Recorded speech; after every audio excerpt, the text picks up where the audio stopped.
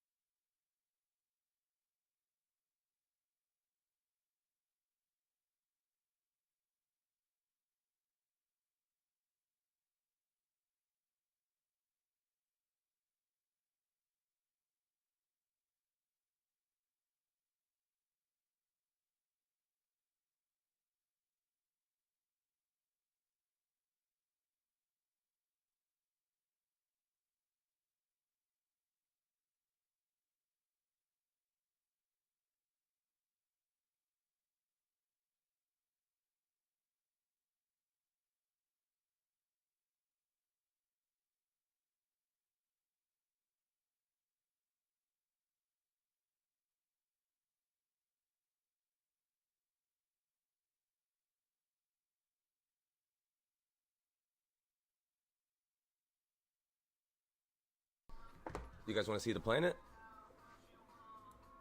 I'll show you what's the idea so far.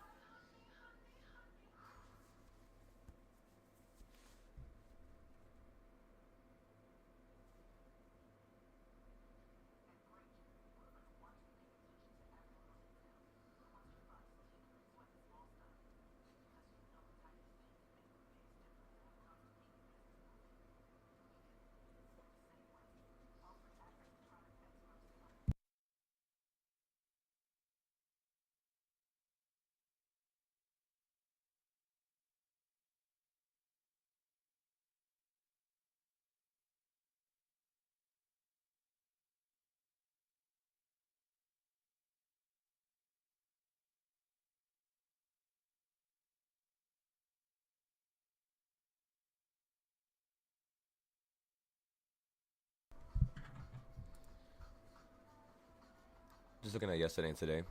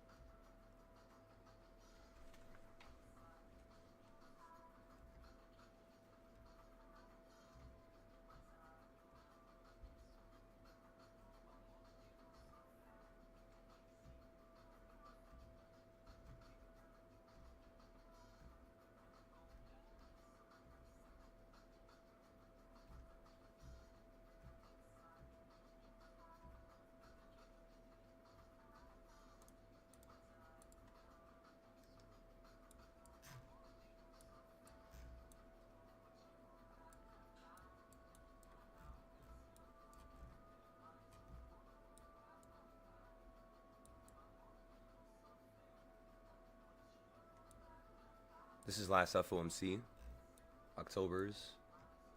This is now.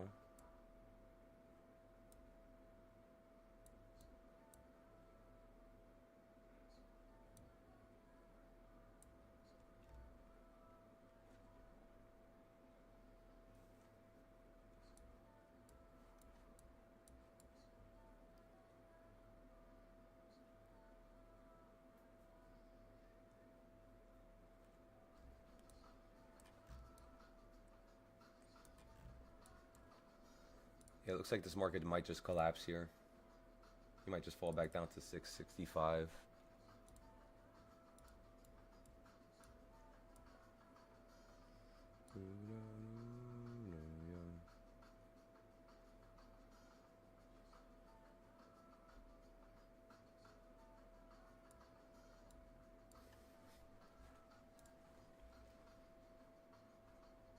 Nine more minutes and 2 seconds. 8 minutes.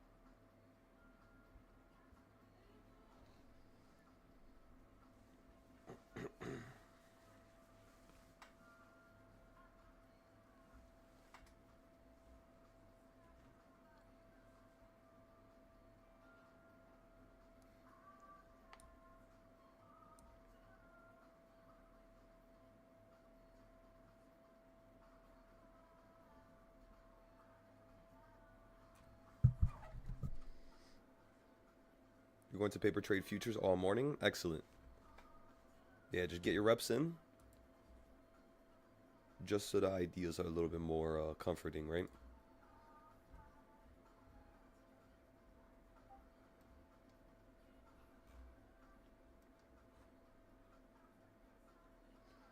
You said you fell asleep in your chair last night studying the videos?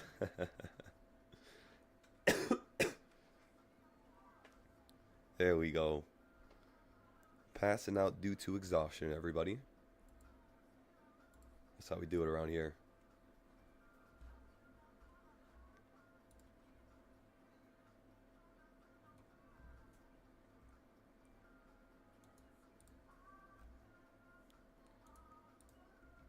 Run away.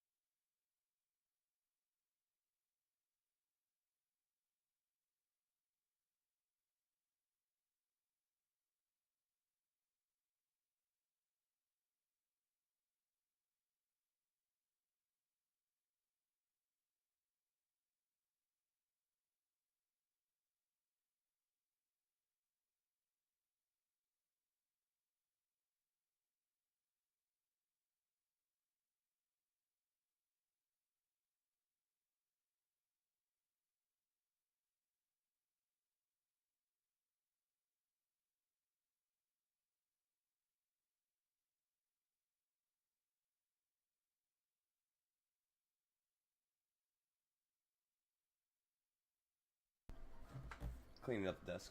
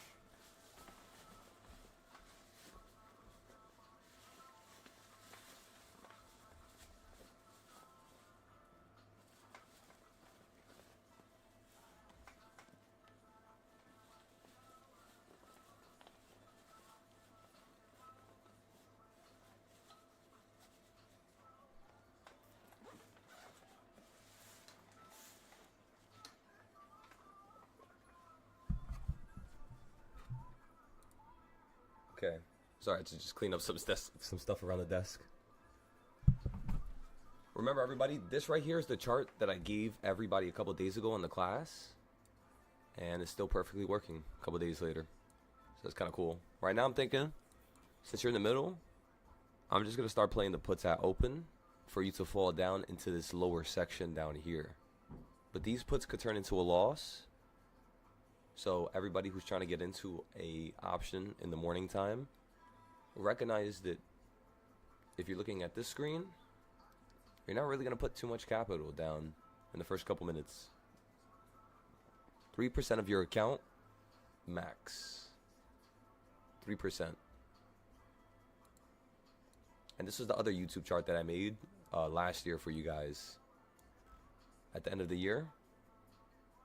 So all these ideas were very, very, very old is what I'm trying to say. And are they working out? Remember, I haven't looked at this in pretty much like 5-6 months. Actually, more than that. I haven't fixed this since June. Yeah, I haven't touched this since June.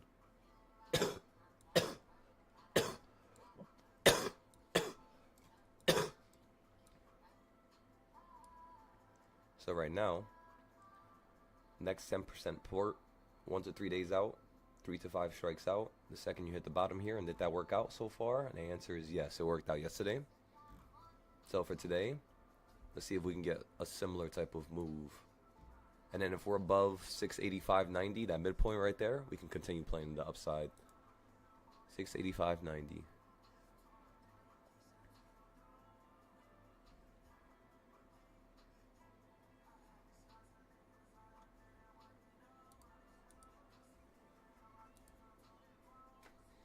Yeah, we're gonna get puts that open. Oh shit, wait, my phone is dead.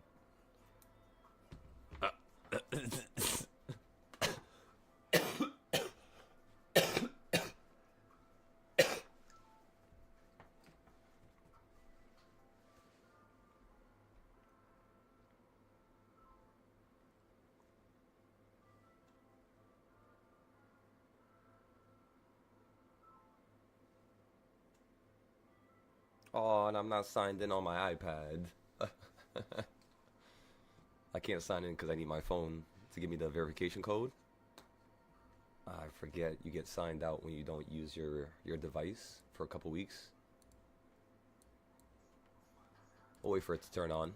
Remember, everything happens for a reason.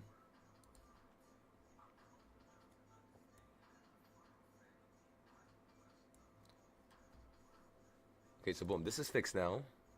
Lim, you were talking about the CS zones. The CS zones were perfect, you said. Let's go take a look at them. Let's go draw the rest of them. We didn't end up drawing the last few.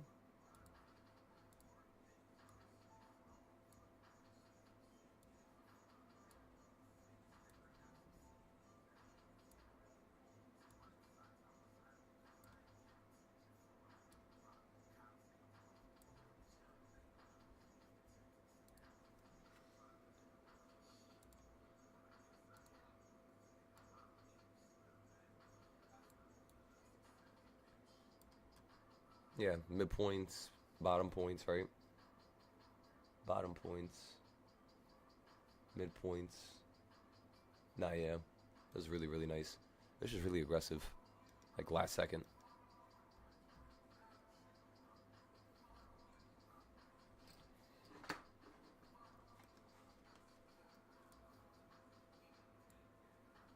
So again, everybody, the first idea we had was puts at open. The reason why is generally just due to the fact that if you look at most charts, you're kind of like at a high. You're not really at a high, but you're kind of like in the middle of a new high and yesterday's price action. So all I wanted you to do here is fall from the midpoint down to where you're currently at. And if you guys would like to start looking at the call side now, I could see this holding around this quarter point down here and then running up to here. Puts from yesterday are already up 120%. Excellent. Excellent. There we go. That's what I'm talking about, everybody. Let's go check fidelity.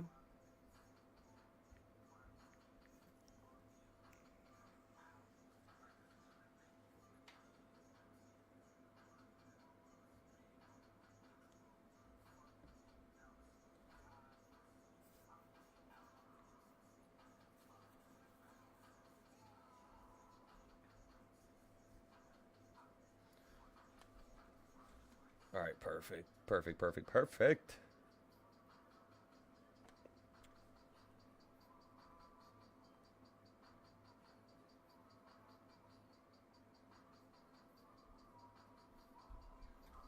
Remember, everybody, if you don't have too much capital right now, the first thing you want to do is, of course, paper trade. Paper trade, paper trade, paper trade. And then once you get like $5, $6, $7, you could start entering into our challenges every single week. Where the challenges basically consist of you taking a small account and growing it into something large. Like, for example, 5 to like 40. You know what I mean? 5 to like 500. And then 500 to, you know, basically 5,000, let's just say. It takes a couple days, but it's most certainly possible as long as you guys just stay, you know, just stuck on the one idea and concept. Just stay stuck on it. And keep building off of it. So again, you're right below that white box that we were talking about yesterday. So we're gonna see if this market starts pushing back up to this top point here. And then we're gonna take a look at Nvidia right after that. For now, yeah, let's keep it simple. Reversal points.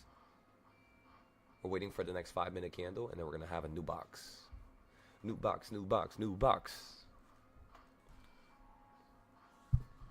Morning, everybody.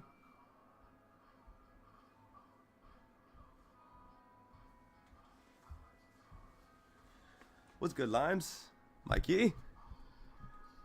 What's the morning trade? You almost got $1,000 splash. Well, honestly, G's, because of that one trade from the other day, I would just tell you to just be careful and try not to trade too aggressively. Try to start learning how to use 10% of your account. Max.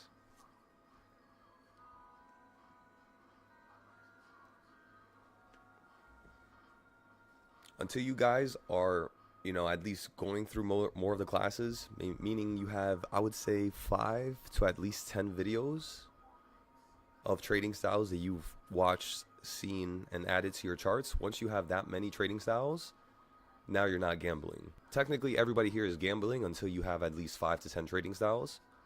And that's just a fact of recognizing that, yes, one of them worked perfectly. Like, for example, us just using this trading style yesterday was working out, pretty much fine.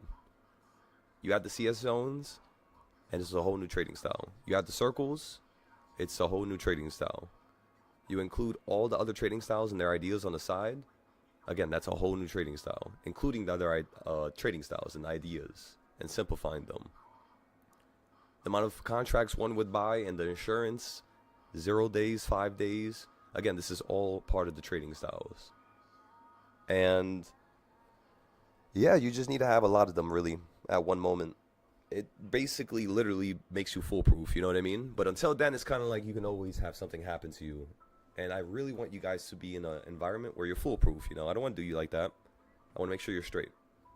And the first step in making sure of that is just recognizing everybody, their tendencies, their patterns that they make, and just trying to correct it when I see that there's something that could be helped, Not to correct it and then it leads you down a stray.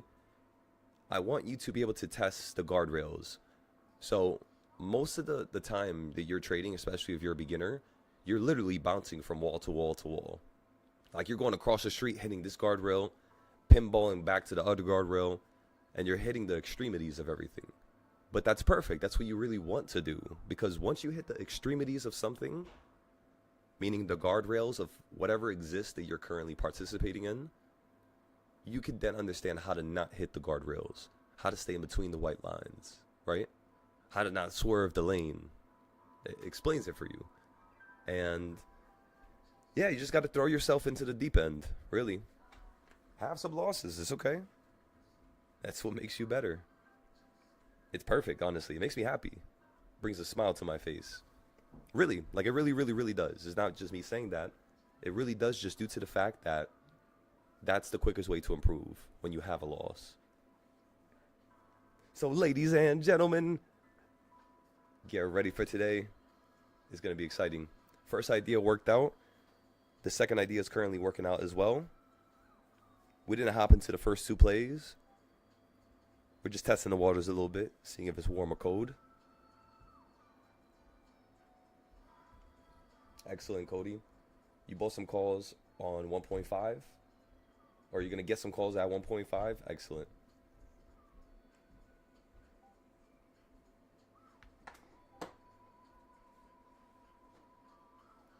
Excellent. So you sold your put at 1.0 and then bought the calls at 1.0. And you were going to buy it at 1.5, but you decided to make, the decision to buy it a little bit early, that's fine. As long as there was not too much capital you used, right? Remember, this is just 3% of your account. Excellent. Excellent, Cody. That's what's up, brother. You entered into a 686 call? Excellent. That's what I'm talking about. We got somebody on the YouTube as well. Remember, put your stop losses the second you go up 20 to 30%. take profit, leave it at like 100%, and that's all. But again, only put your stop loss when you're in the profit with options. That's the difference. You don't put your stop loss before you go into the profit, you know? If you do, it might be a little dangerous, you know, so you got to watch out. Aside from that, everybody, let's kick things into gear. What's good, Chills? Mikey, what do we have for today? So first idea was puts. The next idea was calls.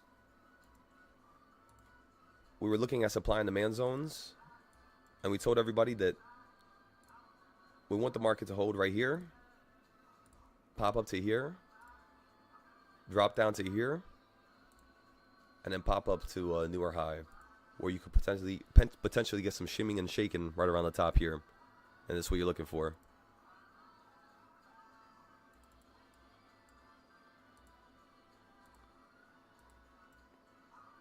So first, we need a large green candle, take us to the top. This quarter point now, because you fell down to this one over here in the morning and held. You're gonna run up to this one now up here, and then fall down. Remember, this is the supply and demand zones.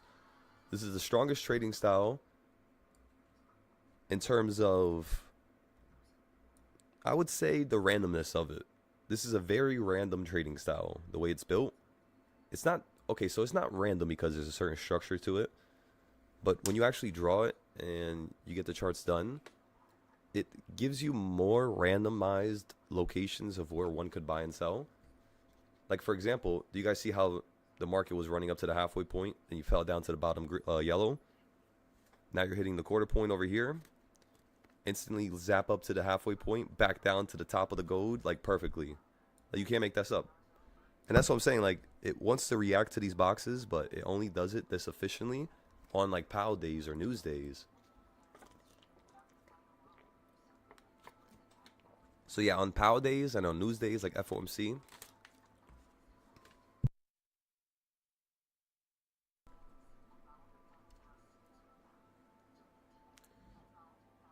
I don't know why I'm bleeding from my mouth again.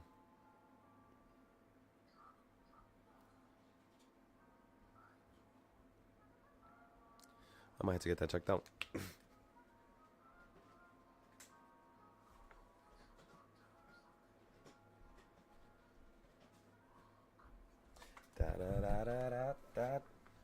All right, let's go back to SPY here. Let's see if you're going to get above this midpoint. In terms of going into a large play, remember, we're waiting for you to hit here or down here. That's your larger plays. For right now, this is like the mini plays. I was talking to your boss, and you took profit on Top Step. You went from minus 300 to plus $200. Excellent, John. Come on now, brother. Come on now.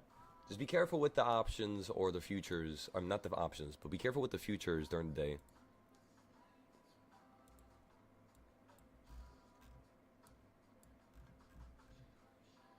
Yeah, it looks like gold's going to finally start popping to the upside here.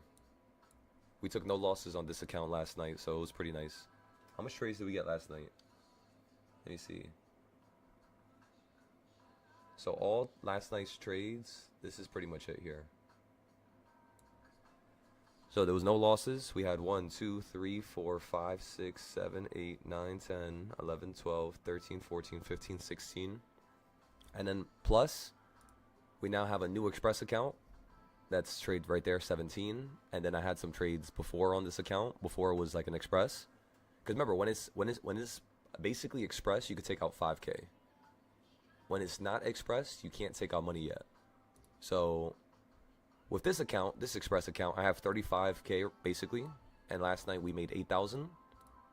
So what I'm trying to do is just give myself more of a buffer, even bigger than last time, just in case a $20,000 loss happens again. Remember, that was only one loss, 27K, and this was mainly due to us trading around 10:30. So we're no longer going to trade gold up to 10:30. We're going to wait for like 11 o'clock or, you know what I mean, 12 o'clock. We could trade right now, I guess, for a little scalp. But yeah, we got to be careful. To reduce the possibility of us ever having a loss like this, what we're going to do is just make sure, again, we're not trading at that time, ever. And then we'll see how it goes. We'll see how we could, move and wiggle around, everybody. Remember, this was Friday last week. And then, again, we took a loss yesterday, unfortunately. At the end of the day, trading gold towards, like, the last bit of the day, it was around 3:02 p.m. So it's okay, right? We were down 12,000. It went down to 3,000, and I moved up my stop loss all the way up, just in case if it was going to go down again. And it was perfect. So yesterday, again, no losses. This day, I don't think we had any losses, but let me check. Yeah, this day was no losses either. And then when we made 10,000, no losses either. So no losses here, no losses here. Just, how much losses here? 1, 2, 3. This all counts as 1 technically. So this is 1, 2. That's 3 losses. Okay, so 3 losses on this day, on Wednesday. That's something we want to remember, right? And then yesterday was no losses. Okay, so 3 here, 1 loss here.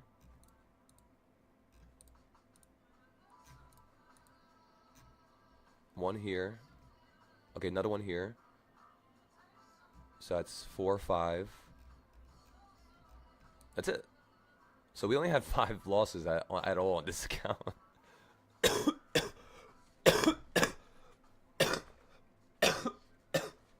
It's so funny. But yeah. Again, everybody, the idea here is stack up as much money as you can. And then once we stack up enough money, like now we have enough. Now we have over what we had last time when we took out money, which was I think we had 34K when we took out money. So now since I'm at 39K, they'll let me take out money again. So what I'm thinking about doing is just trading a little bit smaller. You know what I mean? Like only making like 2,000 like tomorrow or tonight. And then on Sunday, let's just only make 2,000, 2,000, 2,000. Because if we can make 2, 2, 2, 2, 5 more days in a row, that's going to be another 8K right there, right? If we still trade today and make more money today. I kind of want to trade a little bit more. But yeah, that's 2K, 4K, 6K, 8,000 on top of what this is here, which is going to be 47K. After I take out my 5,000, I'm going to drop down to 42K. So that's the idea so far. And then with the second Express account, this one here, let's just try to have no losses. Let's challenge ourselves with this one, you know what I mean? 5 days of wins and we could take our money here too. But yeah, it's just going to be it's a little annoying when you have the accounts in the beginning because you have to trade super small contracts like MGC. But yeah. So yeah, I'm not going to get into a trade here. We're going to let this rock out. We're going to learn from our mistakes, ladies and gentlemen. Does not need to learn it twice.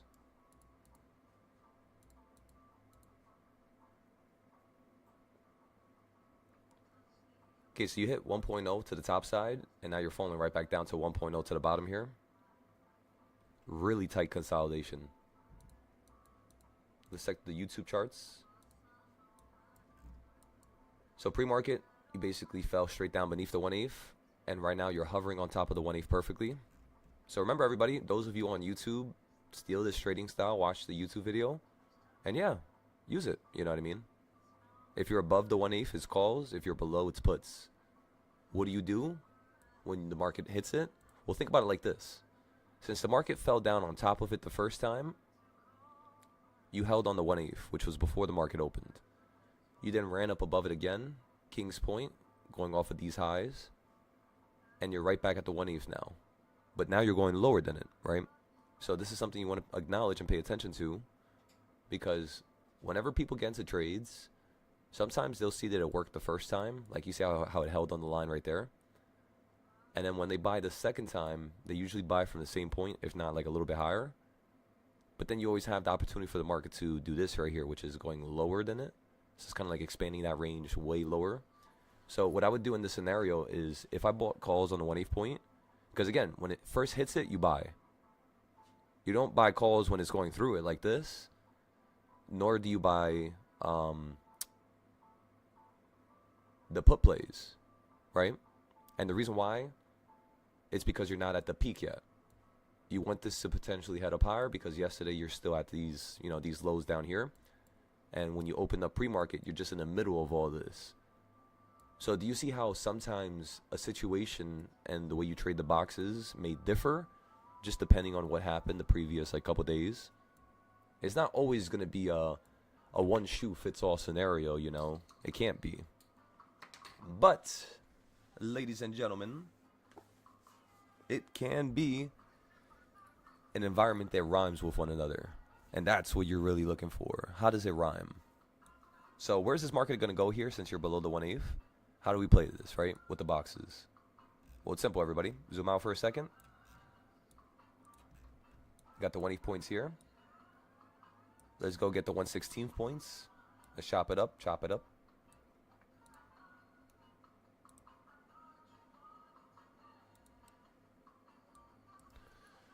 Okay, so your 1/16 point is going to be all the way down here at 682.14. The exact lows that we were talking about from yesterday. When you ran towards the top up here, we told everybody this is exactly what the market is going to do. It's just a little unfortunate it didn't happen the same day. But it's okay. I mean, it doesn't really matter. What matters is, was the idea correct? Were we right? And yes. So, massive, massive, massive round of applause, everybody. Come on now. Come on, ladies and gentlemen. Yep. Thank you for the claps. Thank you back there. So, over here, you kind of want to just focus on the calls, right? Towards the end of the grid. And then if it cracks through, let it crack through, bounce up to the same area, and then you get puts to continue heading lower. And if you get calls now, when you fall down, you can average down, and then when you pop back up to here before you go down lower, you can get out your calls. So even if you get your calls right now, you still have an opportunity to get out. You just got to average down here, let the bounce up, get out the calls, and then get into the puts, and then boom.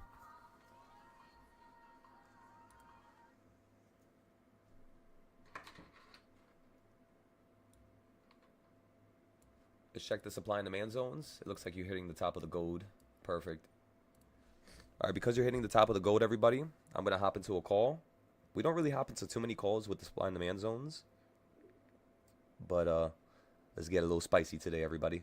Let's get a little spicy. Come on now. What strike price are we at? 683. Okay, so I'm looking at 684 calls, and I'm buying 10 of them here.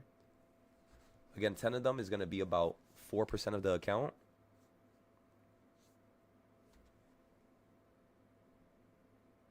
Let's go ahead and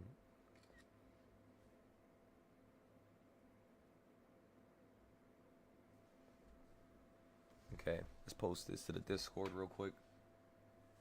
This is going to be trade number 1, but idea number 3. The first 2 ideas worked out.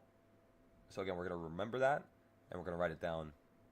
Trade number 1, scalp trade. The first idea was puts at open.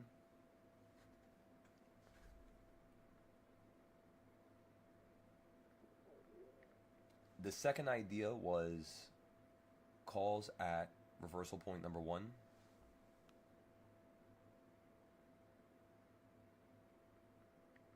And for both ideas, the general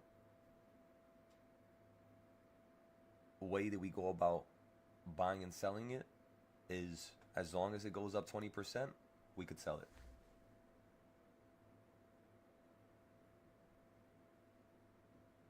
it. That just sounds stupid. Let me fix that. And generally for both ideas, the first concept is to sell at 20%.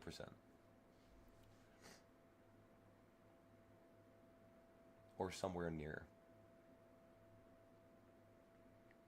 Remember, we do not put stop losses unless we're in the green with options. You're better off using less capital and averaging down than using a stop loss to reduce any risk. So basically the risk reduction strategy here is using a small amount, so much so that, I can't really say so much so, people might not understand my terminology there. So basically the risk reduction strategy here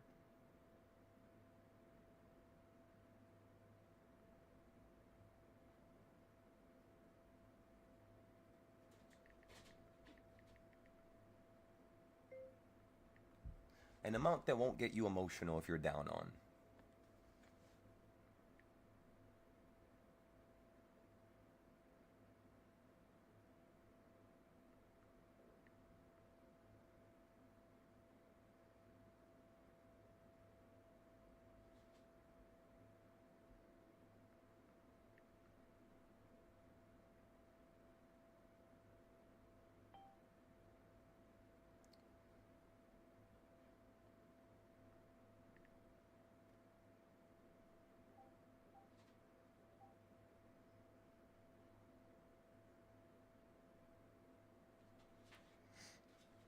All right, boom. We got that posted on the Discord now. Excellent, excellent. That's what I'm talking about. All right, so now you're at the bottom of the grid, which is 682. Perfect. Right below number 3. We're looking for a jump up to number 1.5 or number 1. Potentially maybe even higher. And if we go down a little bit more here, we're going to average down to number 5. We're going to skip number 4.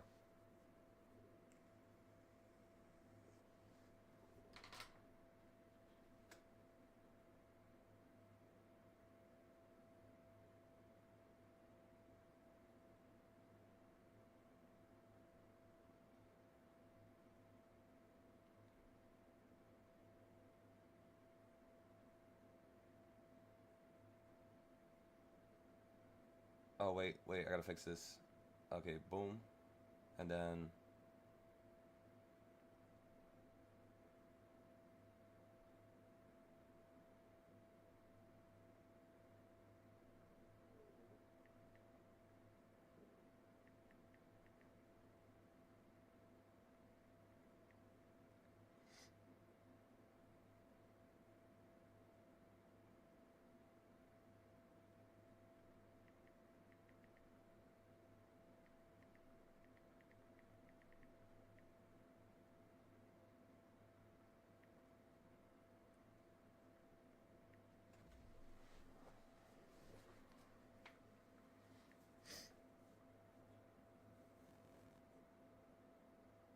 and the strike price is, of course, 684.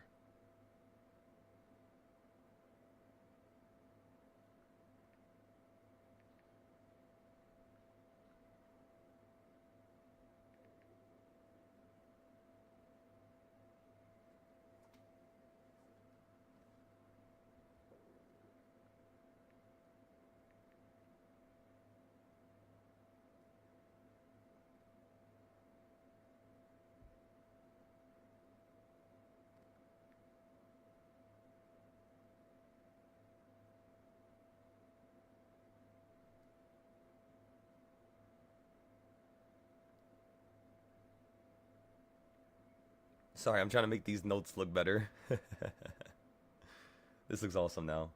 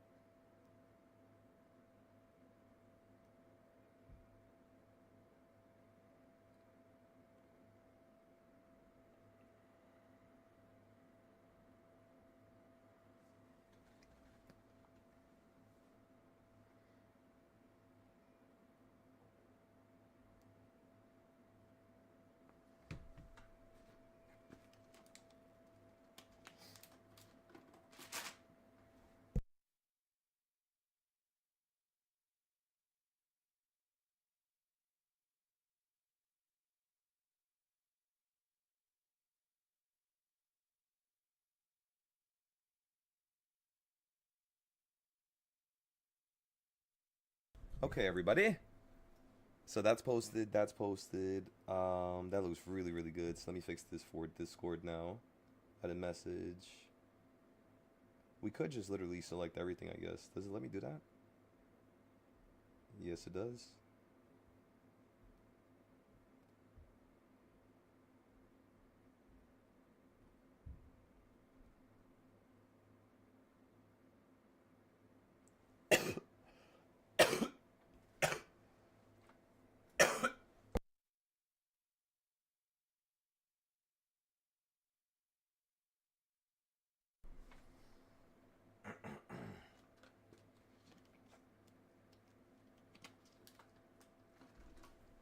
Okay, so boom, boom, boom.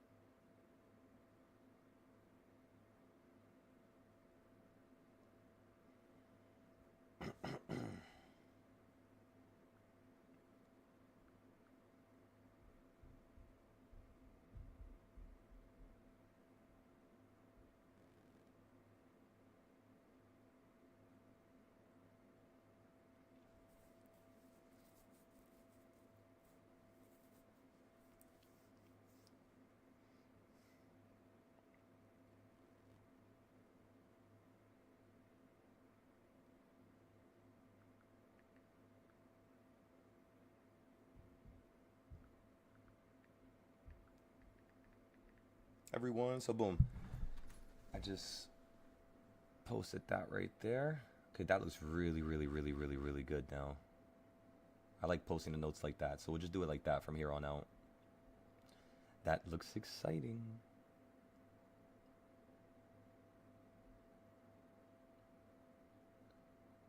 Come on, ladies and gentlemen. Come on. How's everybody's morning so far, by the way?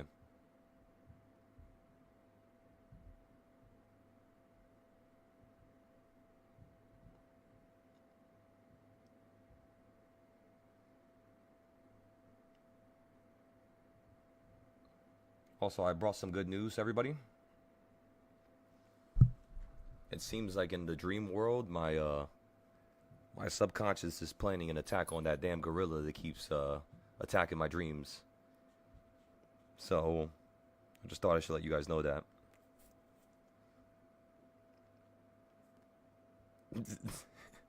1, 2, 3, 4, 5.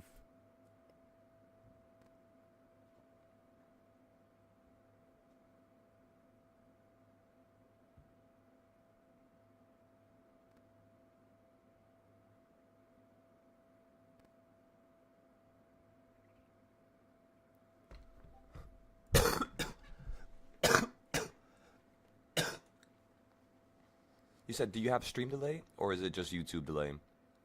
Yeah, I think the YouTube is like a minute behind, right? It just depends on your internet connection and where you are around the world.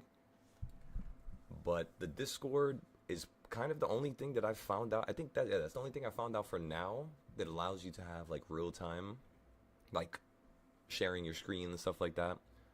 Besides like Zoom and things of that nature.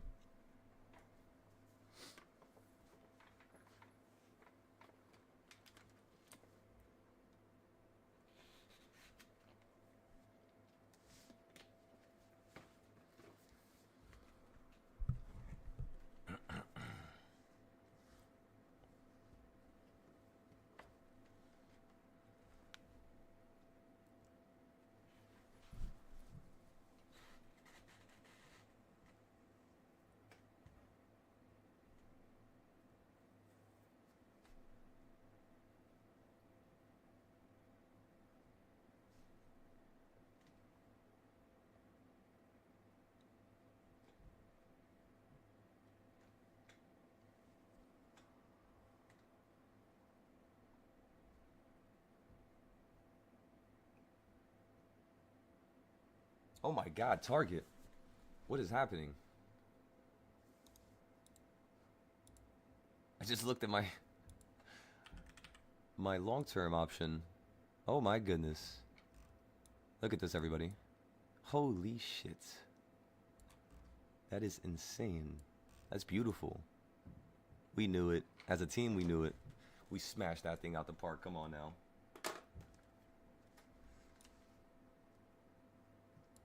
It looks like you might fall here because of King's Point. You're slowing down like right here. So potentially we're up right now almost $1,000 on just Target. And I only bought 4 contracts. So it's crazy, but yeah, we're basically up 100%. Not really 100% because it would be a little bit more. Like this right here has to go up to, oh no, I have 3 contracts there at $100 and those are at $174. And then I bought another one at $750 and it's at $1,318. So 13.18. We bought this, remember, on the 20th. We bought this on the 20th at 2 p.m. 2:45. It says right here. 14:46. So that's, no, 14 is 1. No, 13 is 1. 13 is 1. 14 is 2. Yeah. Okay, so that's 2:45. And where's the 20th? 20th is right there. So right there at the end of the day. Literally the last possible low. So this is what I tend to do with my SPY money. I tend to make as much as possible with SPY. And then with like all my scalp trades, I'll just throw the money into something like this whenever it's ready. You know, so like let's just say if I make $1,000 with SPY, I'll go hunting for an option for like, 2 days until I find something I could put half of that profit into, and then just leave it, set it and forget it, come back to it a couple weeks, and I shit you guys not, this works out, let's not say 100% of the time, but it works out way more frequently than the 0 days. I'm talking about 70 to 80%,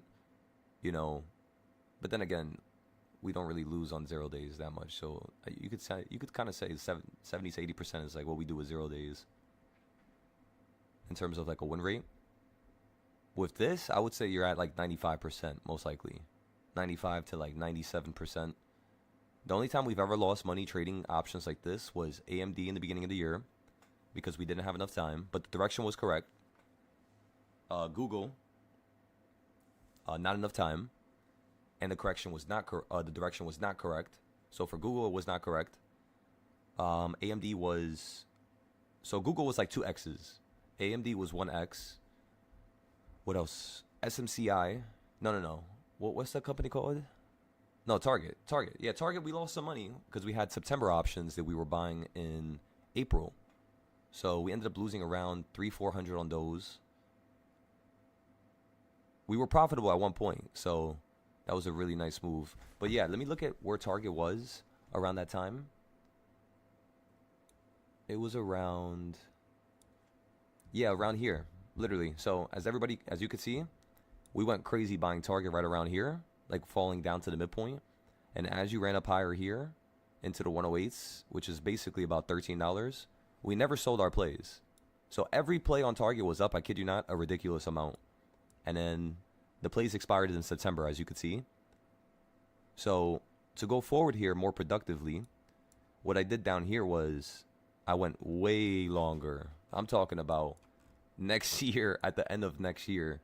And then one of them is for the middle of next year. And yeah, I'm going to hold it. I'm just going to hold it here. I'm not going to get rid of these right now. I think I could sell this option from, buying it $750. I think I might be able to sell this for like $3,000, $4,000. I just need Target to run up to like 107, 108. If it could run up somewhere in here, where that pink circle is, like right in here somewhere, we will most likely be up around like 200-300%. Because think about it. Yesterday I was only up 40. Now I'm up 70. That's just, basically doubled. Which means if we're going to double again for another little run up, that's right there, 140%, 280, and potentially 300 to 400% up here at the top. So that's perfect. It's kind of what I'm looking for. Let's look at Intel real quick. I love me some Intel, please, everybody. And then we're going to look at SMCI. Yeah, Intel is just compressing here. Remember, we played enough. We made enough money here. Let's not bother with this area. Let's let this fall out the range. SPY pump, you got out with 20%. Excellent, everybody. Remember, don't be emotional. Whenever you see SPY pump and do what it's doing right now, this is how we trade every day. There's no day that's different. It's just because the results vary, people think that it's different. But there's no difference, really. It's all the same. I'm taking a picture of the target stuff right now.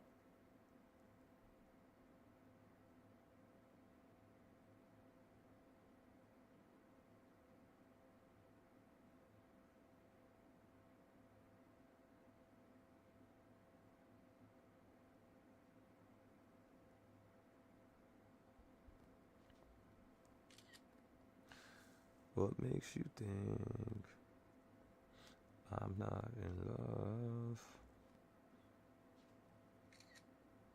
Why am I here? Standing alone. 20% everybody, 2020. 2020 vision. We're up $310. Remember, you hit number one. You hit my goal. So we're going to go ahead and tap out here. We just went ahead and sold it, everybody. At 21% right there, $312. Let's go ahead and post that. Sold to the highest bidder. I ain't trying to hold that. Come on, we all know how these options turn out. They all lose everything. So, let's be real slick with this. Sold out for 21%. No, wait. Sold trade number 1 for 21%. And then in parentheses, it was around $300. So now for the next trade, we can go even cheaper. And we're not really using profit no more. So this is nice. We never needed to average down on these.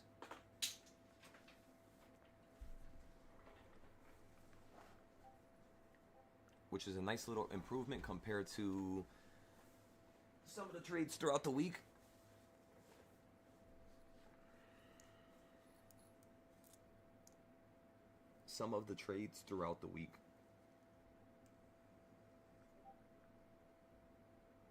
Smiley face. I said that to Siri and she literally wrote a smiley face. I didn't know you could do that. What in the world? It's so funny.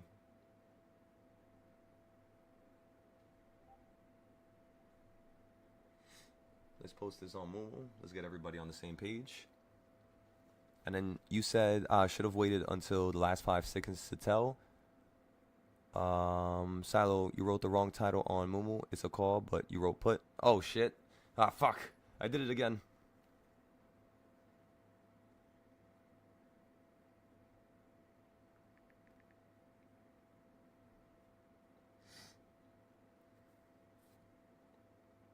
Alright, it's fixed now. Perfect. Okay, so. Why am I here? Standing alone. Thank you guys for reminding me. Really, really appreciate that.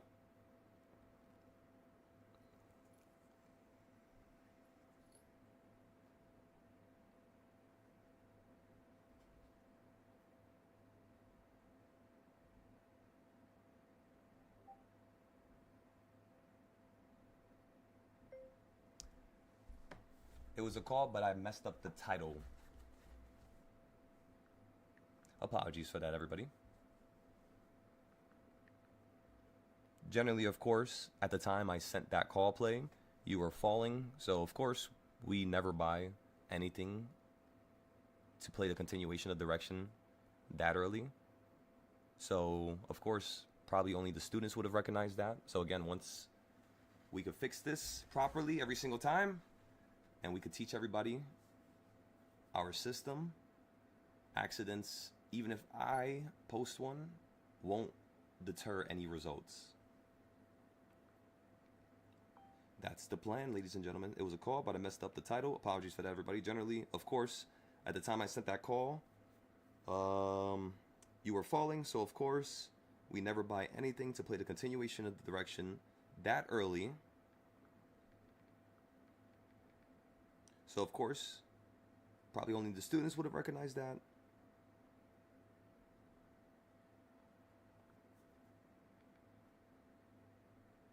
Again, once we could fix this properly every single time, and we could teach everybody our system, accidents, even if I post one, won't deter any results. Excellent. Excellent. Excellent. This is a call. Yes, sir. Be sure to read the message I sent to the individual below.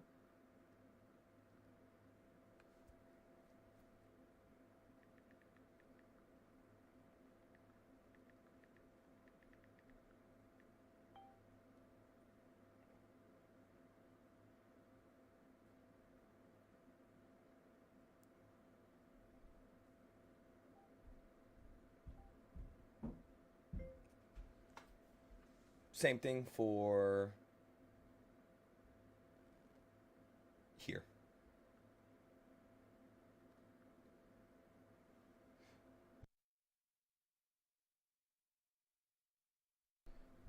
You got 680, 640, 685 puts. Oh yeah, right now we're not going to get any puts here. Remember, the first idea was puts at open. That worked out. Second idea was calls. That worked out. And then you collapse right back down into the floor. Then we bought our third idea, which was a run right back up from number 3, which was correct as well. So now we're going to miss the next move, and then we're going to play the one after this one. That's what we're looking for right now.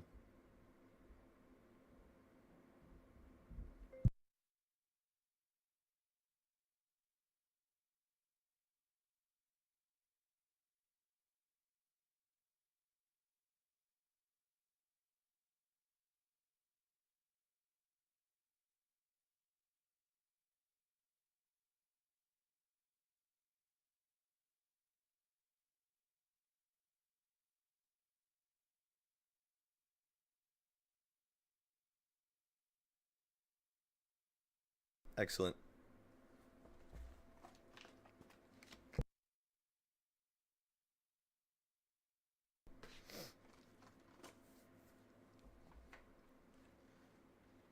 Why am I here, standing alone?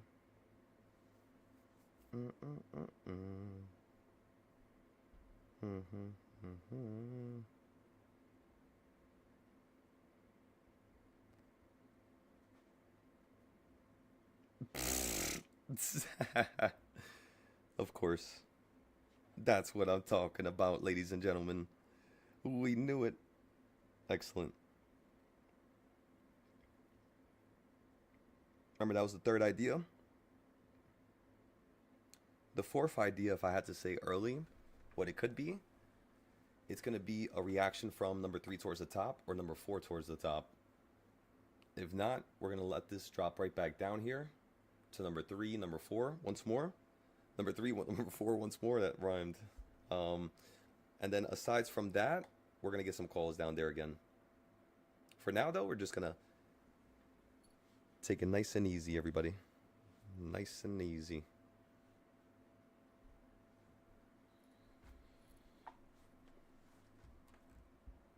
Okay, Danny, you said you think you should get out of this and reposition or hold. Probably hold since you got some time. Your options expire June 150s. Honestly, Danny, I think these are really good plays. Target most likely wants to run up into the 130s again, 140s. Very, very, very soon.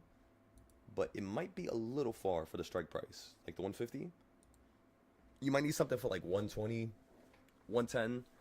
Like, for example, my strike prices right now are 100 and 130.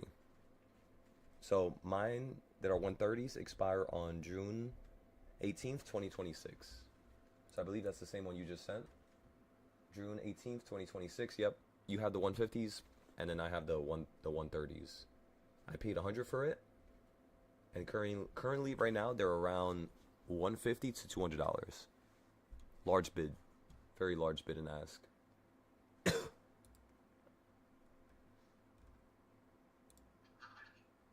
morning.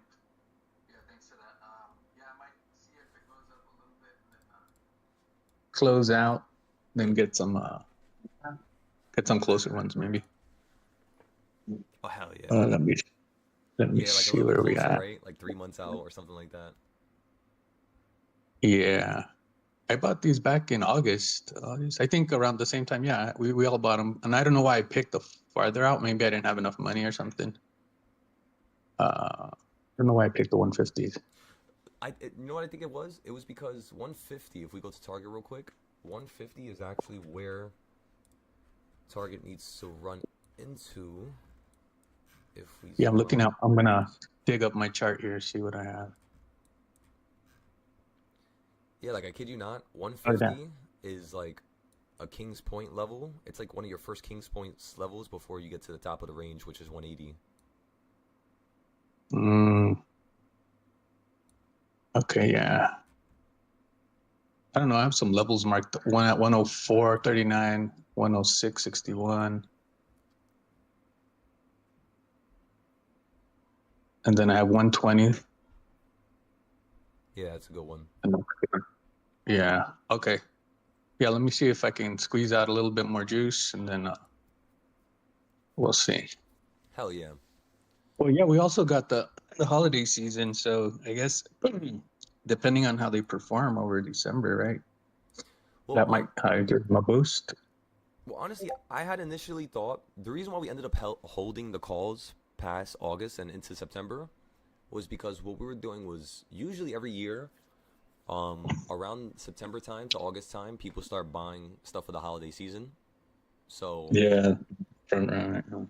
that's why Yeah, I and was then they thinking had about that. some. But yeah, it just didn't work out. Yeah, and I think they had some management issues. So something was going on also. Yeah. Mm-hmm. And then But they yeah, ended all up right. like changing up the company structure a little bit and like trying to put some deals on. And Yeah, right, remember that? yeah, they were doing more discounted stuff and then more like online stuff. I think they were doing bundles and stuff. Some I don't know, some funky stuff. I'll have to go look back at it. All right, cool, cool. Yeah, thanks for the feedback on that. Hold up. Hell yeah! Come on now. Hey, I got one Express account and I'm protecting it with my dear life. I already made $384, so I'm closing out on that Okay. for the day. And then I'm working on my combine right now. I have a combine that I'm trying to keep alive. You know what's crazy, Danny, is sometimes I don't when I explain stuff to everybody. Sometimes saying stuff the simplest way possible, like you just did right there, is like the main like force driving everything. It's just you can't lose. You can't have a big loss. Yeah, Just yeah, nibbling. and then yes, Mm-hmm. sir. And for me, the best times for me to trade gold have been at opens, 7:30 to 9:30, and after that, it's like that's Mm-hmm. it. In the morning, I never really lost during those times. I At see night, what it's you're a little saying. bit harder. It's easier because it's slower, and you have time to like you can cut out or you can kind of like go heavy on a small movement. Mm-hmm. Um, but yeah, that's what's been working for me. And I wrote down these notes on my chart. So Okay, that's real interesting because for me, I don't think I've traded gold around. I did have once, I think, maybe around one of those days, but then because of the quick nature of the morning, like right before open, I don't really touch it. But if you've been working on it and figuring out like the best times and stuff like that, hell yeah, I would love to chop it up with you in the morning, like tomorrow. We could probably do something fun. yeah, yeah, no doubt. Yeah, but it's like you'll score some good wins, and you better just stop. Like once you're up, like I set like a goal of like, hey, if I'm above like 300 to 500, Yeah, that's good enough for the day. Like close out. If you get a little bit more, all good for you, right? But if you got a win already, above like the payout price, even above 150, I even think that's good, ideally, yeah. Um, yeah. And then one thing I found out too for the payouts, your wins don't have to be consecutive, right? And you can have fails in between, but you just have to have 5 winning days. So, for example, on my Express account, one of them currently took a loss yesterday. So we're Hmm. up a ridiculous amount. This like last night because of that loss, that guy went a little Hmm. crazy and I ended up making it back. So we ended up making a really good amount. The problem is now we have a loss right here in the middle. So do you think I'll still be able Yeah, to have but a that payout here? yeah, because you still have 5 winning days. I looked it up and I was wondering about that, and it said you still will get a payout. Wait a second. So that means tomorrow, if I have one more winning day, so it's like it's 5 winning days after you take out the money, basically. Yeah, yeah, it should be because you can because that's when your reset starts, right? Okay, that makes sense because we took out money here. So that's one, two, three. Today's four. Yesterday would have been five. So that means that tonight I should be able to take out 5K. Mine. Yeah. So if I could take out 5K tonight, honestly, because I have another Express account, right? I have videos going up real soon. All the Express accounts that we bought, we ended up losing every single one of them. So we're going to have a really nice video come up soon where it's going to talk about what I did because it was all mostly late at night. Nobody was really there. And I was just building by myself. So this is going to be really, really fun to talk about, like these losses here. Because every single one of those losses was like a second or two of a loss. It was like you got into gold, instantly, account is done, locked out. So what I was trying to do here was I was trying to be as aggressive as possible, just like students would be if they first start. Now knowing what that leads to every time, there is a high percentage of you failing if you use a large portion of your account at first. So what I'm trying to do here with this Express account now, since we lost the other one, is small baby wins. $60, $100, $60, $100.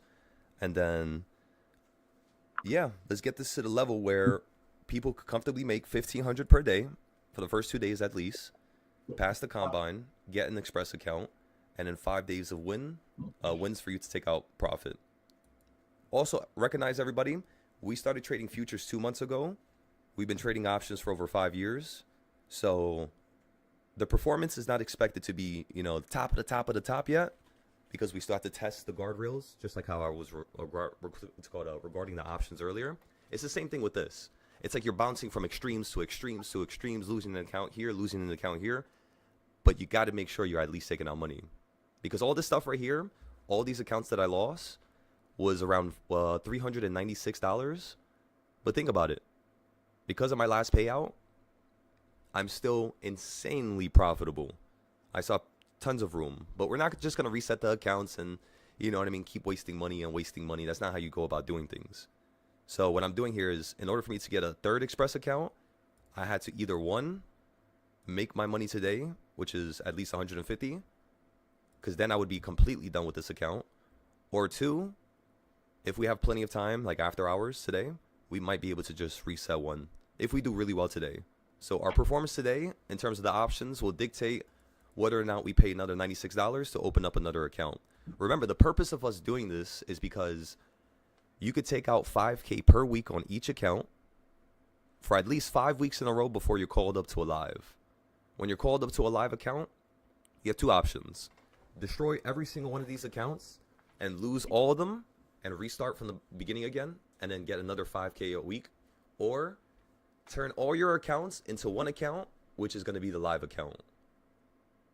So basically what I'm going to do personally is I'm going to turn this into a live account and I'm going to destroy all four of the other ones. I'm just trying to use them right now to make, my 5K per week on them. That's pretty much all. That's how I'm thinking about this. Spy is flying. Excellent. Just like we thought, everybody. Excellence. Let's go ahead and take a look at Spy now. So just like we thought, you zipped right back up to number 2 now.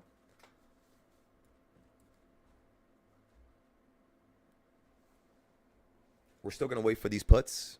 It's almost time. We told everybody number 3, we're looking at some puts. You're like in between 2 and 3.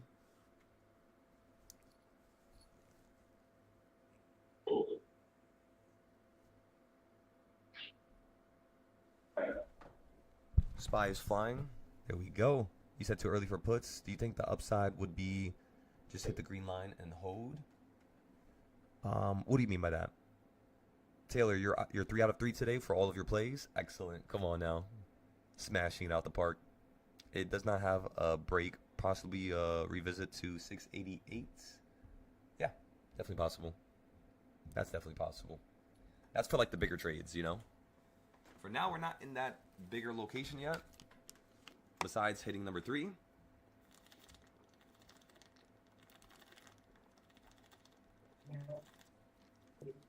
But yeah. By the way, did everybody add the improvements to the reversal charts? I'm not too sure if you were here, Danny, the other day. But, yeah, this is now how the reversal charts look.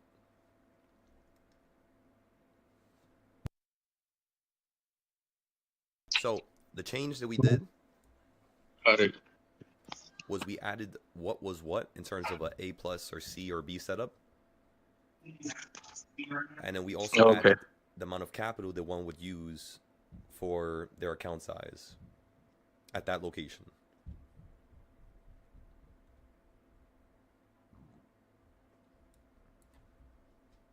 And then also we have the circles here.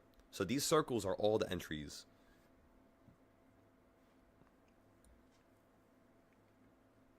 So it's kind of like just highlighting where the arrows are. Remember, everybody, the circles are the same thing as the arrow, pretty much.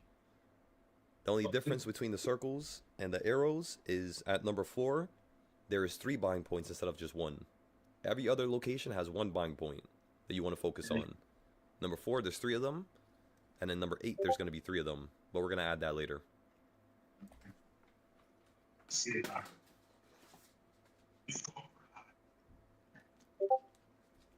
You said what strike for the puts? Always go 1 strike to 2 strikes out, everybody. Yeah. Especially when you're playing 0 days. 1, 2 strikes out. Come on.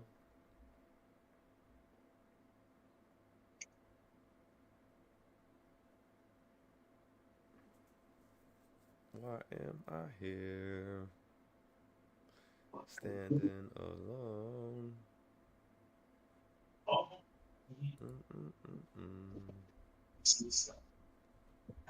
What's best?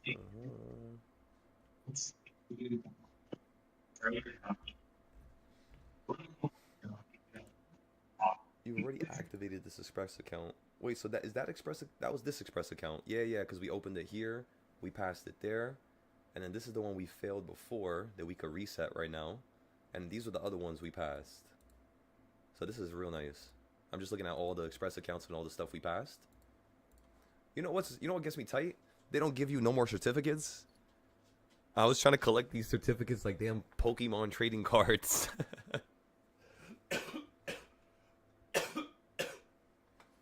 But when you open up an account with no activation fee, you don't get a certificate. Kind of sucks, but actually maybe let me message them right now. Oh. Yeah, so once you pass one time, that's it. They won't give you any more certificates. Oh no, they do. You just had to pass the combine specifically. Like, let me show you.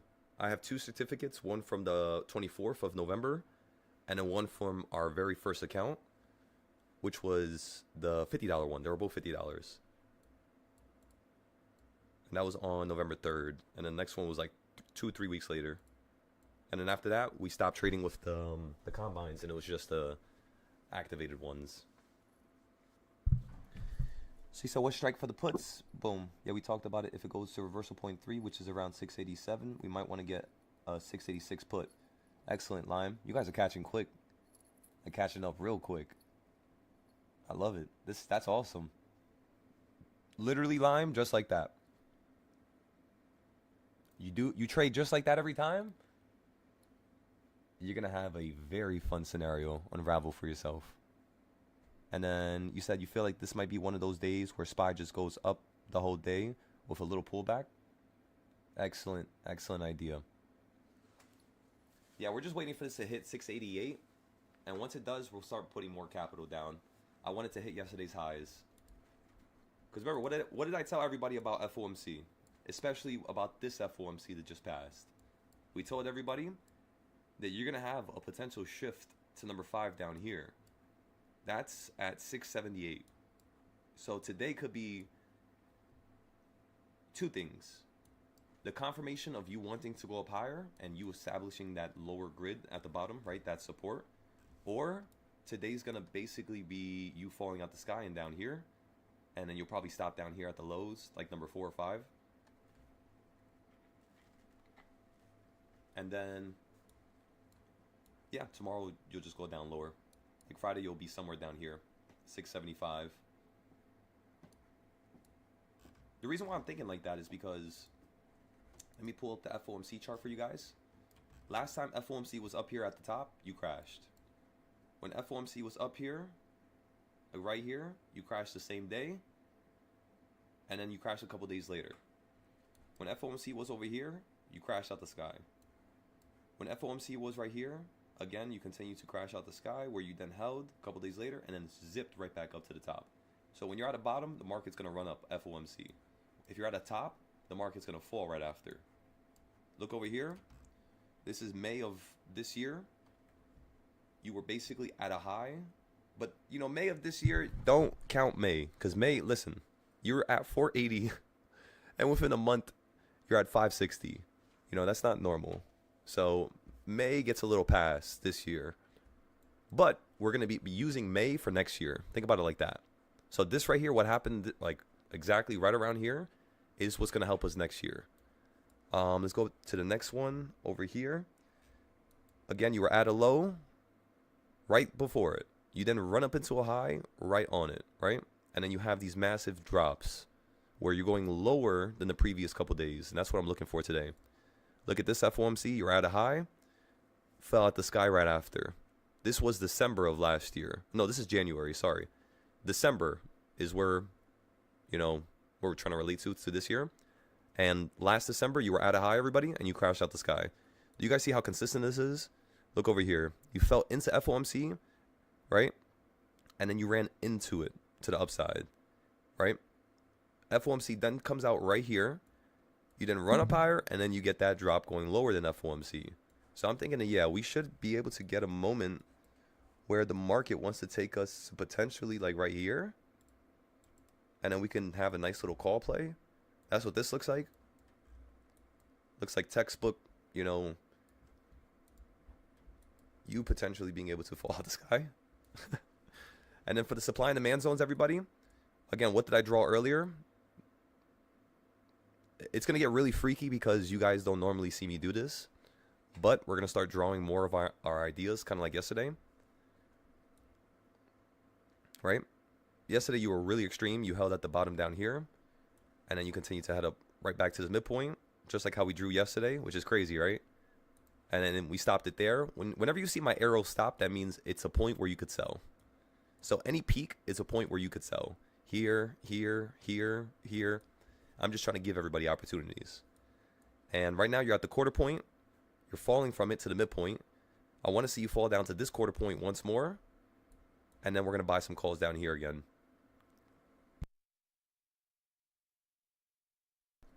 We're only going to use $300, which is our profit, because I just told everybody, looks like you kind of want to fall out the sky here. So if we get into calls at the bottom there, again, everybody, just $300 is what I'm going to use. Of course, you should paper trade, as I am not advising you to buy and sell anything. This is strictly for educational purposes only, everybody. You know the drill. But yeah, isn't it cool how I was listening to all of our ideas from earlier?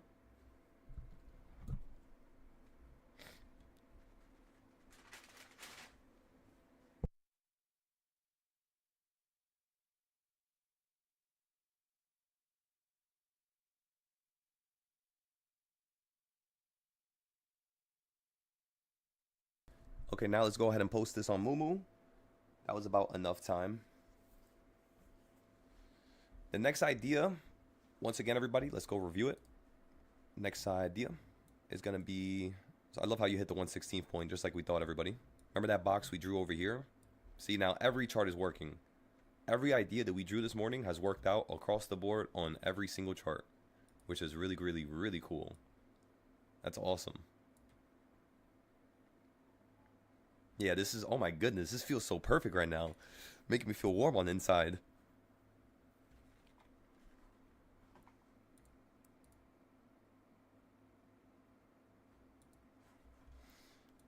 Why am I here? Standing alone. Mm-mm-mm-mm. So how we doing, everybody? How's it going, Samir? Beast, how we doing? I seen you had said earlier, Beast, that you had bought some puts. You forgot to sell your SPY puts, and you have 3 of them expiring today. 684. Um, I didn't want to say nothing earlier because I wanted the price action to play out. But as you all saw, excellent play right there, Beast. Beautiful profit. Thanks, man. Of course, Yeah, anytime, good man. profit. Sometimes I'm telling ya, the way you're gonna make the most money is not by trading 0 days. Not even sometimes. Scratch that. I promise you, you're not gonna make the most trading 0 days. The way you're gonna make the most money is trading 5 to 10 day calls on SPY. It's just those you have to be very careful because when you're buying 5 to 10 day calls throughout the month and not just off of monthly and yearly levels, you tend to have some type of price action that goes against you. So like I'll buy at 130 on Monday, and then Thursday I'll have to buy, like 20 more at 70 or $60, and then Friday, is my second to last day. Monday's my last day, let's just say. Friday my options run up to 80. And you could either put a stop loss, tap out, or make sure that when the market runs up after you averaging down, this is what I always do in my head. If the market was at 100 and I fell down to 50, I know they're going to bring this market up to 75. They always do it, every time. So whenever I have a contract and I'm trying to average down, as long as my average point is under the halfway point that they're going to most likely bring this up to, we're straight, we're set. So let's just say the price is at $20.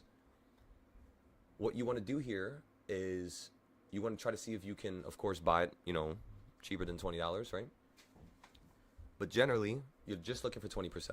So across the board on any trade, 20%, you want to hop into the trade at a very low point. So, like the low of the week. And you just generally, with a 5 day, you're not really going to be able to buy for 20. So that was a bad example. So before I go forward in talking, let me finish that last statement with a proper comparison. So it's like on Monday, I buy an option again for 100. Or Tuesday, let's just same exact conundrum, right? Situation. My options expire on Monday next week. Tuesday, I buy one. And then Thursday, I need to average down.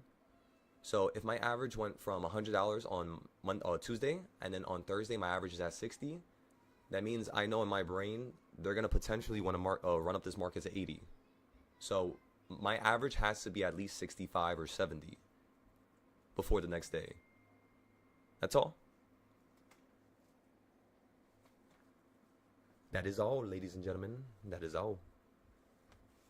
Always think about it like that. Whatever the current price of your contracts are, just make sure your average is at least under the halfway point. If it's not, wait for another really good point to average down, and then boom.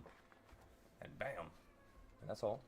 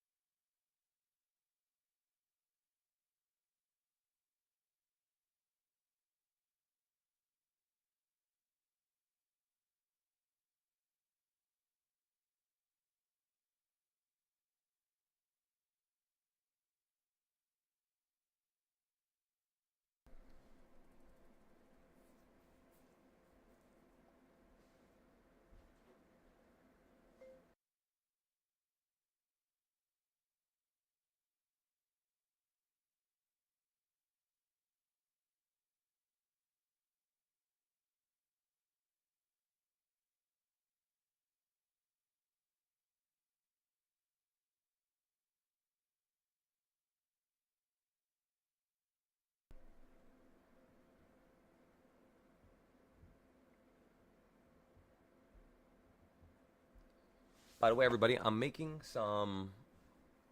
Honestly, I really want to turn some of these clothing ideas into real clothing. So what I'm gonna try to do right now is I'm trying to get into contact with a Chinese manufacturer because I believe that's like the main location where they sell this. And I'm going to try to buy bamboo shirts, bamboo quality, which is better than cotton. It's more absorbent, it's stronger, it's more durable. Because of course, you know, bamboo soaks up a lot of water. And yeah, the shirts they're like the top of the top of the top of the top. You know what I mean? So I want to get those bamboo shirts, and then I'm going to get an embroidery machine so that I could start embroidering the designs myself, and then I'm gonna start shipping it to you guys. So yeah. By the way, being a part of the Discord, because honestly I have no other need for anything else, at least not yet. We're just gonna be giving the shirts to the Discord, and then for the general public, of course they're gonna be be paying basically. But for the Discord, it's gonna be completely free. I'm thinking about creating like some type of package where every month we send you just something, not to waste and make you hoard stuff, but something cool, right? Something like nice, I guess. Some type of shirt design or quote, or I don't know, anything we create. Because sooner or later we're gonna start Shopify stores again, so I'm gonna start selling products, coffee mugs, shirts, items for the summer, right? For like going out to a beach chairs, anything revolving around summer type of stuff. And I tend to get ready for it around January. So next month we're going to be getting ready for the summer, and we're going to start opening up some stores, start making some ads, and yeah, to start seeing if we can have some extra money coming. And we're going to do it together live. That's going to be the best part. Actually, no, we can't do it live because the products. Actually, no, we could do it live. We could do it live. Our account in our community is not big enough to the point where we would, cause like a little supply shock. So for now, we'll do it publicly and live. And then once the account gets to a certain level, we're just going to be doing videos or doing like group lives. That's it. We're not going to be publishing stuff live on YouTube. It's going to be like after the fact, like pre-recorded basically.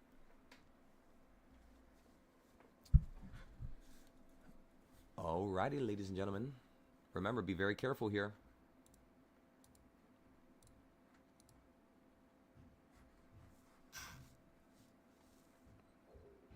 You got 10 690 calls for $12, and they're at $16 each right now. Is it like the expiry today for 690? That's a really good increase, Cody. Okay, you guys know what I wanted to do with you? I wanted you to take a look at the one-day options. Because with Fidelity, you can't trade 0 days. So I had a system in which I was trading one-day options with SPY, and it was really, really, really good. Like, I'm talking about you have an opportunity to turn like $10 to $20 into like 100 overnight. Because like you're only focused on one-day options, You can't buy a 0 day, and you can't buy a 5 day because the account's not big enough. So it's like you got to be restricted.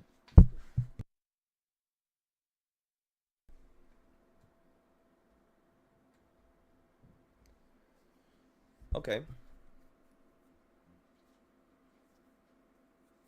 They just went down to 14 again? Yeah, that's all good. The act and the fact of it going up from $10 or $12 to 16 is kind of like what I'm paying attention to.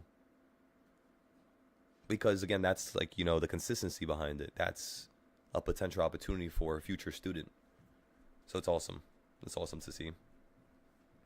Again, everybody. I just kicked the damn pole. Oh, I hit the bone. Ah.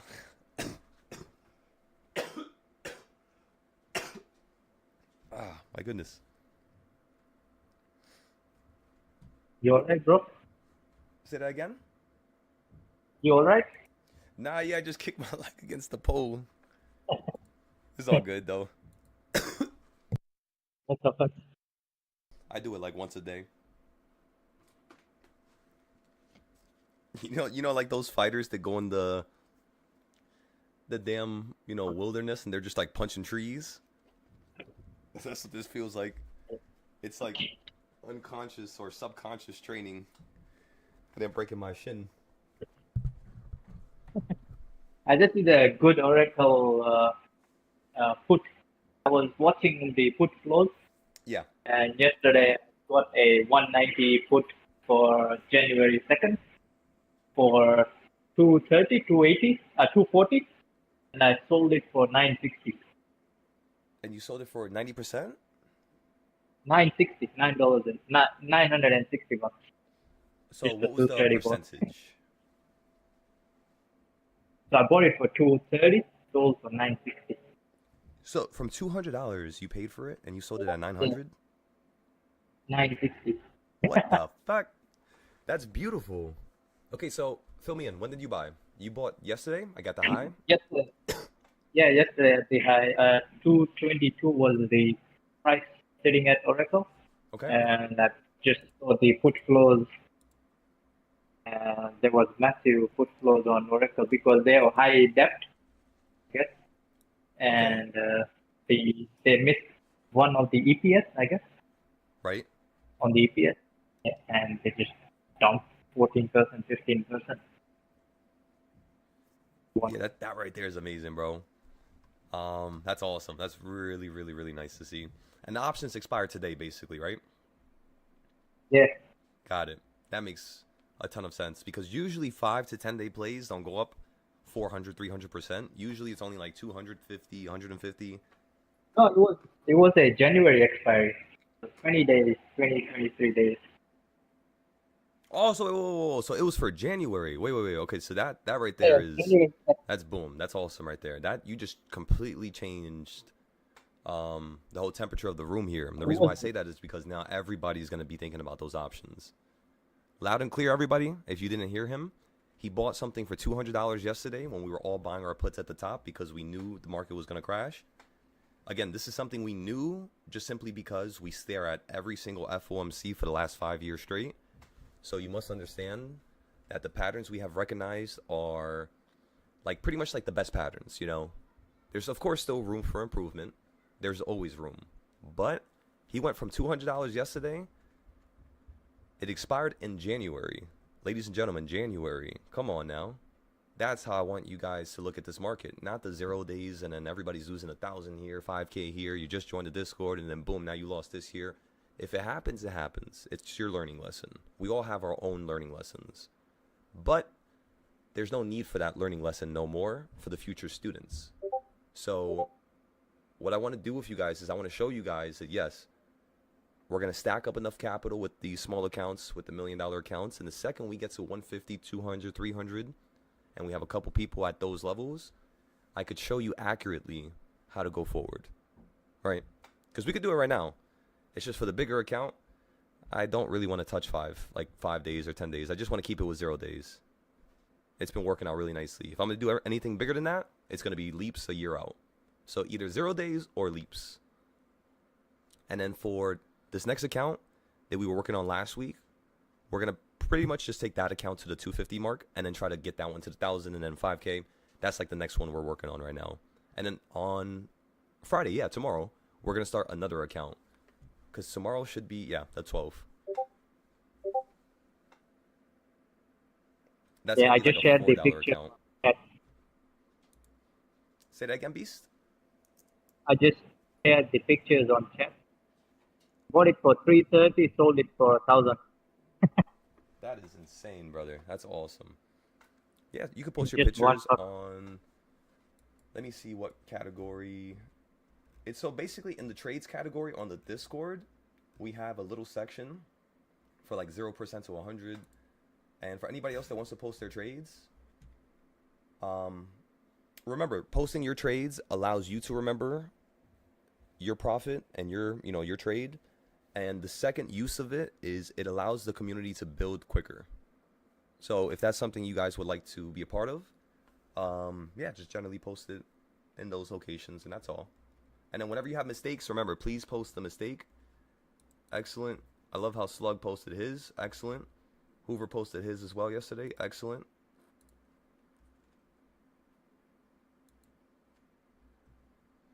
Excellent. keep posting your losses, everybody. Remember, don't establish emotion to losses. Establish an understanding as to why they happen in the first place, so you can go forward. Why am I here? Standing alone.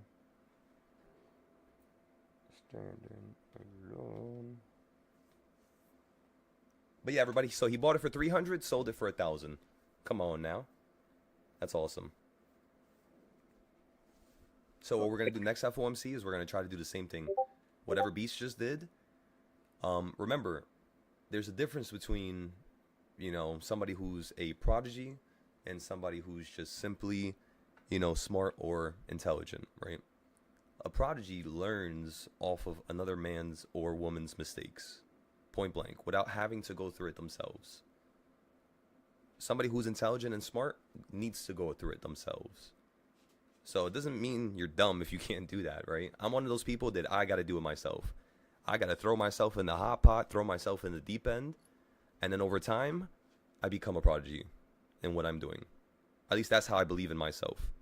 You guys should believe the same way. You know, I'm not greater than you guys. We're all equally as amazing. We all have the same potential, just in different calibers, with different meanings and different reasons. And I watched this video yesterday, and it was so cool. There was like 170 nomads living in like some type of a desert or something. Everybody had their RVs or campers and stuff like that. And everybody had a purpose in the community. One girl was a tattoo artist. These other two guys, they had the showers, right? A part of their vehicle. Other people were, you know, having food. Some people had instruments that they were good at playing. And like, I don't know, it hit me in this weird spot when I was watching that video. Because like, that's literally what I want to do. You know, I want to create a environment where there's hundreds of people that can prioritize and expand upon their skills by refining them, because they don't need to work no more. They could now refine their true essence and their true, you know, meaning of life, which is basically what I'm doing now, you know. So if I can get an opportunity to do that for myself, in all honesty, the only way this makes it better is if I can help people do it the same way, or at least allow you to see how you can go about doing it from seeing how I did it. It's all about experiences, you know. So remember, everybody, you're not going to be a prodigy at first. It's very hard to be a prodigy at something. Just dive into the deep end. Calculate everything. Write down all your notes, your wins, your losses. Figure out what the patterns that you have are, and slowly fix them one by one with a smile on your face. Never angry. Never, you know, bitter. Might happen, but again, just if it happens, write it down. Today I was bitter. Yesterday I was bitter. The day before I was bitter. Every single day it seems like I'm bitter. And then you're going to start noticing weird tendencies that you have as a person, as a human. And you know what's weird? Fixing your stocks, like your stock trading ability, actually fixes your emotions. It kind of like resets your whole body to a proper way that a human should react, in my opinion. That's what I've noticed. So for those of you individuals who have not improved your charts, or you don't write notes, or you don't write stuff like that, you're not really going to see kind of what I'm saying right now. But if you do it for at least a week or two, I'm sure you'll see exactly what I'm saying.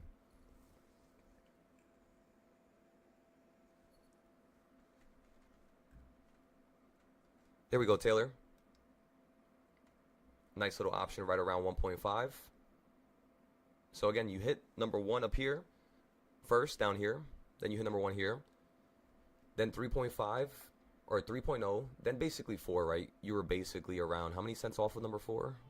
Like literally 10 cents, 12 cents. So that's still really, really, really nice, right? So you hit number 4 down there. Then instantly went to number 2. Instantly fell down to 1.5. So this looks like you're still stepping into the bearish area more than the bullish area. So in terms of today's price action, this is going to seem crazy, but you actually are more bearish than you are bullish in terms of the short term, the really, really, really short term. The bigger term, like the weekly, of course you're still bullish right now because you're not at yesterday's lows or lower. You're at the mid and potentially you're going higher. So you just want to think about it like that. Of course, if we just fall here, recognize everybody, put your stop losses, place them, put them on. If you need guidance as to putting a stop loss on or understanding how to go about doing that, I'm going to have a section on the Discord that we're going to fix today. And that's really all, everybody. So, how's the YouTube? How's everybody's there? Taylor got another excellent trade. So that's number 4 for you, or number 5. Trades in a row, all profitable, no losses. See, even you guys are doing it. Come on now. And they're from the YouTube. So imagine, they don't even have the trading styles or the charts yet. Imagine. Imagine what's going to happen when they do. Evil laughter. They're going to see it, and I can't wait for them to see it. It's awesome, honestly, when a person truly sees if things are consistent or not. I don't want to spoil it, but it's definitely going to be a fun journey for you. Definitely.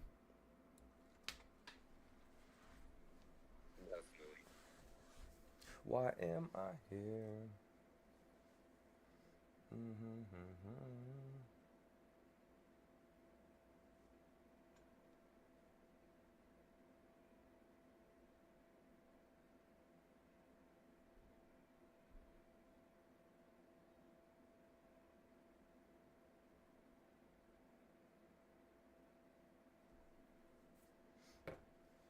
Yeah, there's a lot of phishing emails going out. By the way, everybody, make sure that when you're on Twitter, you do not click any links. As well as on your emails, do not click any links that look weird. One click, and they have all your information. They're getting a little bit more advanced with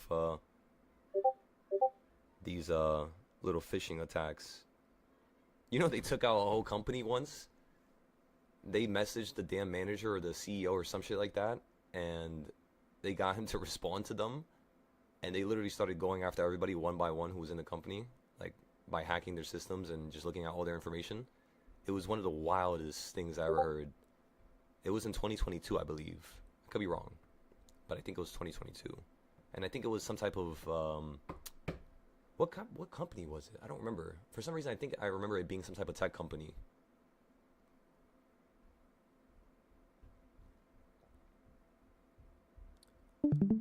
You just made your first SPY paper trade. Missed out on the one Silo pointed out earlier. Made some small profits. Excellent. Just generally remember, everybody, that was the more difficult entry.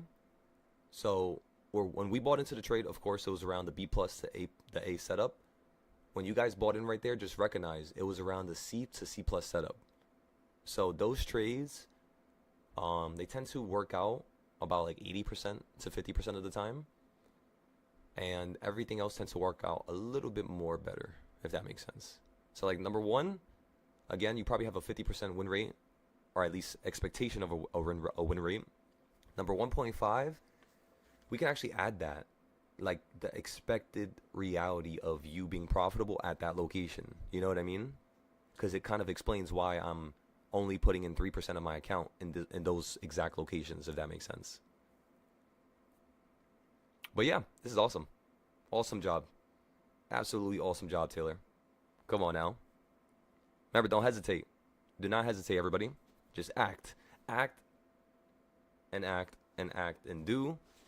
And if you have a moment where you're like, damn, I should have held my option, or damn, like I should have, or I would have, or I could have, recognize that that right there is eating you up from the inside out when you say I should have, could have, or would have, because you're not making a decision for yourself. You're on the fence. So when you're on the fence, when you're developing these weird characteristics and patterns, that's pretty much what I did to myself. And I made myself develop weird characteristics where it was like losses would happen I wouldn't understand why the losses would happen, but it was mainly because I wasn't trying to really, plan anything. And I wasn't understanding the difference between getting in one location at one time and getting in at the same location another time.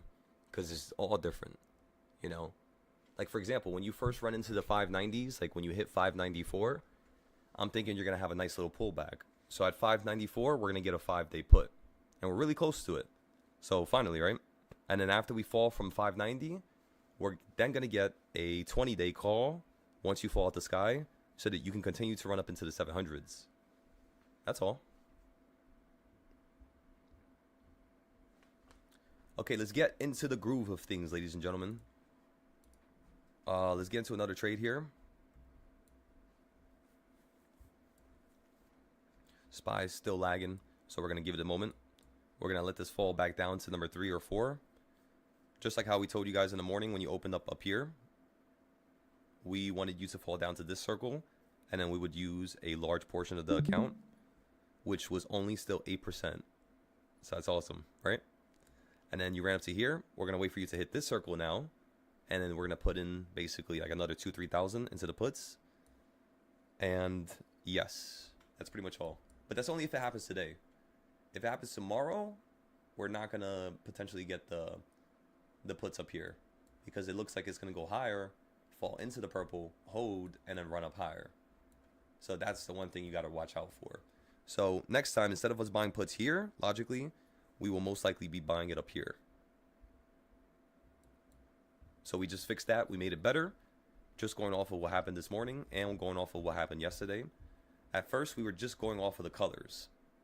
So now we just made it a little bit more deeper in terms of a concept and in terms of a core, like reason for us trading here and wanting to get into a put.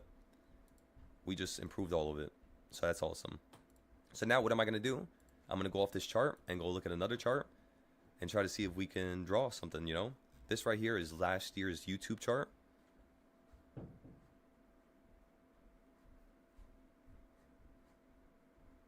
Let me see how I traded with this before.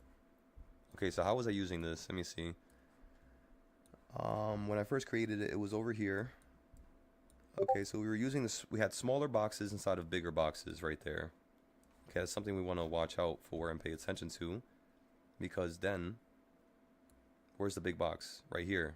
That's so nice, actually. I could see it falling, down to here. And doing something like this. And then it's going to hold somewhere over here. And then potentially get you that nice little rally going back up. Where you're going to consolidate a little bit. And then potentially go up here. Consolidate a little bit more. Fall down to the top of this trend here. And then start heading up higher. That's what this looks like right now. And plus, you have a bigger box up here now, which is 696. So yeah, 696, 694 looks like a really interesting area for the 5 to 10 day puts.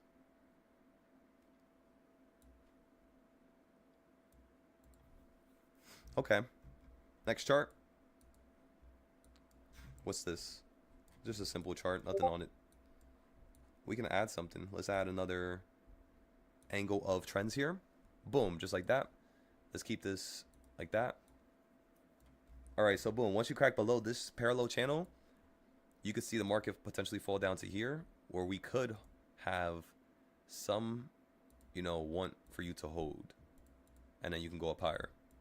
So yeah, most of these charts, it looks like you're at the bottom of the trend still, and you could potentially fall out. So yeah, let's be very careful with these calls. Very careful, everybody. Let's come up with some more ideas. So that's like the downtrend switching into a bullish trend. And then if it wants to crash, where's the 560s again? Or not the 560s, that's too far. The 660s. Yeah, that's a really interesting point. Oh, wait. If we use this as an idea, we can then therefore say that you're falling below the box every time you go towards the low of it. So next time, just looking at this here, this pattern, we could say that you're going to fall down even lower. So like down to here, 637. And then this one's higher, this one's higher, this one's higher, this one's higher, but it's kind of like less high as compared to these lows here, which could mean that yes, this market is tilting here. So we got to pay attention to these lows. By the way, that's how I figured out that the market was going to tilt down in December of last year. Let me hide everything and show you. So you're doing the same thing basically. It's just you did this right here. I want to see this happen now. All this price action here. So if we go back to the price action up here, as you all can tell, you see that? It's so weird, right? You did the same thing as last year. Look at that. Right? It's just you did it earlier. So now I want to see these pullbacks. Looks like we're going to have a lot of crazy ass pullbacks. These are all 1,000 to 5,000% wins here. just in case you guys wanted to just understand how much money you could make. This is all 1 to 5,000% wins. Every single one of these like peaks and troughs. And remember, why would you be buying down here at the bottom? Ladies and gentlemen, the reason why you would be buying down here at the bottom, and the reason why we bought down here last year, was because if you make your box,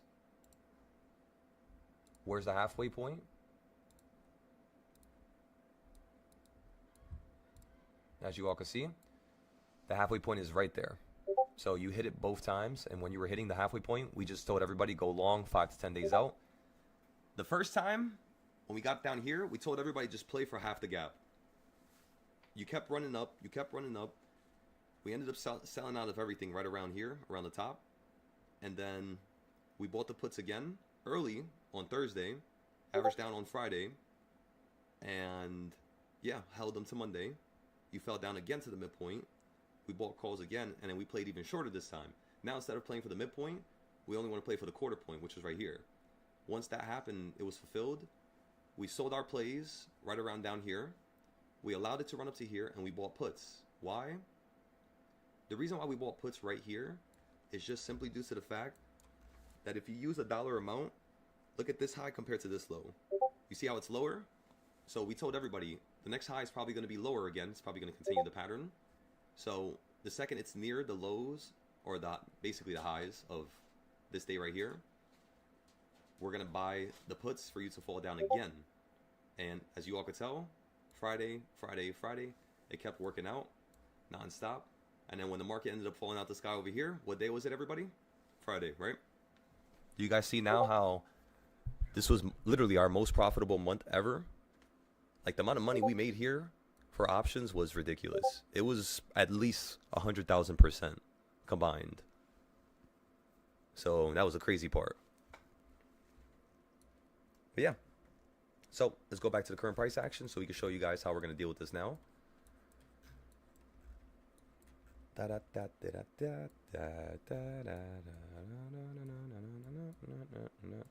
Okay, so first thing first, this copy will be the last year, right? Where's the halfway point?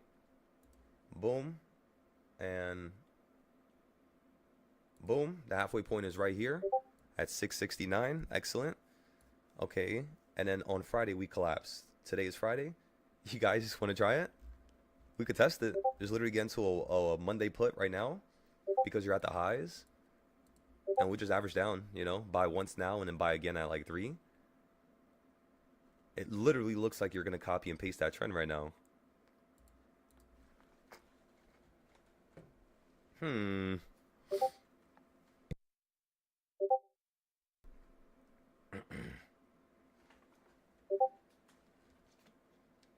Because when you ended up hitting 560 and you collapsed and you fell down to 530, you ended up hitting that.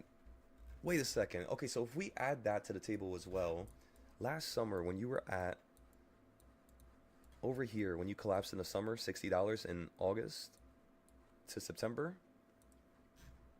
Let's go over here. So, okay, so you ran up. This is right here. I want everybody to hear me out, please, and understand what I'm about to tell you here. Very important information. Like, when I say very important, this is going to be how you're going to trade potentially the next 2-3 weeks. Look at how you collapsed from 560 and you fell down to 500. That happened at the midpoint. Let me show you now. So again, the midpoint. Midpoint. You then fell down and you hit the midpoint again of this area now. Okay, so what midpoint am I referring to? Well, the midpoint that I'm referring to, ladies and gentlemen, is this one over here. Let's go ahead and track it down. Okay, so this is the bottom of COVID down here. You have 480 in the middle, but again, that's not what I'm talking about in terms of middle. I'm basically referring to the 1/4 point, not the 1/2 point. So if we chop it up once more, everybody, chop it up from the halfway point, which is 480, and then the top of 613. And the area that you're going to get is around the 540s right here. So again, when you collapsed last year, you got above this midpoint, which this right here is like 680. So imagine, this is 680 right now. this is what the market needs to do right now. So it needs to get above 680, because right now you literally keep hitting the basically the midpoint here. So it's like, look at last year. The one difference this year is literally this right here, everybody. Instead of you going up here, this year now you're hitting the line and falling from here. That's the only difference. So yes, this is a potential opportunity for calls. I 100% wholeheartedly agree with you. I think the market wants to run up to 740. But short term, I think we might get another opportunity for some downside like this over here, where it's going to fall from the top or somewhere slightly above and fall into whatever that midpoint was around the line. You don't have to necessarily get above it and repeat the same thing you did over here, but you want to rhyme with what you did over here, which is basically what you're doing right now. Look at these drops, look at the ups and downs, and then look over here. Very similar. And then, yeah, that's pretty much all. That's why I'm not really being too aggressive right now. That's why we kind of slowed down from November. Kind of sucks because you know, we have to slow it down and we can't get into too many plays 5 to 10 days out. It does hinder our own growth, you know, so it does suck, because it's kind of like, you know, when people join up from the YouTube or any other website, they kind of want, you know, trades nonstop, and it's like you have to keep going. Like, I swear to you guys, it's fun, but it gets a little insane, because you can't stop. Can't stop, won't stop. You can't stop for nothing, because if you stop, the community is just going to go and find another individual to just give them another trade, you know? So that's how the world works. It's not unfair, but it's a little, you know, it's a little intense. And it's a little bit fun, right? I wouldn't even say a little bit. It's a lot of fun. I'll leave it like that. But, yeah, that's all you guys have to do. Just be slow. Don't try to get into too many plays. Understand why you got into your play so that you could do the same thing tomorrow without needing me. Because, again, that's how I teach you guys. It's to the point where you won't need me no more. And you could just make the decision whether or not you want to, you know, learn anything or, you know, go on your own voyage. But how's everybody doing so far today? A couple of you from the YouTube had really good trades. We even had some of you from the YouTube today, for the first time, get into trades without me telling you. You know, there's an opportunity there. And you guys are starting to point it out. And I'm very, very appreciative towards that, everybody. And I'm not trying to, you know, sound like everybody's trying to just take. I really appreciate you back there who are always, you know, improving. That's what this is all about. So as long as I have y'all back there, trust me, I'm happy. I'm happy. He said the doctor's thinking. Thank you, Mikey. So you said you're a bit scared to trade 0 day, but listening to you talk on stream and in Momo for 2 days, you decide to take action. Excellent. You know, the weirdest part about life is the most enjoyable things are oftentimes going to be the things that you're scared of or that you never wanted to step into the realm of. It's always the unexpected. At least from my own experiences, you know?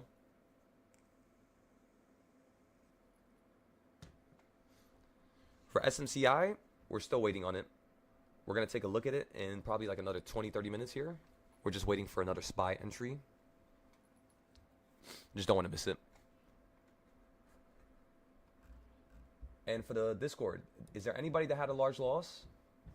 Let me know. What are you guys talking about? Record of Ragnarok?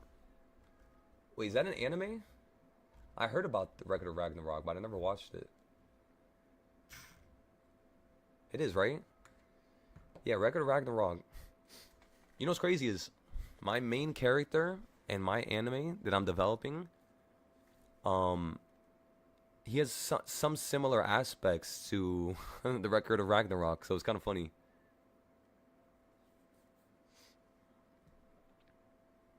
You know it's going to be hard as shit? The only hard part about my character is going to be drawing the damn curly hair. Oh my goodness. Let me tell ya, when it comes to the anime or curly hair is, yeah, it's annoying. I'd rather deal with straight hair. Now that I think about it, I've never really practiced drawing curly hair when I was younger. That's probably why I think that way, now that I'm thinking about it. There's always a reason for a person thinking a certain way. So instead of self-projecting, you might as well see if there's any type of fixing. And I could definitely see how that was a little bit projecting right there. I just didn't practice it, really. That's why. So it's not to say that I'm bad at it or that it's hard at it. It's to say that, no, we should have put more time into it when I was younger. And now we're doing it, so now it's a little bit easier, of course. Definitely. But, yeah, catch yourself lacking like that. Always catch yourself lacking, everybody. Be the first person to catch yourself before anybody does. Jack the Ripper versus Hercules. Oh, no, yeah. You guys got to watch, what's it called? You have to watch Fate Night. So Fate Night is created by the studio Unlimited Blade Works. No, not Unlimited. Is it Unlimited Blade Works? What is... I forgot their studio name. But their studio is one of the greatest studios in the world. This studio is actually the studio that I'm going to be going and trying to compete against. This is the studio. This is the only studio. I think it's Unfoldable. I could be wrong, though. Because they did Demon Slayer. They did... if you guys watched the Demon Slayer movie, that was all Unfoldable. Literally my favorite company besides Madhouse. But Madhouse, they don't really produce stuff that often. It's like really rare for Madhouse. But yeah, Fate Dash. This right here, it was my favorite one. Like this, it was just so much awesomeness that was involved with it. It was just everything about this. And then when I first saw, like, you know, like the fight scenes, because basically what Fate Night is, think about it like this, everybody. This is what Fate Night is. Not to spoil it, but they're all the same shit pretty much. It's just different variations of it. It's like a Hunger Games, where humans, they get the ability to have a special fighter that's somebody who was a great fighter throughout history, right? So think of any fighter, right? Alexander the Great, Jack the Ripper, any one of these crazy lunatics that a lot of people know about that caused a lot of damage and harm and they went wild. They pop up in this anime. Even Chinese folktale, like I think legends, I believe they still, like they use everybody's like folktales. And the humans, they basically compete with each other to the death. And they have to basically kill each other, is the idea. The other ones, I think they changed it. Like they changed the way that the games work. But I'm not gonna spoil that. I'm just gonna tell you how the first ones work because they're all the same. And yeah, I absolutely love this anime. I love like stuff where it's like a battle to the death. It's like the one victor could win. Because those are also my favorite games as well, like H1Z1, Warzone. Yeah, those are always my favorite games. Fortnite, when that shit first came out in 2017.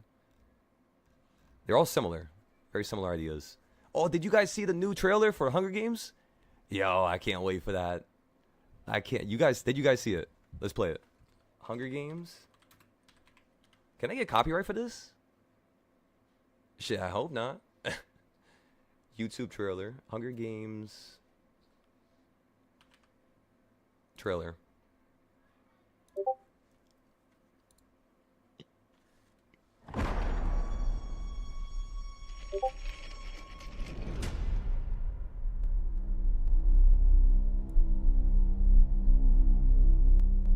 Imagine the world was like this. To the glorious reaping It could still happen, yeah, I know that, right? 12. All it takes is getting a little bit more stupider, and that's it. It's over.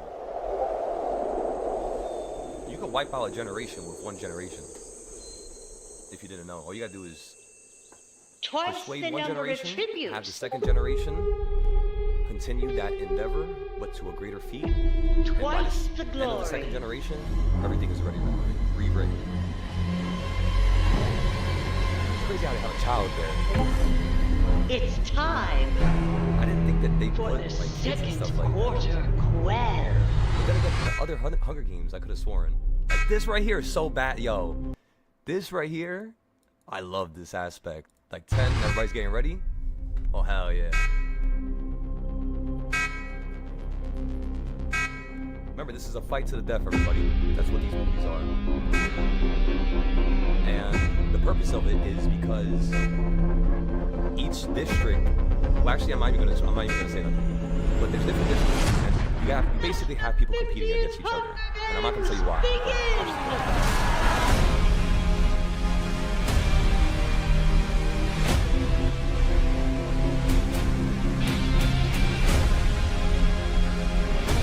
also, I don't know if they do teams and stuff like that. Because when I was playing other games, like on Minecraft and stuff like that, we used to team up, right?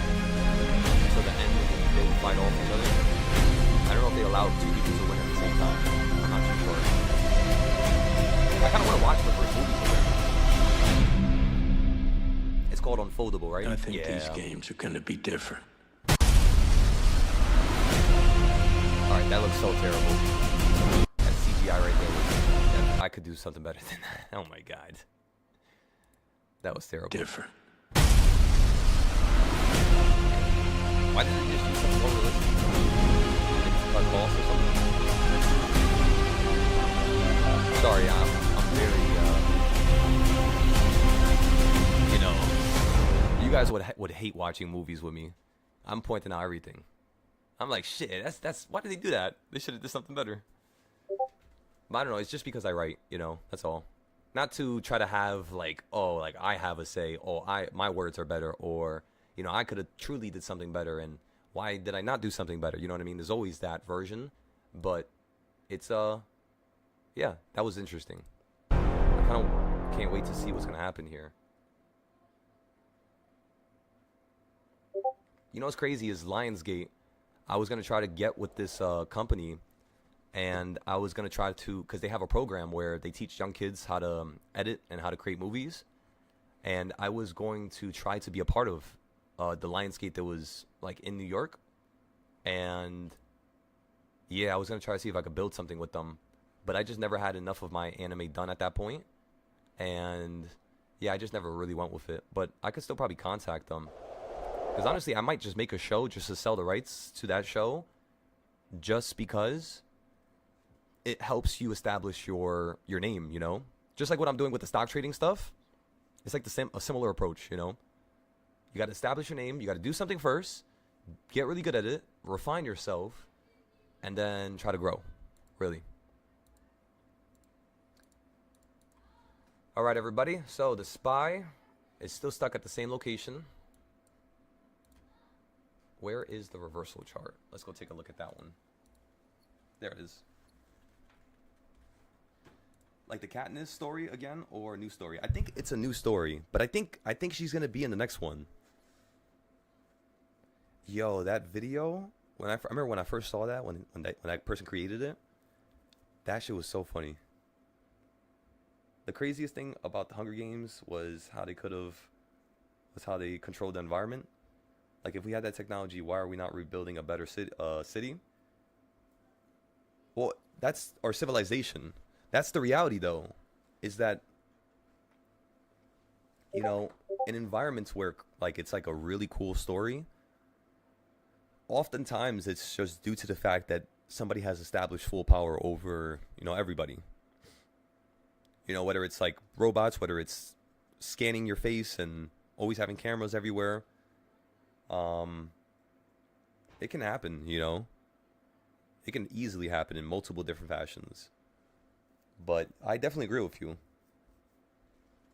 It gets to a certain point where it's just like, if I'm a part of the squad that's like the government, right? Where I had to, you know, make these environments or build these crazy, you know, like, you know, places.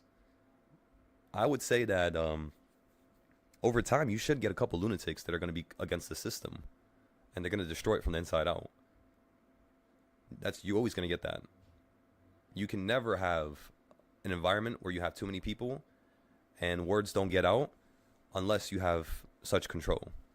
So, no, yeah, it's kind of funny with these movies. It's a very good depiction, you know. That's how things can play out. Yo, did you see the goal? It just flopped. Did you say gold? Yeah. Let's take a look at gold here. Thank you. NVIDIA. Let's go to our main account. Let's see what's going on here. So yeah, gold's running into the new high. Yeah, that's okay. So remember how 2 days ago I told everybody to slow down the gold trades? That's because I wanted the gold trend to get above this 1/4 point, which is 4311, right? Yeah, 4311. Once you get above that area, you're going to potentially see us rip up towards the new high. Where is going to be the new high on gold? Let me show you guys.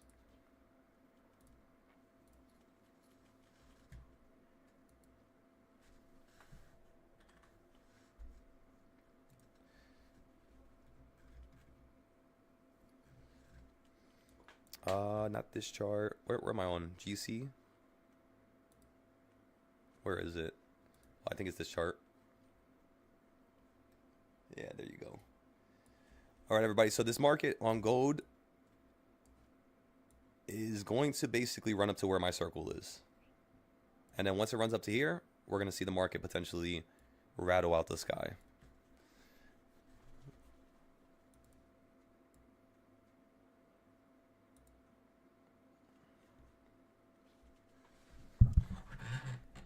You stopped out at 140. You bought back in at 120.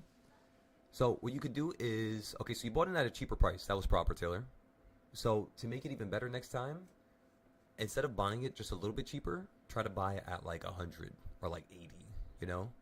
Try to not buy it too close to the last price, because it can go against you for like the short term, of course. And then you just lost one of your iPod in the, wait, what? Oh, in the bathroom. Oh my God. Did it fall out your ear and go in the toilet? Oh man. Has that happened? You know what's crazy? That happened to me once on my phone. I'm not gonna get into the details. And no, it wasn't like dirty or nothing inside.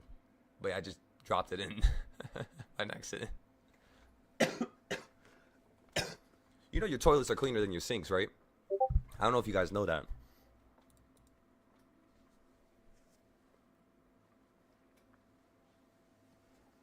It's because of the bacteria from food. Some people's toilets. I guess. Alright, let's change subjects. So yeah, I'm waiting for gold to get up to here. For right now, honestly, I'm not going to be messing with too much of this, because it's just one, put one potential pull to the upside. What we're going to do is allow this to get up to here, and then we'll see if we're going to play the price action. Like, back and forth. Apologies for that. A little yawn.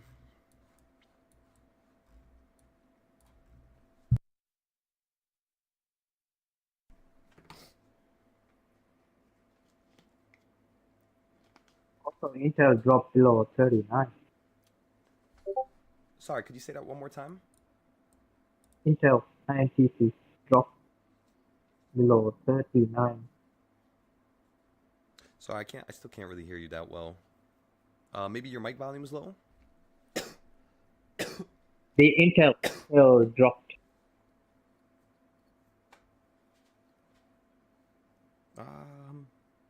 Oh, Intel dropped below 39? Got it.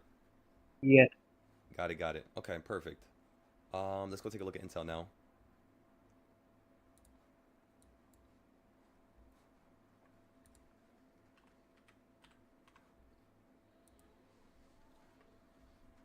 Intel.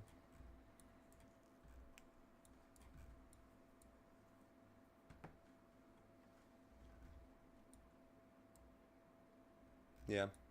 Still a little bit more of a drop we need here to 37. And then we'll see what's going to happen right after that. It potentially might fall down underneath that line. Remember, everybody, again, I know I say this all the time and it's probably annoying, but we've never taken a loss on Intel.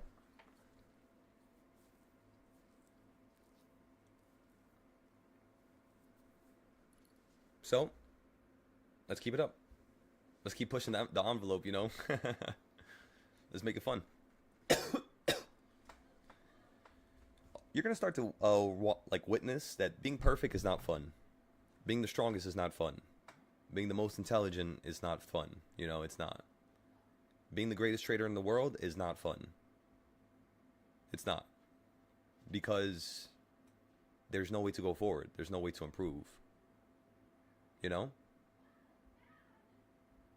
Think about it like that.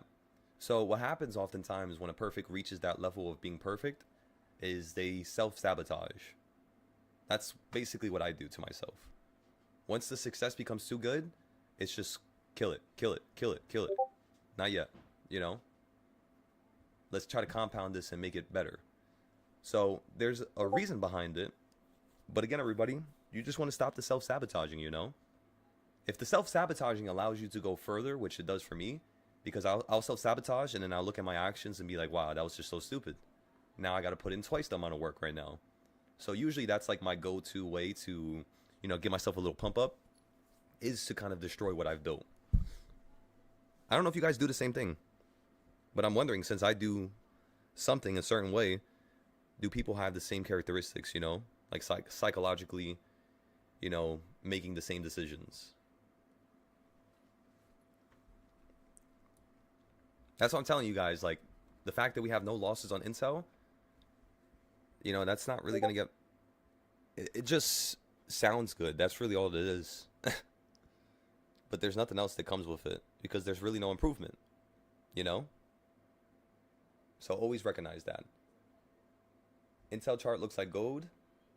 The greatest swordsman. Nah, yeah, literally, even in One Piece. Nah, yeah. 100%. Look at One Piece. Look at One Punch Man. Look at... What else can we look at? What other animes and shows? Yes, One Punch Man is the greatest example in the world. Honestly, you guys might not agree with me, but I literally see myself as him. Like, my characteristics, how I am as a person, like, I see myself very similar to Saitama, right? Because it gets boring, you know? You want a challenge. You want the strongest enemy. Even if it's the universe itself going against you. Screw it. That sounds like fun. I tried that last year, by the way, and I didn't win. I want you guys to know that. I told the universe and I prayed. And I said, take everything away from me. Rip me apart again. So I could rebuild to a stronger version or variation of what, you know, my mind is wanting. And that shit beat my ass, let me tell y'all. That was right before everything went downhill last year, by the way. I said that, and it happened. And, nah, yeah. Am I happy it happened? Hell yeah. Hell yeah. I'm happy that I continue to destroy myself, even if I'm content and happy, you know, because it allows you to go further. So again, everybody, try to do the same thing. To rip yourself apart.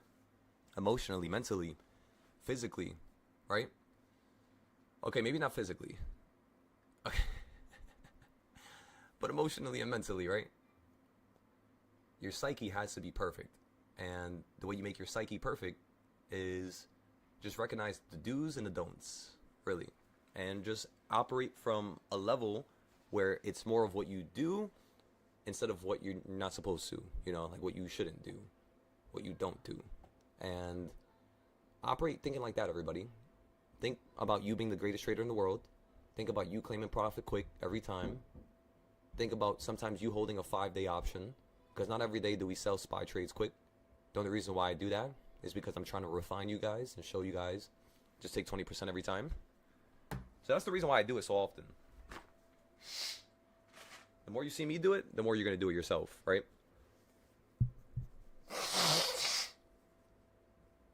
Sorry about that. I thought I muted the mic. My apologies, everybody. Probably just blasted your eardrums. The sickness is finally going away. Finally getting better here. But yeah, everybody. Let's rip everything apart. Let's rip ourselves and who we know as ourselves apart. And let's become that different version of us that exists. It's the easiest way to do it. If you don't rip yourself apart and you continue to do your daily activities, your daily vices, if you're not working out, you're not eating healthy, if you're cursing at people and you should be speaking nicely to them, if you can't control your anger, if you can't control your lust, if you can't... Ladies and gentlemen, that's stuff we have to work on every single day. It's the hardest thing in the world, of course. But when you work on it, your trades get better. Don't be compelled by lust. And I promise you, you're not going to be compelled by, you know, some type of a crazy move that looks really, really juicy on the market. You're just not going to do it. Because, you know, even if it looks juicy, Let me just put a slow amount, a little amount.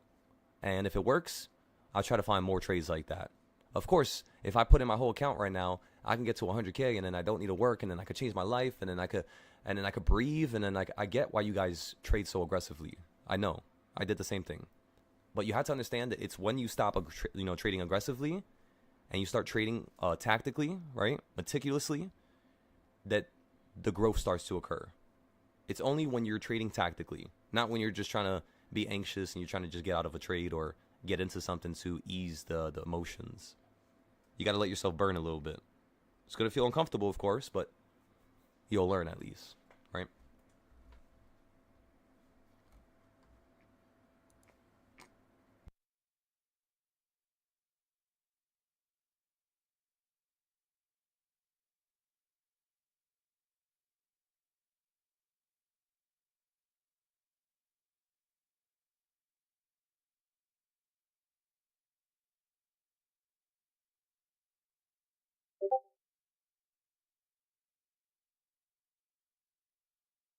You said you're alive? Excellent. Okay, so on the YouTube, Taylor, you said 685. Limit out for 1.5, 8 out of 8. You think you'll wrap this up for the day? 13 port gain. You'll keep watching for bigger moves. Excellent.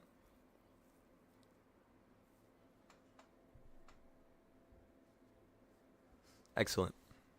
That's a perfect structure right there. Just make sure you do your notes, Taylor. Document every entry you bought, where you bought it from, what you were looking for, and why you sold, so that can increase your trades for the next day and make them better too. It's like a consistent way for one to always make sure they're becoming the best that they could possibly be. How's everybody in the Discord, by the way? How you doing, Frost? How you doing, XO?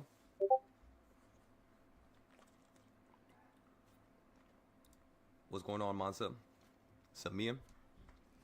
Side? Blim? Floppa? Beast? How we doing? Beast, you did really well. So we already know about those trades. So that's excellent. Any losses, anybody, that you want to go over real quick before I take this little break here?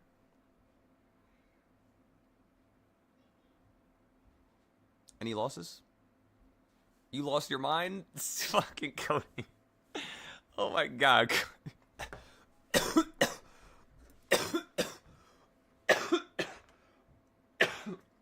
Oh my goodness, brother. You have me crying.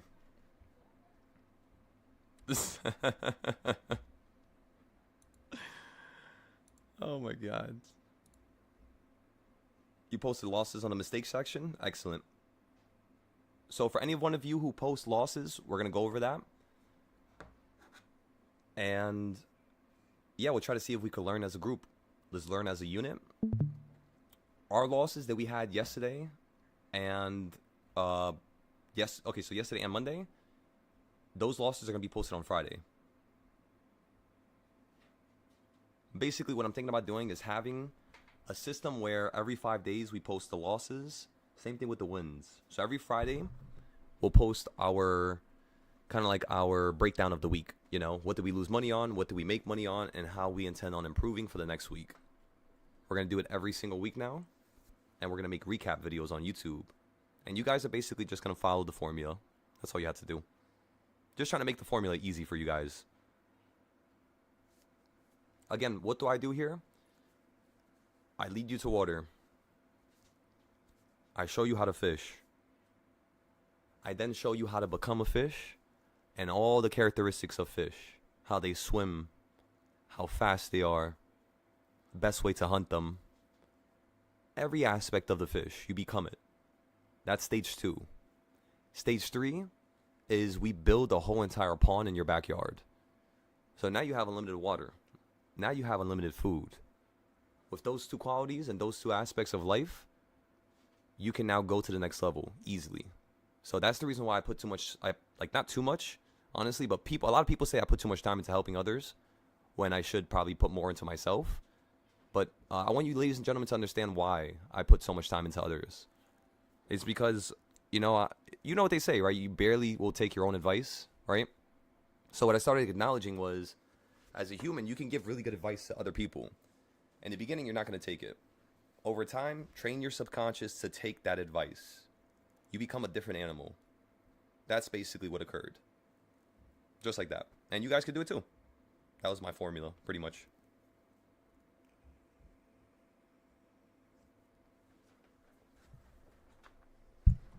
Okay, so you lost your marbles? It's pumping? Yeah, it's going up to that quarter point, right?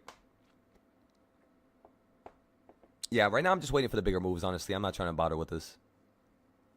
We could trade right now, but it's just like, it's just unnecessarily going to, bring people to the live YouTube video right now. That's also why I'm not posting too much trades on Moomoo, is because right now we're waiting for the market to confirm the next massive location, which is the 690s, sorry. So in the 690s, that's where we're really going to start going back and forth with the Moomoo and everybody. And yeah, we're just waiting right now.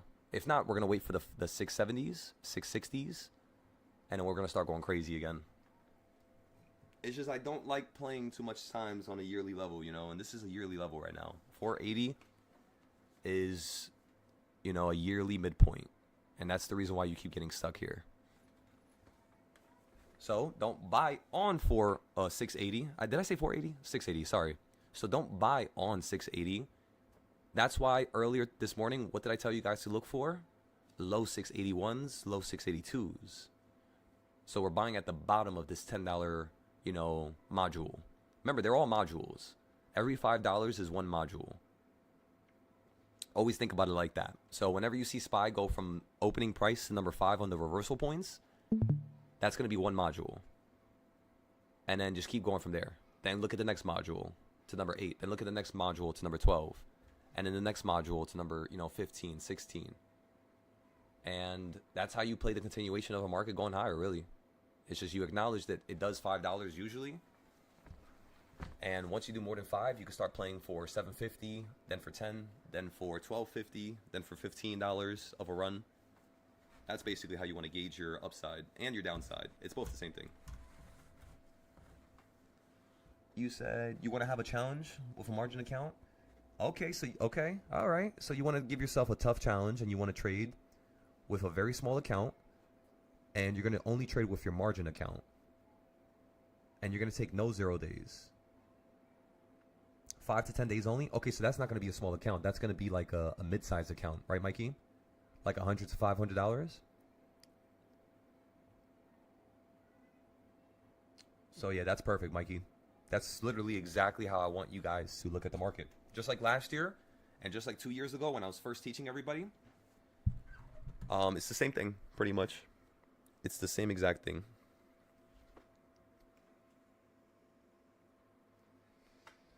Can you believe I met most of you around that time?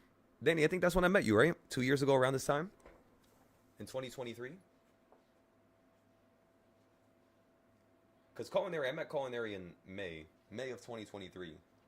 May, June 2023. And then, I think, Danny, I think you're the next person. If I'm correct. Yeah, I'm not sure. Yeah, I'm not. I don't remember. All right.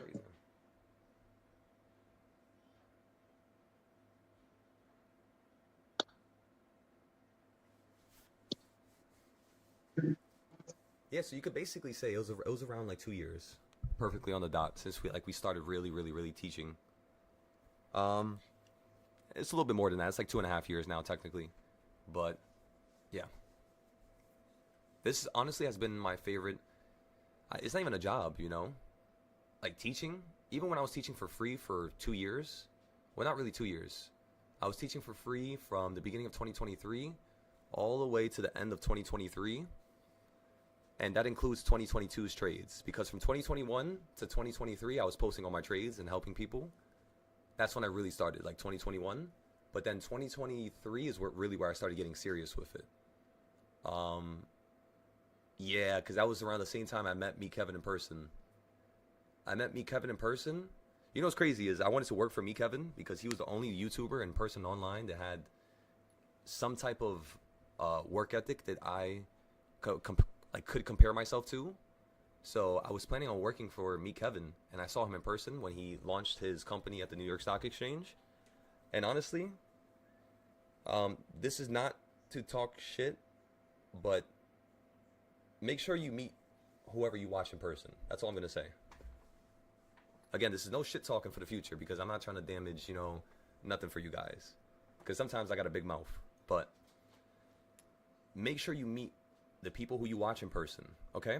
That's the reason why I want you guys to meet me so soon and like right away, is because I want you guys to feel me.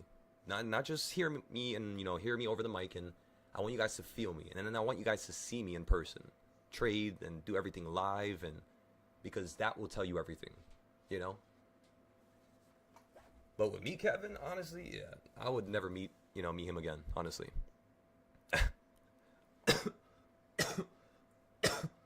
Same thing with Elon. That was one of the reasons why when I met me, Kevin, I decided to never meet Elon in person, even if I have the ability to.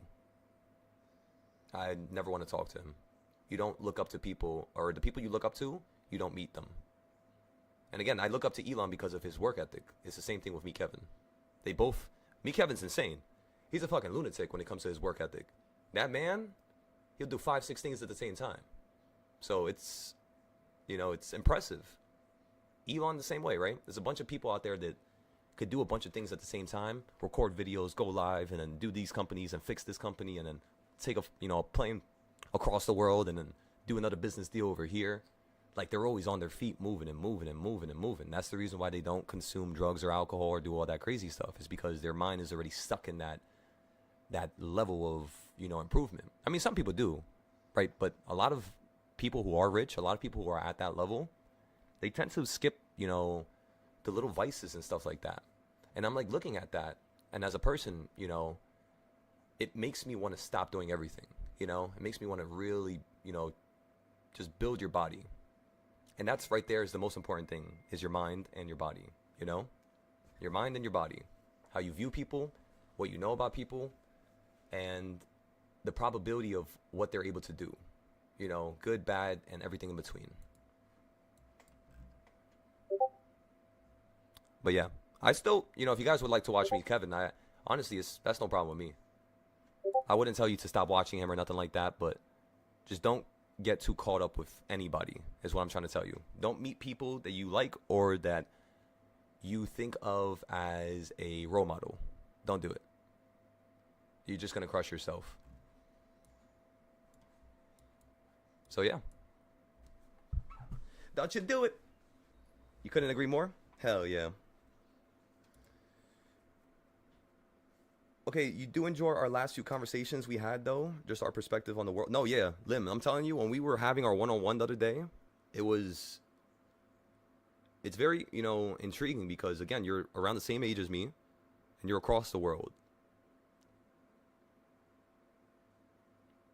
It sounds crazy, but it's like a gold mine when you meet people like that, The life lessons they learned, their environment. If I travel there, I now have somebody that I know from there. There's so many things that you unlock when you meet new people who are awesome. And, that's why I'm not trying to really, again, I don't really want to have too many people join from, Mumu and stuff like that. And I'm very happy that it's like very slow right now. It's not, and it's like perfect.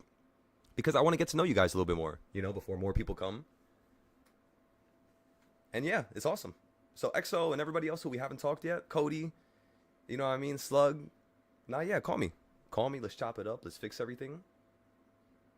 Let's have a little bit more conversations between us.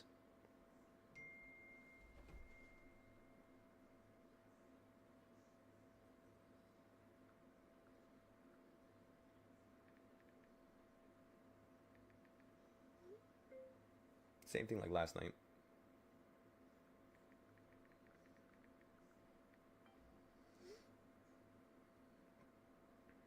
Hey, bro, where can I find your number, bro?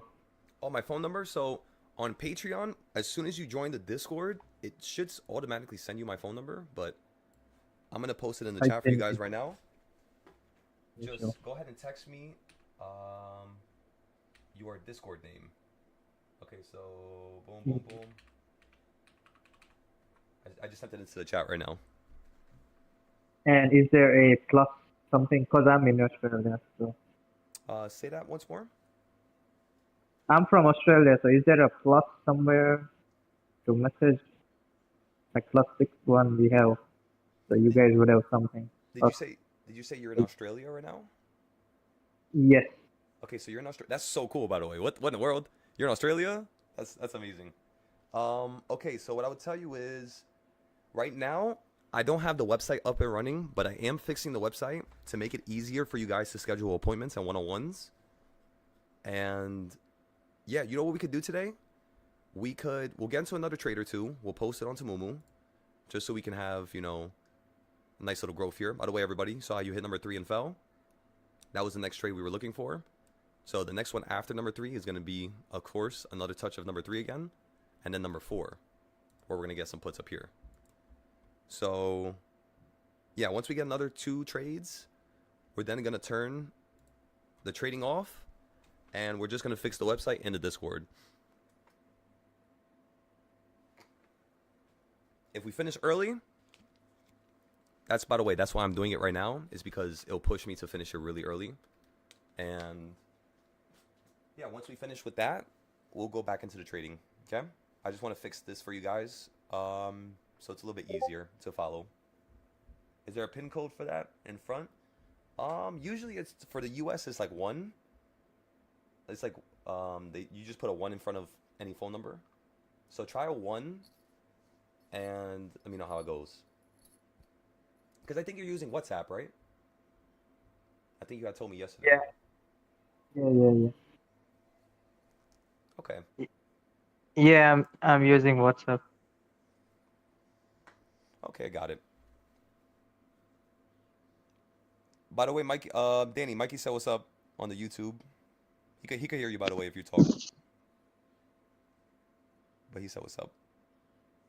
Yeah, I'm using WhatsApp. Sorry. Say that again, Beast. Yeah, I'm using WhatsApp. Yeah, I'll message you on WhatsApp. Got it. Honestly, I don't have WhatsApp, but when you text me, it automatically will text my phone number. Or if you call me, it's gonna go through automatically. Like, I don't need to have WhatsApp, basically. It's like the same thing for Lim, I think. Yeah, he literally just said it right there. Yeah. You don't need to. Cool.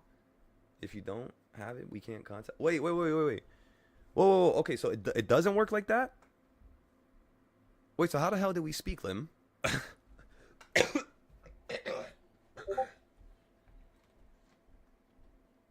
Oh, okay, so I had to download WhatsApp for you guys? All right, let me do it right now then. I didn't know that. I thought it was going through for some reason, but it makes sense. I probably just got confused with the Discord. Okay, so let me go WhatsApp. WhatsApp. Oh, I have it downloaded. Oh, no, I don't.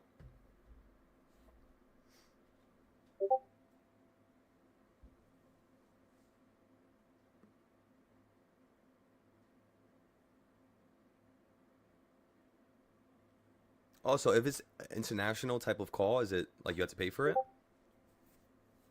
No, it's all Wi-Fi calling. It's an internet call? Okay. Because Yeah, I don't it's a Wi-Fi. I didn't want to have WhatsApp because of WhatsApp would like to access your contacts. I just don't like giving people my information on apps and stuff like that. Especially like WhatsApp, but let me check right now. Give me 1 second.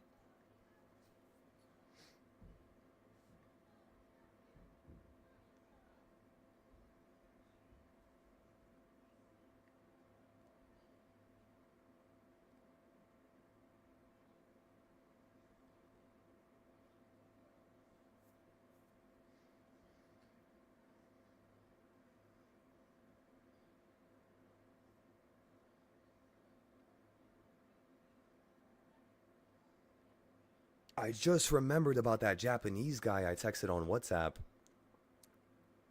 He's like a real estate agent, and I got his number for whenever I come to Japan next time, and I'm in like Shinjuku. I just remembered that. What year was I born? 2000.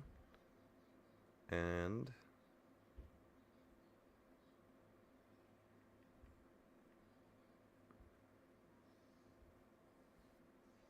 The cache from Discord.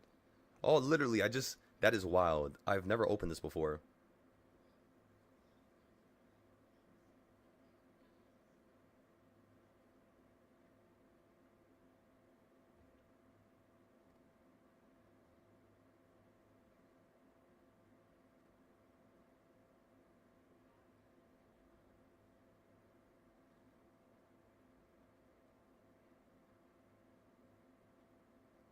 What in the world?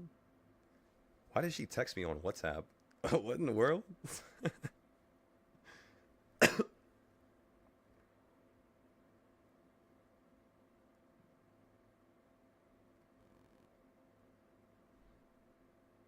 Okay, so I have the WhatsApp account now. So I'll send it to you guys in a second here. You're gonna listen from your phone? Excellent. Mm. I shouldn't have nothing to worry about, right? Downloading WhatsApp and talking to people through WhatsApp? Or should I be worried about something, everybody? Should I do some research? Should be fine, bro. Should be fine, right? Okay. I just texted you on stuff. Okay.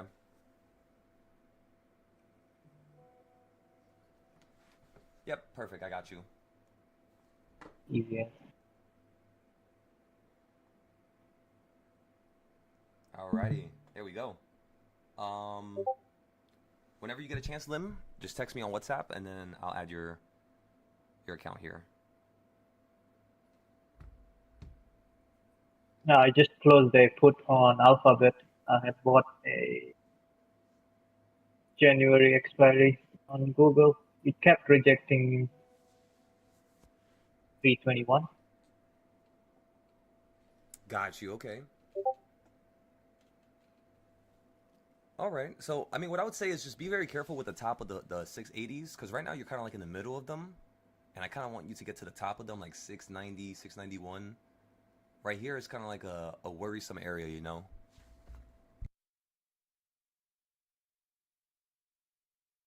And then, Kasha, you were saying it's better via FaceTime if both parties have iPhone, and it's free. Regular phone calls will be very expensive. So maybe they do charge people, I guess. I can see how it's like free, but like over internet and stuff like that. Oh, WhatsApp is free. Been using for 10 years.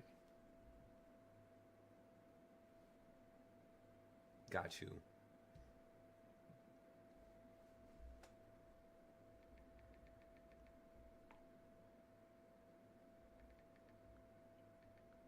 Anybody else on WhatsApp before we go forward from here?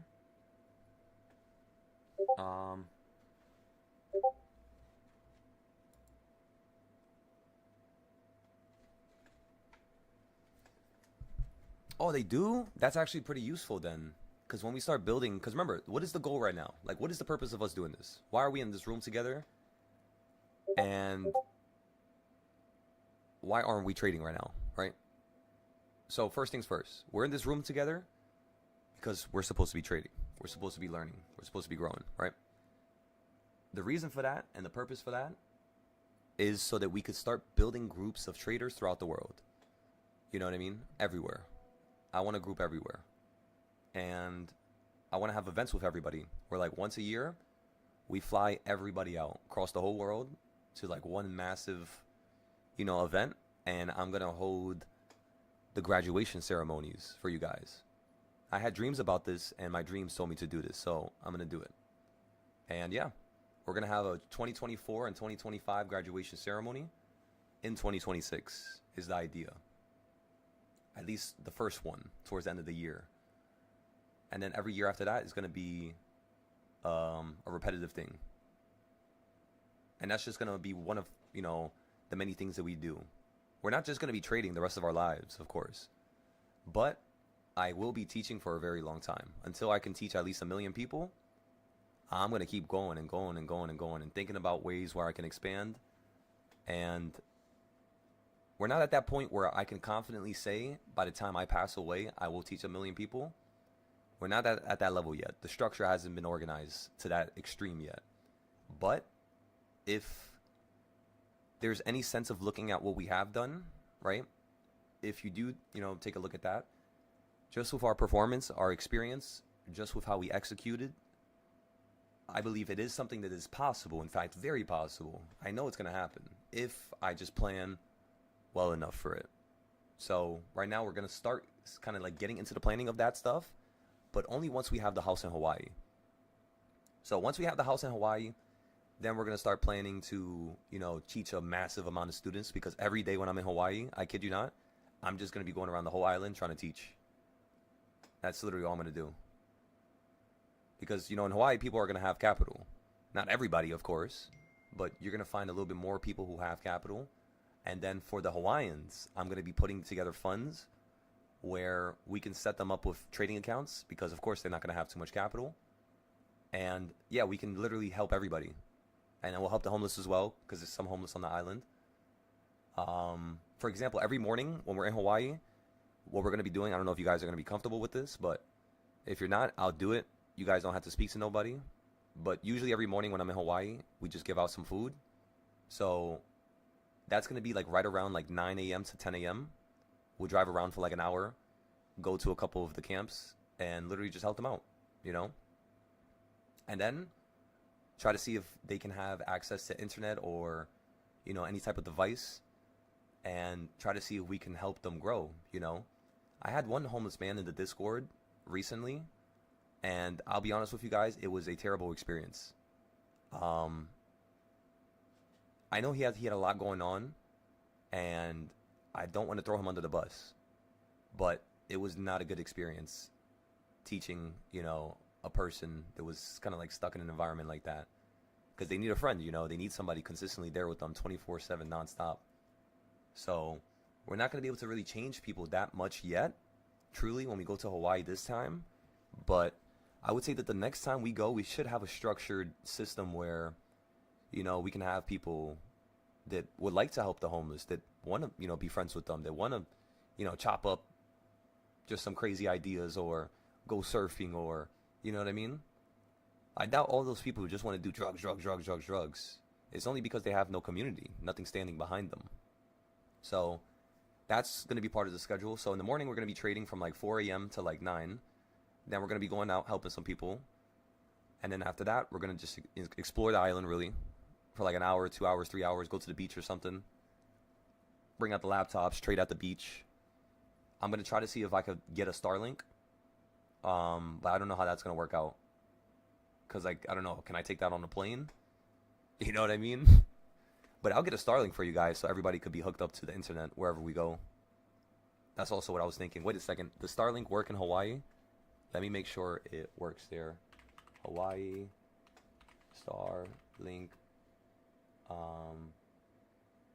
availability. Availability map for Starlink.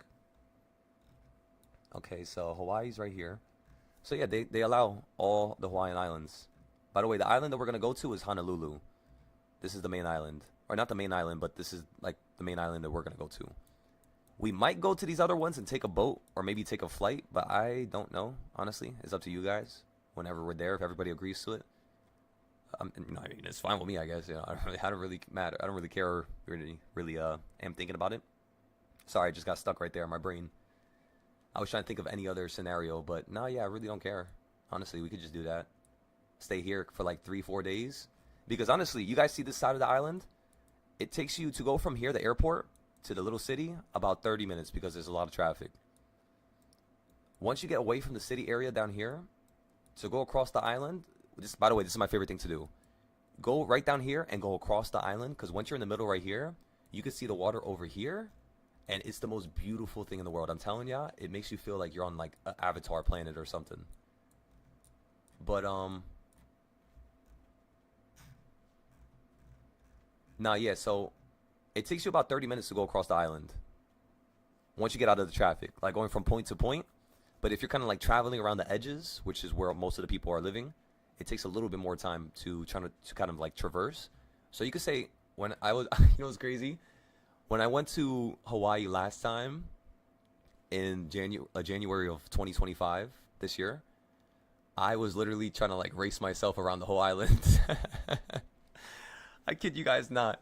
I was literally just racing myself around the whole island and seeing how fast I can go around the island with like following, you know, the legal speed limit, of course, right? Not speeding. I'm not trying to be a dummy here. But nah, yeah, I think the number was around like an hour and 30 minutes, hour and like 50. It takes you to go around the whole thing. This right here is the longest stretch, the right side. And by the way, you can't just drive around the whole island. It's cut off because of the military. So you had to like go around certain like areas. I think it's like right here. Like right here, you can't go past this, I believe. Wait, this is the airport? I didn't know they have an airport up here. I didn't know that.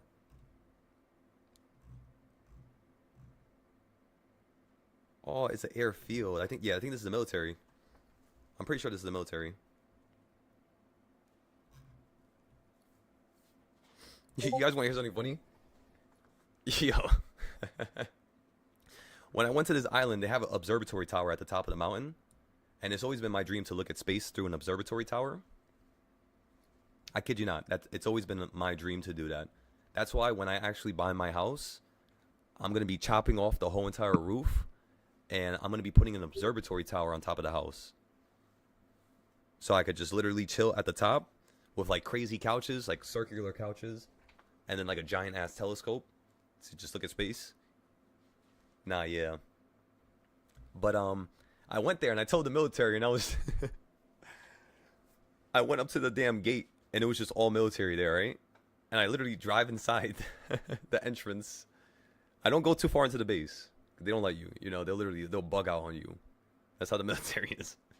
But yeah, I'm going up to the guy and I tell him, I'm like, what do you think is the probability that I will be able to go to that observatory tower to look at space? And he said 0 with a straight ass face. Then he looked confused. He was like, why? He was like, what's the purpose of that? And it was just so funny. And like I told him, like I just love space. I always wanted to go to it. I saw that there was like one in Hawaii. I just didn't know what island. And he was like, yeah, not this one. You can't go to this one. Because I think that's the military's thing there. But yeah, the main island, that's where the observatory tower is at. Oh, you know what's crazy? In the main island, there's an area where you can go so high that the clouds are basically below you. So it looks like you're literally in a world that's above clouds. And like you have a mountain next to you. It's the wildest thing in the world. And I kind of want to go there to take pictures for my anime. And record some videos for the characters. But yeah, let me show you guys. Look at this. Above the clouds in Hawaii. Look at this.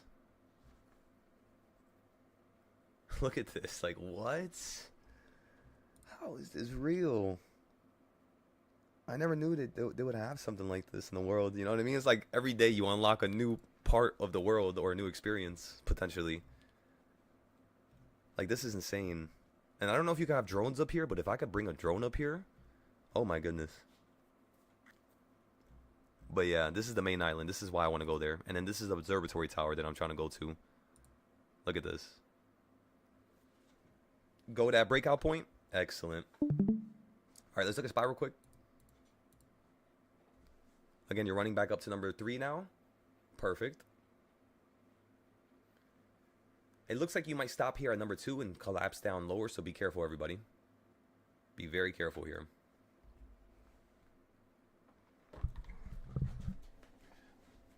Got it. I'm on WhatsApp, and remember, everybody, the only people that I add in terms of phone numbers are the students, because I'm not, trying to deal with, you got to protect yourself, unfortunately, in this world. And I've already dealt with some instances and situations with some people where it was like, I don't want to give them that opportunity unless they're a student, because at least it's now proper, Man or female. Doesn't really matter. Man or female. Just the students are allowed to kind of, have that. But yeah, you guys could text me on Mumu. You guys, you have access to me. I don't cut that off.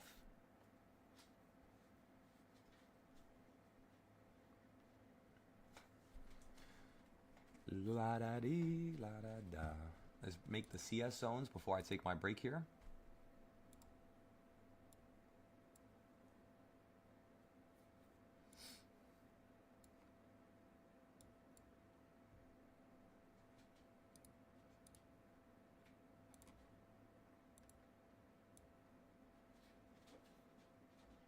Excellent. Excellent, excellent, excellent. All right.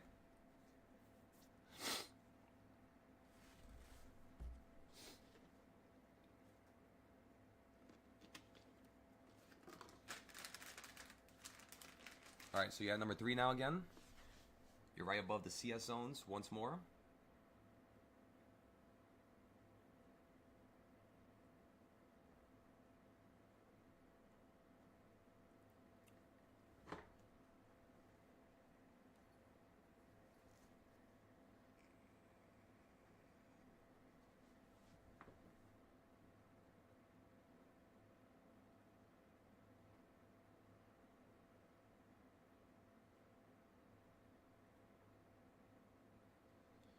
All right, everybody. So I got a 687 put here.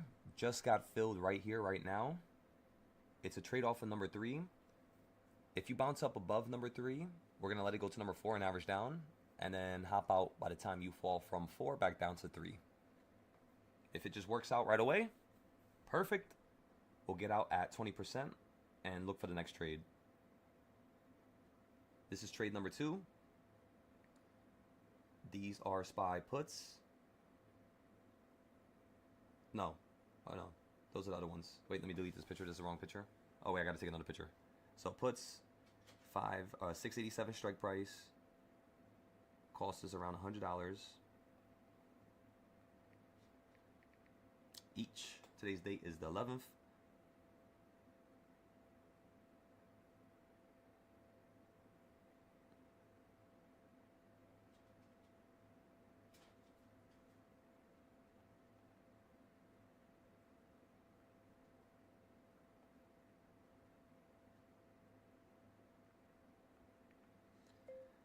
The third idea was calls at number 3, which was 683.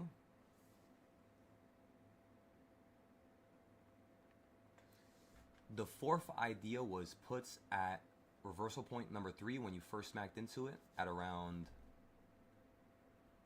11:45.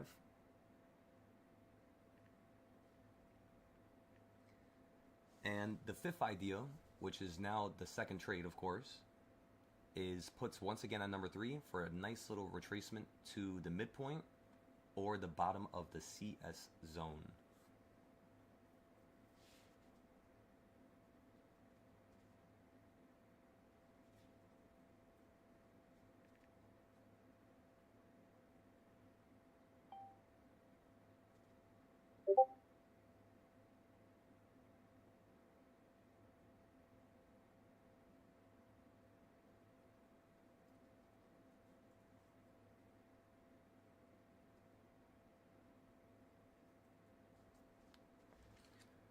So again, we only put 1,000 into this trade here, just like we always do, everybody.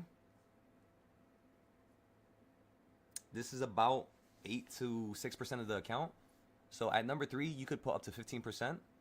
So boom, we have 8% in, and then if we need to average down, that should add up to 15% of the account. Sometimes it's a little hard to remember that and add it up and, you know, look at it a little differently. You touch 687. Excellent. But insta rejection again. Yep. That's what we're looking for. Just a tiny little rejection here. And if it wants to continue going up higher, we're going to let it do so and then play the next put play, which is at number 4.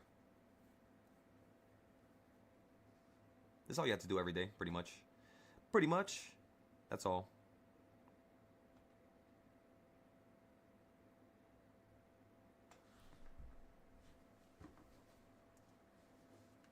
And then we're going to take a look at gold.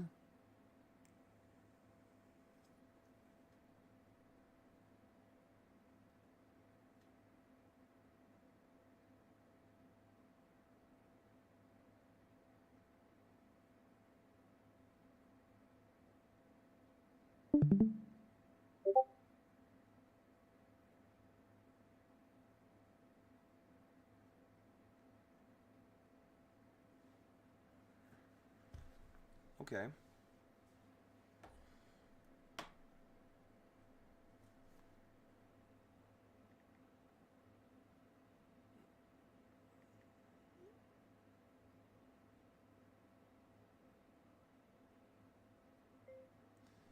we're also going to be trading futures. Oh my god, I almost dropped my phone. The Siri recorded that. That's so funny.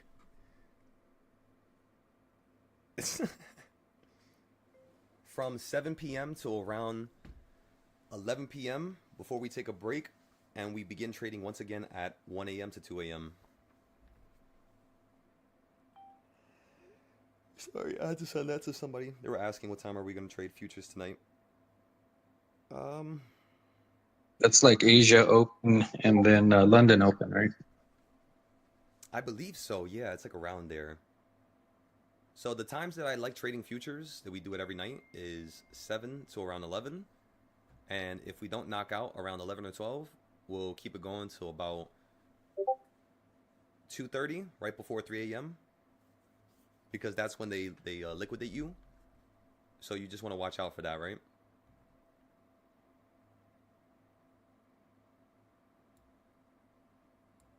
Liquidation.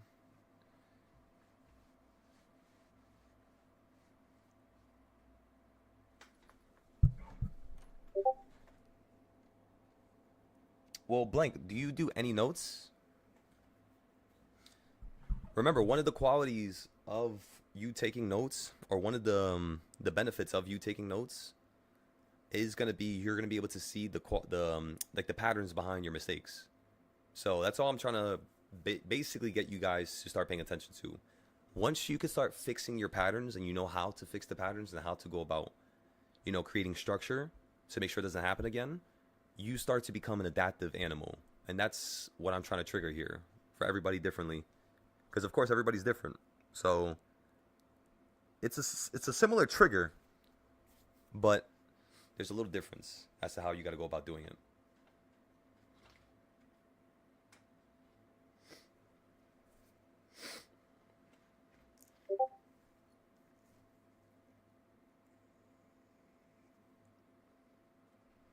That's during the day side. So like at nighttime, we trade like the whole entire night basically because it's a little bit slower. It's a little bit more fair. A little bit more, controllable, I would say. Not too many like wild ups and downs. Yeah, basically. So in the AM we don't trade. In the PM we trade. Yeah. And then at 1 a.m. we trade again. But like 1 to like 2:30, I don't like staying because you tend to get stuck at around like 2 to 3. So that's kind of like off limits. And 12 o'clock tends to be a crazy ass large move. But usually what happens like right before 12, we'll tell you if 12 is going to be a crazy move. So like if it's like crazy before, like at 6 p.m. and it's, slowing down at 7, you could get a slowdown till about 12. Where the market's like moving real slow and it's not really having any trends. And we'll trade at 12, if we have to. If it's good. If it looks good. But baseline, do not trade at 12.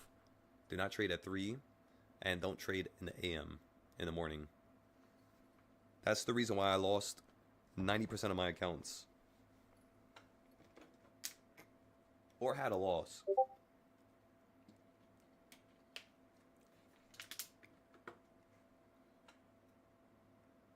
So we don't trade gold at all during the day side. So like completely off limits. That's generally the idea.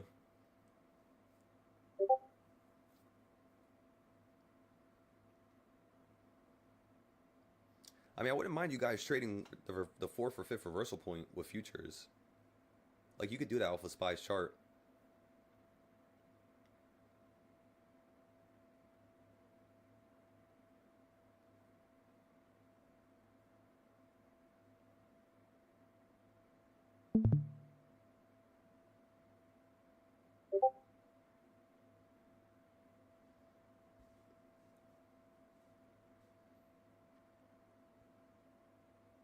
Like towards the morning.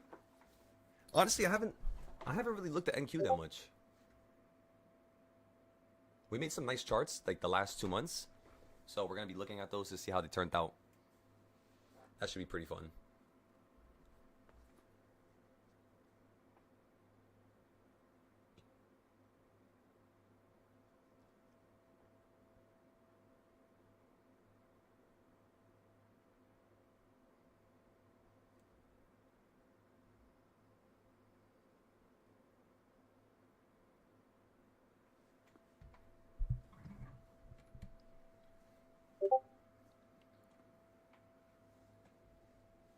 Alright, everybody. So this is going to be the first location of importance. I want to see a yank right back down to the top of the box now. Just like how my green path shows. We're not going to average down yet because it's still too early, right? So, yeah, we're just going to let this trend here. Hit number 4 or 5, average down, and then go from there because the 687 options are, you know, pretty much just knocking on that front door. How's the 690s, Cody?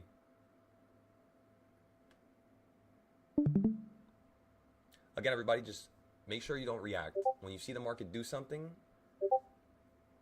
stop loss set. Excellent, Cody. There we go. So remember, everybody, don't react. Just wait and patiently plan. That's all you have to do.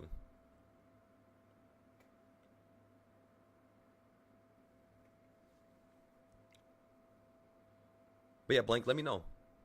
You said SPY went green. Your calls ran another 50%. Remember, everybody, no should've, would've, could've. If you sell your option and you repeat the fact that you're sad about you losing money on that option, remember, if I see you say it more than 5 times, I'm going to have to ban you. Okay? We're going to start taking it up a notch, unfortunately. I don't want to see nobody regret nothing. If you have time to regret, you have time to make another play. Okay? I think it's fair. Let me know what you guys think.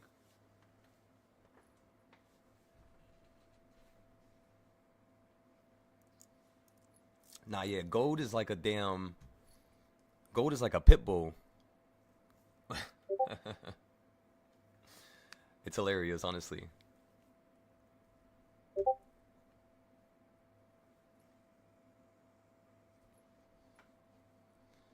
No, yeah, I just see it happen a lot on YouTube, and I don't want them to keep repeating it, you know? But I'm not trying to be mean or anything like that. So, yeah. Remember, it's all an experience. Write down your notes. Write down your notes. Let's go, Cody. Excellent, brother. That was a beautiful 80% trade right there. All right. How we doing, Sherman? And Johan? By the way, Johan, we're going to have to speak soon. And anybody else that I have to speak to, like, that's real important? Prime, I gotta speak to you as well.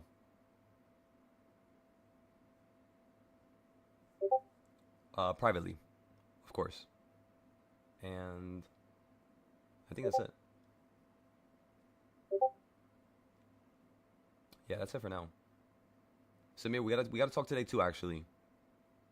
Just to try to work back from any losses from the other day. Oh, same thing with Frost. Is Frost here?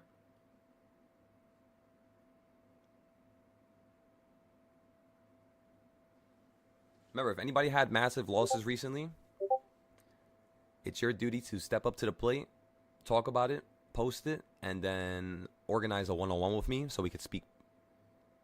That's like the foundation of our system here. I think it's nice, you know. If you think it could be improved, just let me know.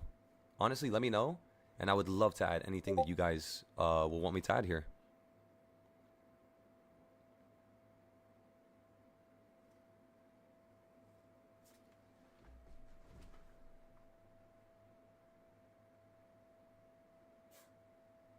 Hi, Jinx. You've been so quiet. Paper trading like a madman. Excellent. Excellent. Yeah, gold is a whole different animal compared to anything we've done before.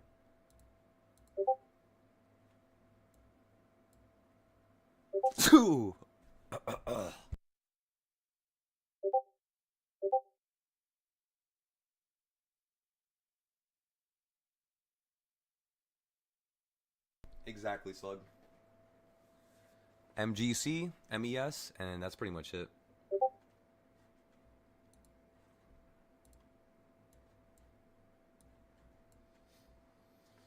Oh my god, everybody, we'll take out another 5,000 today. I'm so excited.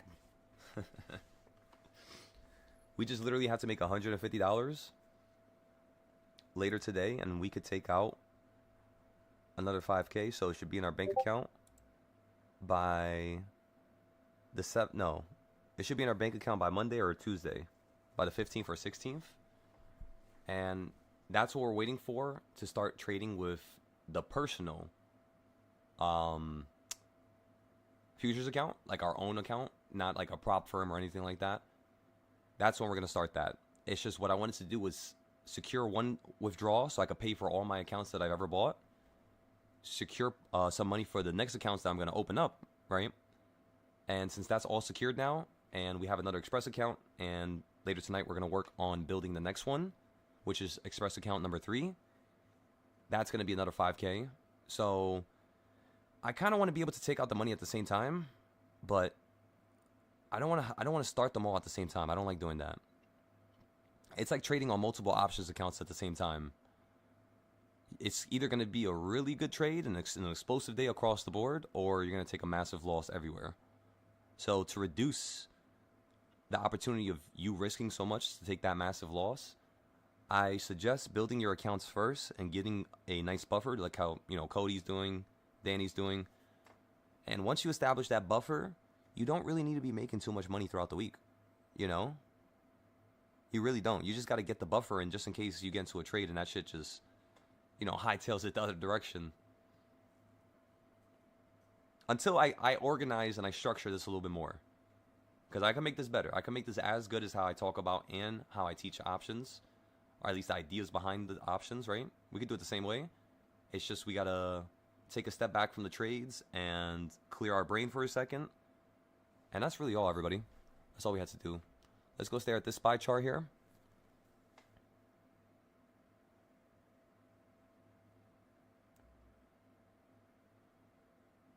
These options were at $255. Oh my goodness. At 30 minutes ago, down here?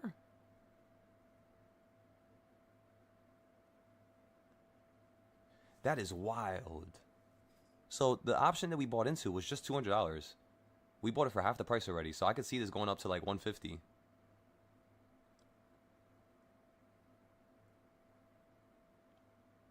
So yeah, we might sell these puts at 150 each to like 130 each. That should be about 20 to 50%.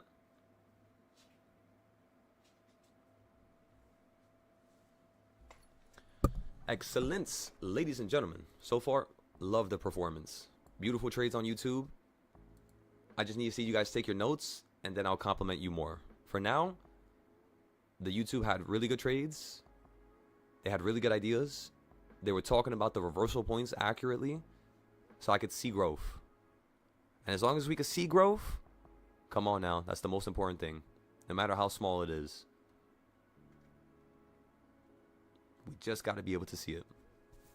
Day to day, by the way. Not, you know, within a week, not within a month. You don't need to wait that long to grow, you know? It takes a day. It's just you wanting to grow, really. That's what separates you. For those of you who want to trade the futures account, tonight we're going to be trading MES. So we're going to be trading micro SPY. And yeah, we'll have everybody get funded. Gold, I'm not too sure yet. I can't tell you yes or no yet. But yeah, we're going to be doing MES. And we're going to try to go back and forth. So if you guys need help with coming up with ideas, or you want to see how I trade, because once again, everybody, I do not have any licenses. This is strictly for educational purposes only. This is not financial advice. Remember that. So whenever you guys are trading, just recognize that. That's always the most important factor. That's like number one. Other than that, yeah, if you guys need some help and you want to see how I do it, yeah, just watch me tonight. We'll slice it up. We'll start a new account so we can all start from the zero and we can all grow together. Ah, my back.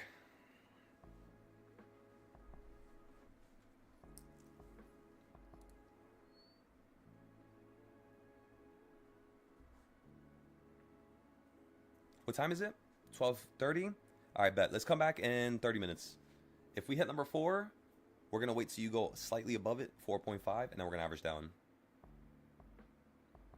Like this morning. Remember when we bought at number 3, we told everybody we're not going to average down to number 4. We're going to average down above it. Or below it. Just like earlier, like when you felt towards the bottom. And you're pretty much doing the same thing you did down there. You're literally copying and pasting the same reaction. So if this falls here, yes, you're going to go to the opening price. Or at least to number 1.5 on the reversals, which is like right here, right around the dotted line. So that's what we're looking for, everybody. You got that? We're going to take a break. We just reviewed how we're going to take out another 5K tomorrow. Or no, actually tonight. We get to take it out tonight, which is exciting. We're going to use that for the live account. So for those of you who actually don't want to trade on a prop account and you rather trade on a personal account, I'm going to be giving you my own structure as to how I go about doing that as well. It's just we have to have a couple little extra pennies, but I don't want to use anything I have from before. That's what I want you guys to recognize. The way I'm progressing right now is exactly how you would progress. So all the money that I make, only the money from my futures is what I'm allowed to use. Because we just started trading futures, it's really hard, it's not easy, and you know what I mean? It is difficult. It is, because it's so new to us. But I know over time how this is going to play out, just like everything does. And it's just a matter of wanting to fix those irregular little bad trades that we had. And I'm, like I told you before, I have a very large video coming out. It's like a whole movie. I kid you not. It's going to be at least 2 hours long. And I'm going to be talking about every single account we ever opened up. Because I want you guys to see how we went about doing it, why we made certain decisions. And when you guys watch that, it's going to kind of be like, imagine like you gaining my experience of the last 5 years within one video is the idea. Technically, it hasn't been 5 years for futures yet, but it's only been 2 months. But it's still going to be a ton of data that we could use. Other than that, we talked about the puts that we're currently in. We talked about how we're going to average down. We talked about us about to have a break. And then anything else we need to go over besides the website, we talked about that as well. We talked about trading tonight with the futures. I think that's all, everybody. We talked about pretty much everything. Oh, yeah, and the losses that we're going to review when we come back. That's also perfect. We talked about our losses from yesterday already on Mumu. I got to post that to the Discord. And then we'll talk about our wins from yesterday so we could be fair. We got to give ourselves an equal chance to stop, being one-sided with oneself. Because it's so weird. I tend to be one-sided in a way where it's like I'm more against myself than anybody would be. That's usually how I am. So like if I don't think of that trade being amazing, I'm not going to sit here and tell you, oh my God, it's this and this and this and that and that and that, It's just, what's the purpose of that? Any chance for a put today? Remember, everybody, we're currently in the puts right now. 1 strike out. And we're just waiting. Patiently waiting. Like a pack of tigers inside of the bushes. Come on.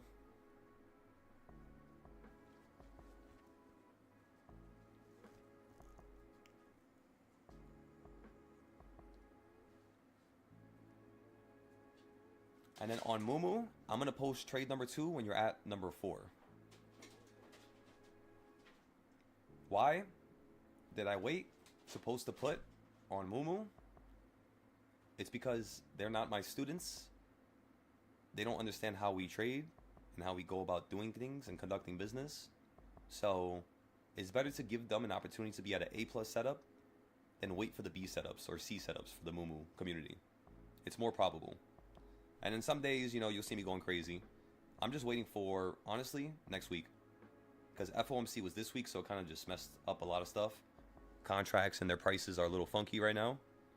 So, yeah, just waiting for really next week. Gonna let some value kill itself, and then boom. Go back and forth again like crazy. 6 trades a day, 10 trades a day. It's just you can't always trade like that. You can't. Because sometimes you got to take a step back before you burn the wheels off. And you start burning the damn suspension off your legs, and eventually you're not going to have anything to move around with. So just don't overdo it.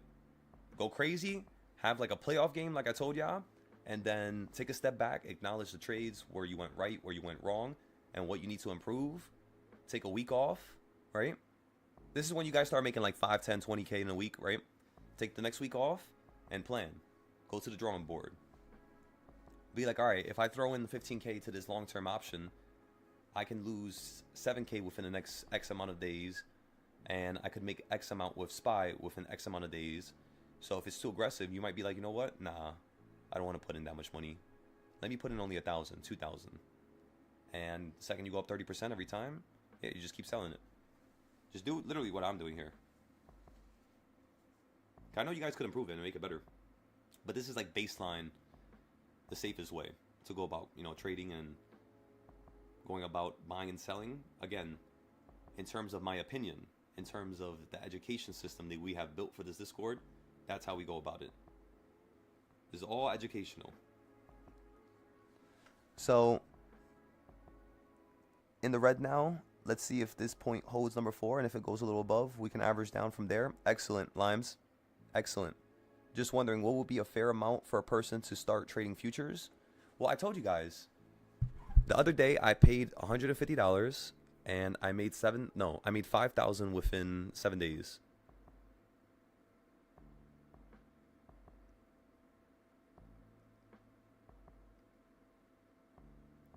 I paused to give you a second to think about that. Sounds crazy, I know, but it's not. That's like baseline. And that's only with one account. If I had all 5, that would be 25K. So basically, it's like every count is $100. So that's $500. So spending $500 would make you 25K. Crazy. Let's go divide 25K by $500 and see what type of a multiplication or what type of a multiple that is. So 25K divided by 5. What was the number again? Shit. 25K divided by 150. Sorry. Divided by 150. Right? Or am I? Oh, wait. Give me 1 second. My brain just deleted itself right there. So 25K a week, and then you pay. Oh, it's divided by 500. Okay, so 25K divided by 500 equals times 50. You guys know how much percent that is? Remember, times 10 is 1,000%. That's basically 5,000%. So that's what I want you guys to recognize. Or if you basically look at 5K divided 5K by $100 times 50. So I'm telling you guys don't need money. Use the money you're making with options, dump it into a prop account, train. You might lose the first 2-3 accounts. I'm not gonna lie to you guys. That's, $200, $300, $400 you might lose. So at least have around like $500 to $1,000, so you can have a safety net just in case you need to buy a couple more accounts in case you lose them. Because it's a challenge. That's how you trade these prop accounts. They're all challenges. The first challenge is to make $3,000, and you can't make over $1,500 a day. The next challenge is to make 5 days of consistent profit. If you're red, though, from what I'm learning and what I'm hearing recently, if you're red, I'm hearing that you could still take out profit. It doesn't have to be 5 green days in a row. That's what I think still. But I kind of want to see it because we had a few students. They were telling us this, you could still take out money. But yeah, I just want to see it for myself, Just so we can have like a live interpretation as to what happened. You just hit number 4, everybody.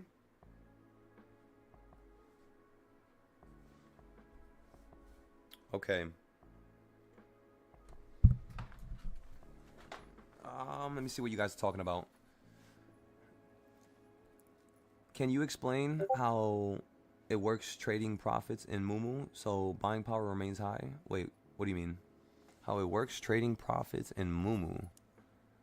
I'm not too sure what you mean by that. How it works trading profits in Mumu so my buying power. Or are you trying to refer to, can you explain how it works to trade a low amount of capital and still have an opportunity to have a lot of buying power? Is that what you're saying? Like, how do you do the cheap trades and stuff like that? Your first day back, you start at $100, a good 30% start. Now you can go back and you're gonna stop now before you go into the red. Excellent, Blank. Take notes of that. Take notes of that, Blank, and comment on my community in Twitter or on Mumu, so that we can have, the community generally see that it's okay to post, losses, or it's okay to stop trading, or, I just want to have you show the community how you're improving, so they could see that it's possible. Because sometimes when people see that I'm doing it, one person's ability is not going to explain others. So I kind of want you guys to, do that. It'll build your name up. It'll build your confidence up. It's going to get more people posting their losses, wins, and trades, for that matter. And we can finally get the conversation spinning, because a lot of people don't like to talk about nothing revolving around their trades, unfortunately.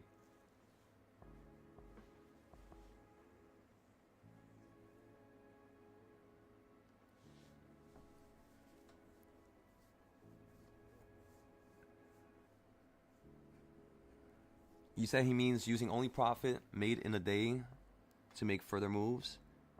Well, that's the thing, is if you made profit that day, if there's another opportunity, from you planning from the nights before, then you could get into something.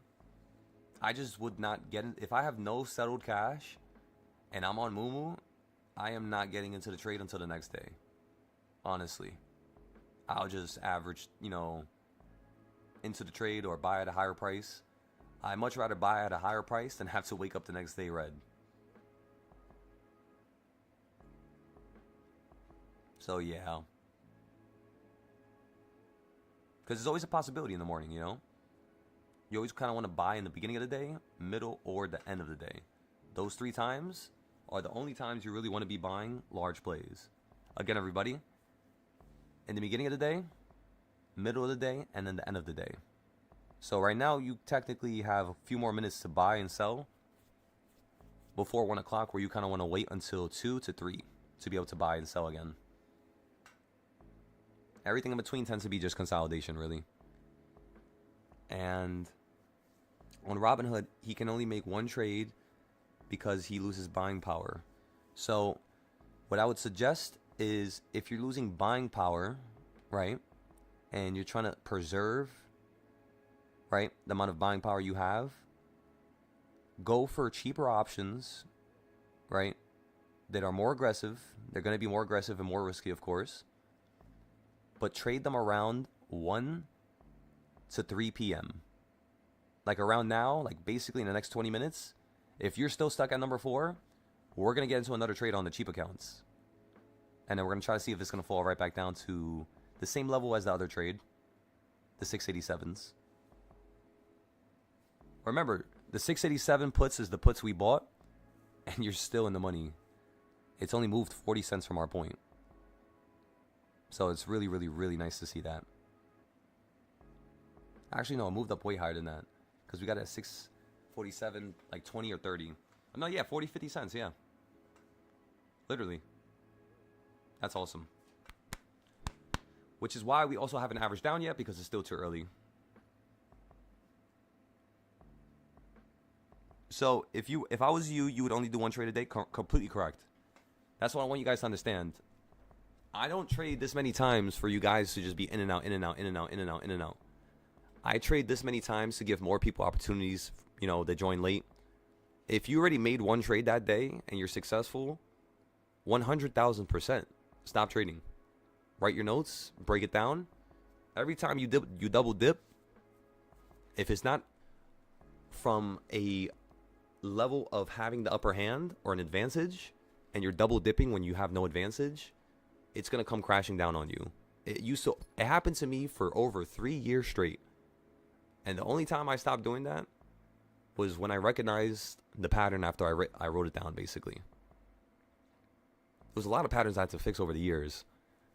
And I didn't start noticing them, like I said, until like 2 years in. Honestly, I didn't really want to notice them. I wasn't really trying to break down my trades. I didn't really care about that. I still thought the market was gambling and it was, random. I didn't think it was like real or anything like that. So You know, until I saw the ability to make it something consistent and real and not, you know, this idea of a gambling machine, which it kind of technically is to a certain extent, but not really when you are 90%, 99% profitable, just like how we are. And again, even with me having a large loss, you guys see this thing every day. I'm not hiding nothing. Look at this large loss. Where is it? Where did it go? This large loss, even with that being stated, what is my win rate? 90%. Even though we did take a $27,000 loss the other day, right there, 27K, my win rate is still 90%. This is a really good and easy way to see where you are on kind of like the pendulum of stuff. So 90%, as long as we're above that, that shit is matching up with my options already. So that's ridiculous. And you know that we're at 90%. That's why on this account, the other Express account, I'm trying to take it above and beyond. We're still at 100% here. We only made $13, but yeah, we're at 100% here. So let's see if we can keep it like this. It's just gonna be a little hard because the account is really small right now, so I might have to take a loss if things go red on me. You know, that's the only thing that sucks with these accounts. I kid you not. Your first couple trades, you're going to have to be on it. You know what I mean? Like, really on top of it. But yeah, one trade a day, everybody. One trade a day. Pick the best time to trade, which is going to be around 10:30 to 12 o'clock. For example, let's go look at today. 10:30 to 12 o'clock, what happened? So at 10:30, you were basically right up here on number 2. Right? And then towards 11 o'clock, you were at the bottom down here. Excellent entry as well. And then, what was the other one that I was talking about? I forgot. What was I just referring to? I know I was looking at the futures. Yeah, I have no idea. I just slipped out of my mind again. Alright, so whatever. But yeah, SPY's dipping down a little bit more. Remember, everybody, I'm going to take a break now. I want to grab some food here. I'm going to take a quick little shower, freshen up a little bit, clean the room up a little bit, and then we'll get back into this and we'll go forward. By the way, everybody, make sure you're not sitting like a damn couch potato. I know we all do it. Trust me. Trust me, I know. But try to be active. Like, start working on another business idea. Start working on your LLCs. Start working on some designs for some of your brands through ChatGPT. You don't have to be a drawer now or be an artist to be able to, start something. All the utensils are at your disposal now. So, yeah, just get the gears turning. Clean up your house, make yourself some food, declutter everything you're going to have to declutter in the beginning of the year. Just start now, That was the only reason why I got so fast with completing stuff. What I did was I paused, and I'm just like, all right, what do I got to do next week? I got to do this, this, and this, and this, and this. Okay, let me complete it now. So I complete whatever I had to do next week first. Then I'll come back to what I'm doing now, complete it, because usually whatever I'm doing now is still contains stuff that I was doing 2 months ago and 3 months ago. I'm still just continuing it. So before we continue what we've been doing for the last 2 months, let's shock ourselves like we're jumping into cold water. And yeah, it's a nice effective system from what I've seen. Just to make sure stuff doesn't, take too long. Because like I told you guys, I went from 3K to 100K my first month trading options. Specifically my first 21 days. And it was mostly with SPY. I went from 3K to about 13 to 14K with SPY. NVIDIA, I probably made around 3, 4K. That one trade on NVIDIA, I made a lot. I bought something for like $900 and ended up selling for like $2,400 each. I did that once on NVIDIA. Around that same time. What else? I was trading the crypto companies around that time as well. Mara, Riot, and HUD 8. And I was getting literally like 100 to 200% every 2-3 days. I was trading Lucid. I remember that now. What else did I trade that I make some money on? Upstart, we made a ton of money on. And then Tesla. So I was trading all these names my first month ever. I literally went from trading SPY week 1, week 2, like week 1.5. And then mid-week, like week 2, I started trading other companies off of where SPY was. So that's where I developed that ability to trade, you know, the whole S&P. It was because I started doing that from the beginning. So, yeah. That's one reason why you want to over trade.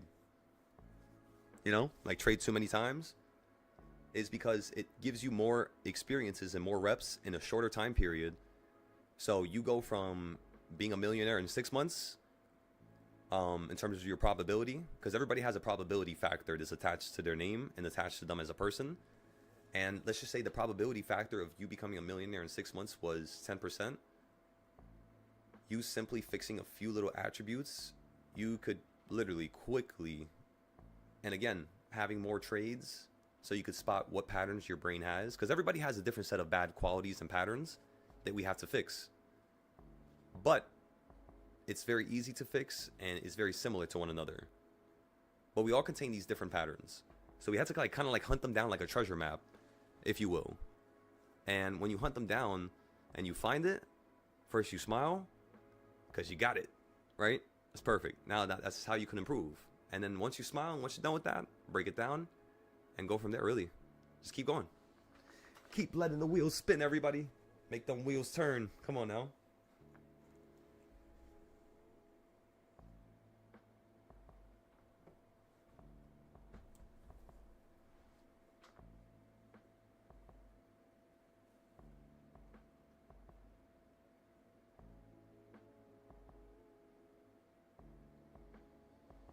Alrighty, so I'll be back in a few, alright?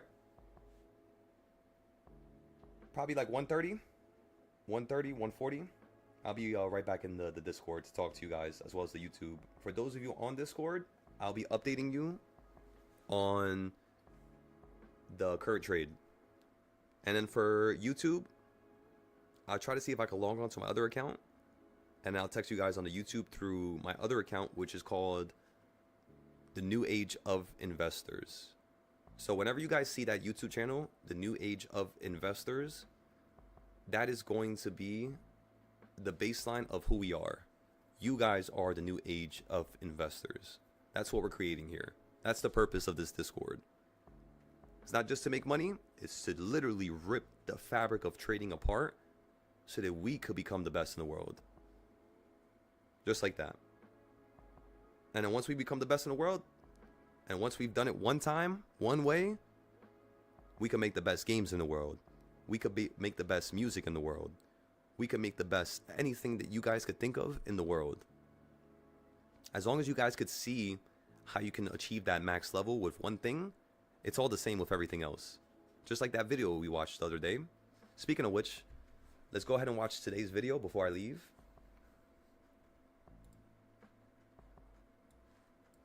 Is it this account?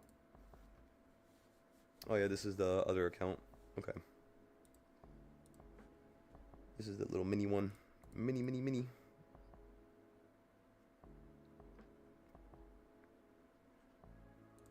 Break the pattern. Okay, everybody. I guess today's video is more of a little bit less speaking. It's more of a consistent Pattern today, or the loop will repeat tomorrow. Break the pattern today, or the loop will repeat tomorrow. You must break the pattern today, or the loop will repeat. Now you guys feel yourself looping. I can't think that shit. When I'm looping, nah, I can't think it. I really can't. You know? It gives me shivers down my back thinking about it. I can't loop no more. Break the pattern. I'm telling you, break the pattern. And you must do it now. Because if you don't, you might not get the realization of this pattern for another couple months. And you're better off fixing it now, you know? Just fix the qualities now. Like, for example, every single time I think about pushing something and doing it later, I never do it. Every time I sit there and I do it right then and there and I stop myself from running away, I always end up going much further with anything I do. So, that's all it is. It's just breaking the pattern. Because remember, there's a pattern behind the irregularities of your trades. And it's just some stuff you want to pay attention to, you know? But yeah, let's get off of this now. Nice, beautiful drop on SPY here.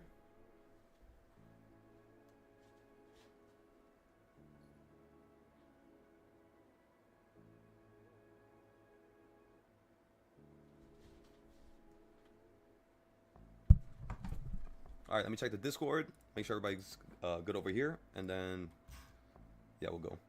Yes, it's your fave. You're using TradeOvate demo with 50K until you're profitable, and then join Top Step through TradingView. Excellent.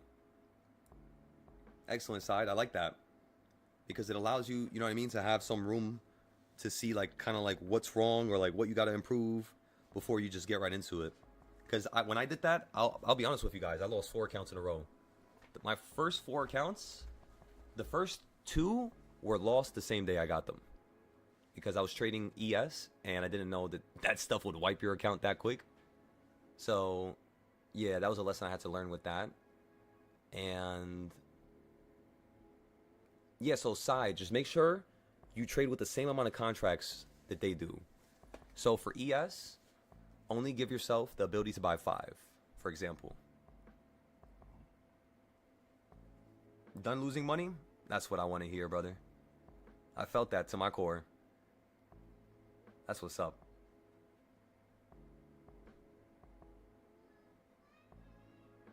You're trading 1 to 4 micros? Excellent. That's awesome, bro. Absolutely excellent. It's nice to see you you have a nice system already of risk management so far, you know? Because everything is a part of risk management, you know? What you buy, what you sell, how much of it you buy, when you're selling. It's all the same thing, really.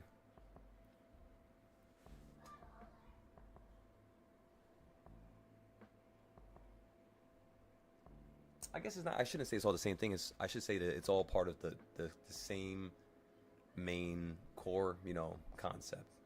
Maybe that's a better way to say it. It's like it makes up everything.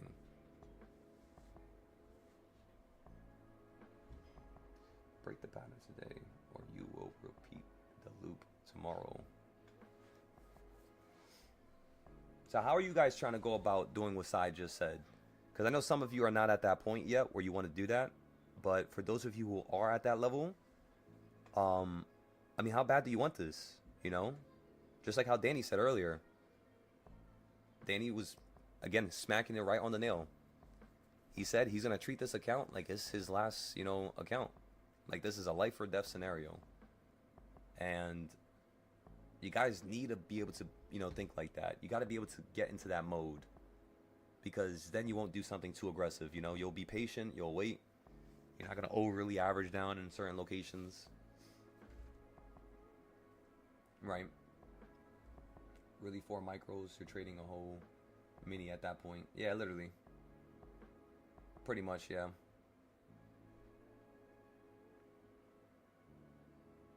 Slug, you said that's how you look at it? 100%. 100%. Treat this thing like, you know what I mean? Like if your account, you guys ever watch that movie with time?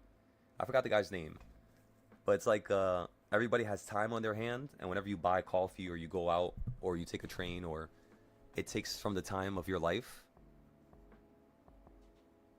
I forgot what movie that's called, but imagine your trading career is like that.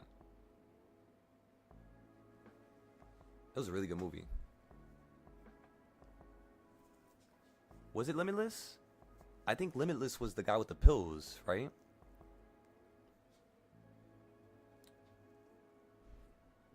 Where like whenever he takes the pills, he gets like super smart. He unlocks his full brain like Lucy. By the way, if you guys have never watched the movie Lucy, I would like to watch one clip with you before I leave real quick. Because I want you to understand this is truly how I view the world.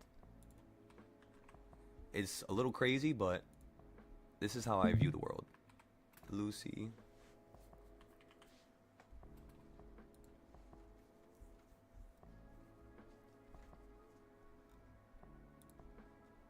Own a vacation rental? If it's not listed on Booking.com, it's invisible to millions of travelers on our platform.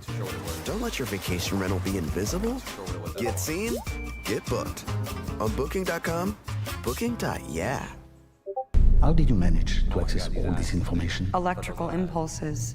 Every cell knows and talks to every other cell. They exchange 1,000 bits of information between them per second. Cells group together, forming a giant web of communication, which in turn forms matter. Cells get together, take on one form, deform, reform. Makes no difference, it's all the same.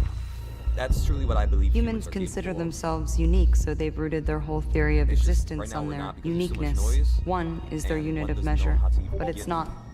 All social systems we put into place are a mere sketch. 1 + 1 = 2. That's all we've learned. But 1 + 1 has never equaled 2. There are, in fact, no numbers and no letters. Exactly. We've codified our existence to bring it down to human size, to make it comprehensible. We've created a scale so that we can forget its unfathomable scale. Humanity is because we're not trying to even. But if humans are not the unit of measure, and the world isn't governed by mathematical laws, what governs all that? Film a car speeding down a road. Speed up the image infinitely, and the car disappears. So what proof do we have of its existence? Time gives legitimacy to its existence. Time is the only true unit of measure. It gives proof to the existence of matter. Without time, we don't exist.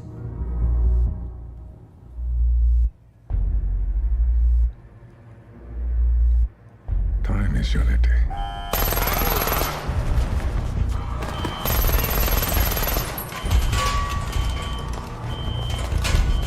샅샅이 쑤셔서 그녀를 잡아봐. But yeah. We won't be able to hold her for much longer. Time to go then. It's the way she just said that. It's crazy. But yeah, you guys should watch this movie. You should really, really watch it. Reform. And by the way, the idea is this is what happens when you unlock the full connectivity of your brain. If you guys are probably looking at me or looking at this video and you're probably like, what sense does that make? Like, what is your brain and how much % are humans truly using? Well, let me show you something.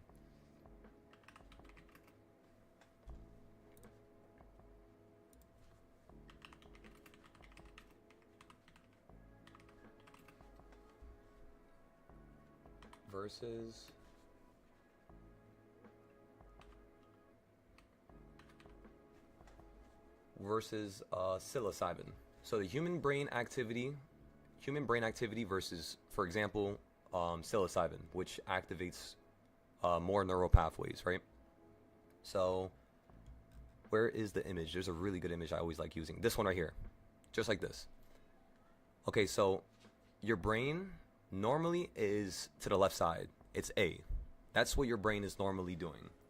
You have a bunch of different locations that it's kind of like your computer system is sharing like your file size from your files, like from your folders inside your brain, and it's sharing it around, right, into these other, areas, and then those other areas are sharing other areas. And it looks pretty crazy, it looks pretty insane. But look at the right side. Do you guys see how many connections there are? It's like insane. It's like it pretty much like 10x's, 100x's. That's the reality of brain activity. Now, you might be like, what happens when you're in that frame of thinking? Well, spiritually you evolve. Like your frequency evolves. Your ability to predict and tell the future evolve. Your pattern recognition evolves. And it's pretty insane. And again, it's not just psilocybin that does this. There's a bunch of things in the world that do this. But yeah, that's pretty much the idea of your brain activity, and you not using barely anything. You're using probably like 10% of your actual capability. Maybe even less, honestly. But yeah, really, really cool to learn about.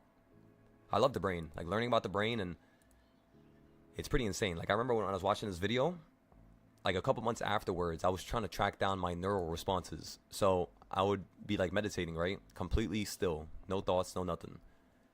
I would then allow my brain to just go off on its own little, journey. The first thing it would think about, I would try to track down that neurological zap in your brain. And over time, about 2 weeks of me doing this every night for 3 to 4 hours a night, I was able to actually see something that was absurd. Now, I'm not going to say it, right? But if you guys can do that to yourselves and you want to see, like, if the brain and that type of stuff interests you and you're trying to expand your ability, your capability, it's fun. Let me tell ya, it's more fun than drinking, it's more fun than smoking, it's more fun than all that bullshit. It's so much fun to expand your brain and to try to do multiple things at the same time, or to try to evolve it. And yeah, that's who I am. That's what I like doing. By the way, I am going to be creating a company that's going to be helping with neurological, things. I just don't know exactly how I'm going to go about doing it yet. And it's not going to be like Elon's company where you had to have something inserted into your brain. I don't like the idea of inserting something into yourself. So, yeah, but I want to create a company that does something with brain work.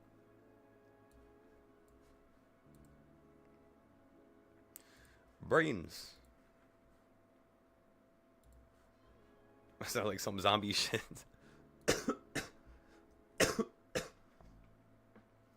Lucy is the only one that explains each percentage of brain use until reaching 100% max. Honestly, I'm not too sure how. I haven't watched the whole thing perfectly. I watched it a couple times, but in parts, not like the whole thing. So I'm not too sure how they explain it. I don't remember. But the one part that I showed you is like the most memorable part about that whole movie for me, because it's crazy.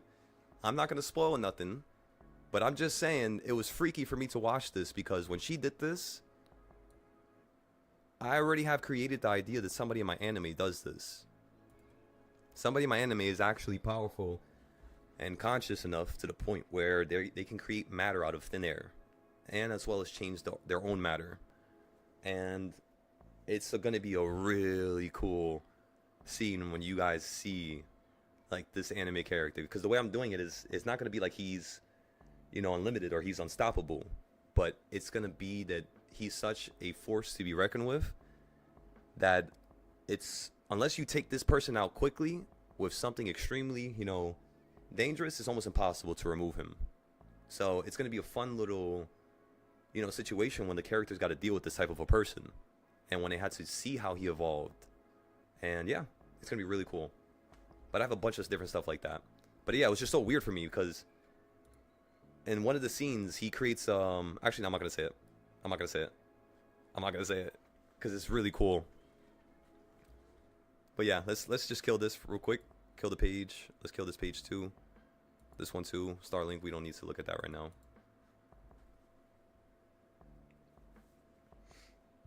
Your spy put is losing 40% right now.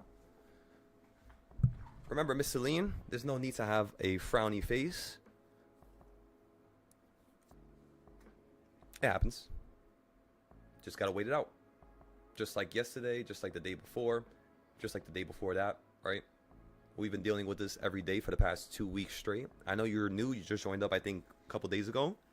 But just recognize, you putting a smiley face and typing it is allowing you to be controlled by something else. You're allowing your emotions to be moved and controlled. And if they're moved and controlled not by you, but by something else, you're not going to have a proper environment unfold for oneself.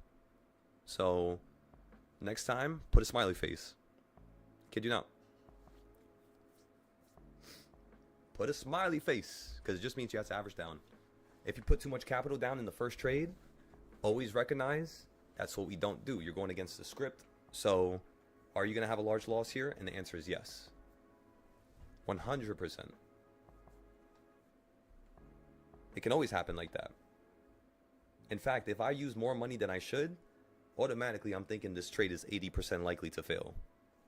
If I use capital that's respectable, capital that's, in the script, 8% of your account, 10% of your account, 15%, if you're at a really good point, then again, you can continue to go forward. So earlier, we only put about 6 to 7% of the account into this. And now we could put a little bit more here. I just want to see it go up a tiny bit more. If not, we're just going to let this consolidate until about 1:30 when I come back. Or basically like 1:40 now. I'm probably going to need like 30 minutes. And then yeah. You said, should you sell your trade right now? And stop, so you could stop losing more? Honestly, I can't tell you. Honestly. And the main reason is not just because I don't give financial advice. This is all educational, as you all know. But the reason why I'm not going to say nothing right now is because of your notes. If you posted your notes into the Moomoo comment section about your trades from the previous couple days, in your notes you also you know what's called contain what you're going to do tomorrow. So remember, every time you guys see me trade, it's not last minute thoughts. It's all from days from before. So think about it like that, Miss Celine. Always use 8 to 10% of your account at first. Then you have another 3 to 4% to average into the trade. And then from there, you pretty much could consistently grow. Now, if you guys don't have the ability to have capital right now and you have a very low amount of capital, recognize that you're just going to have to do things perfectly. You're going to have less opportunities. So again, less capital you have, the more on point you need to be. The more charts you need to do. The more, trading styles you should add from mine. Just think about it like that.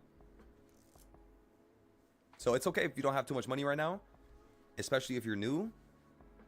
You have plenty of time to catch up to everybody. It's just make sure you do your notes. Notes and then post it into the Moomoo comment section. If you don't have Moomoo, you could do it on Twitter.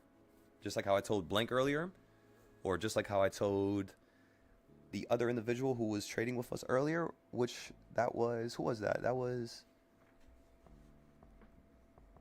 on the YouTube. Let me see. Taylor. There you go. So that was Taylor there. Same thing we told Taylor, Blank, and same thing we're telling you, Miss Celine. Just try to replicate that. We're not going to average down yet. We're going to give it a moment. And then, yeah. I'll see you guys in a little bit, okay?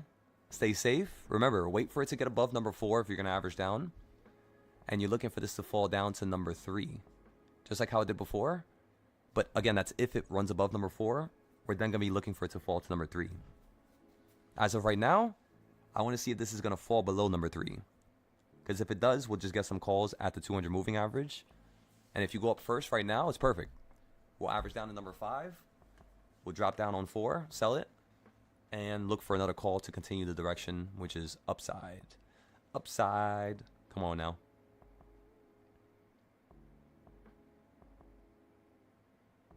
So yes, once you guys start doing your notes, I can then confidently guide you a little bit more properly, okay? Only once you do your notes.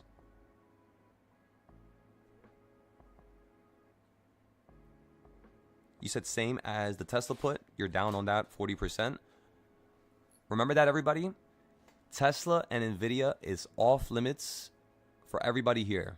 If you guys respect me as a leader, and if you guys respect my judgment, you will just follow along to the script, I put some time, some blood, sweat, and tears into making this stuff for you guys, so you can have a real streamlined, way to succeed. But yeah, don't touch Tesla, don't touch Nvidia, not until you have at least 5 to 10 of my trading styles, and I give you a thumbs up. If you have only one trading style, it's not good enough. I'm sorry. I know it's annoying. I know you want to trade it. I know you don't want to be ordered around. That's not why I'm doing this. It's because this is the right thing you should do in the moment. That's it. Get really good with one name, which is the SPY, and then you could trade the whole S&P.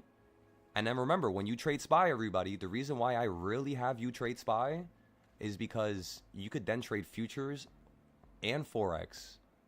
Just off of learning SPY, you could literally trade the whole entire world. Because SPY is a futures ticker. That's ES, right? And MES. So it's crazy. But yeah, when you become really good with SPY, you become really good with anything that contains, any type of relevancy to the SPY, whether or not they are a part of the SPY or not. Anything like that, you'll be able to trade. And you'll be able to trade, of course, any other stock and ticker around the world. So again, once you've mastered SPY, then you could trade Tesla. If you don't master SPY first, you're just going to be hopping from thing to thing to thing to thing, playing cat and mouse until the whole account is gone. So yeah, think about it like that, Miss Celine. Sorry if that sounded harsh, by the way. I was just trying to give you just, Another alternative way that you can go about conducting business here.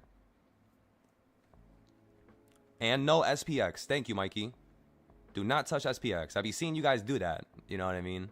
And I don't say nothing because when I start talking to the YouTube, a lot of people start leaving, unfortunately. But yeah, do not trade SPX. Don't even think about it. We already have enough problems with individuals. It's like SPX is like a drug to some of the people. You know? It's literally like crack. I kid you not. You see how much you can make with SPX? You turn a $15 account into $1,000 within 30 minutes, just like how we did last year. And I promise you, you're never going to want to trade anything else but that. But that's the thing, is that's what they're trying to do, to get you to just lose all your capital and stuff like that. It's so terrible. That's why I only will, trade stuff that's very cheap, because I'm not trying to be one of those that take a large loss. My largest loss on SPX, you guys want to hear this? Again, yesterday I took my largest loss on futures, or 2 days ago, on Friday. No, isn't that the way? That's like last week. That's like 4 days ago, 5 days ago. So that loss was around 27,000. Right? In terms of any losses from SPX, again, that was a $27,000 loss on gold. It sounds like a lot of money, but it's not, because we already made that back. And before we lost it, that money was made 2 days prior. One day we had 16K, the next day we had 8K. So that's 24K right there in 2 days. So we just lost 2 days profit, basically. Just, 1 to 2 days. And then we made it back. Then we got it back. And everything's good now. But again, we have to bring it up. Why? Because my biggest loss on SPX, I kid you not, on SPX, my biggest loss is just $3,000. That's it. We got into the trade for like 1,500, I think. I think it was around like 1,500, 700. And then we kept averaging down on it over the course of like 2 days. And yeah, we lost like 3K on that one. That was last year in October or November. It was one of those months. It was towards the end of the year, though. Like one of the last 3 months. So what are the first trading styles you should learn? The trading style that's currently on my YouTube channel. The one that we added to the playlist the other day. So go ahead and go to my YouTube channel here.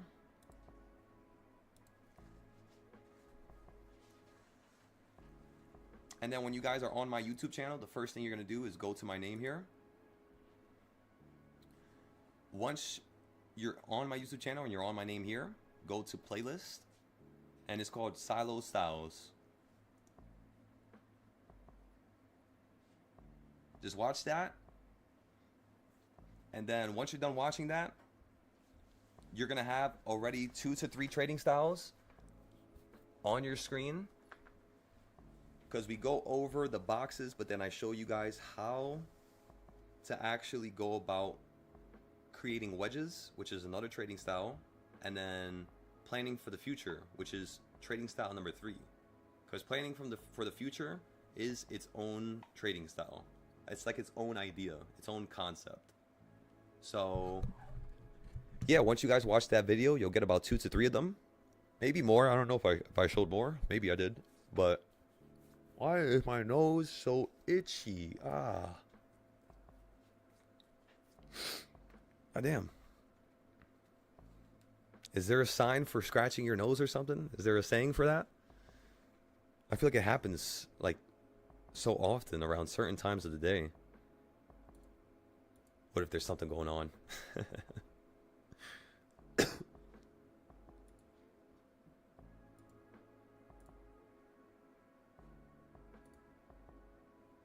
Excellent. You're at the purple already?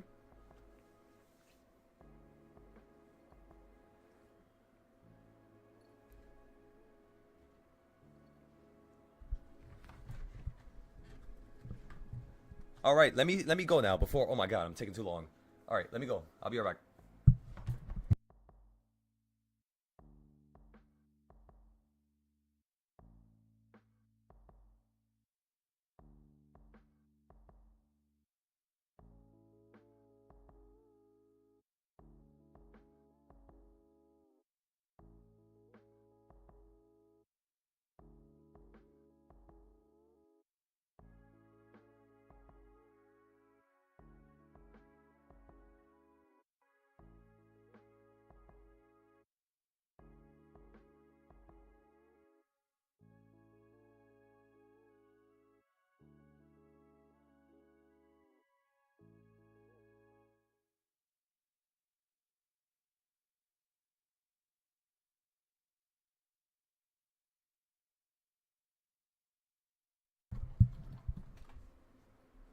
Oh, you said somebody's talking about you? Really? That's what they say? I never knew that. There's always sayings, and it's always interesting to learn them. But yeah, that's crazy. I just updated the chart for you guys, so now you have the new CS zone. Good luck, alright? Take it easy.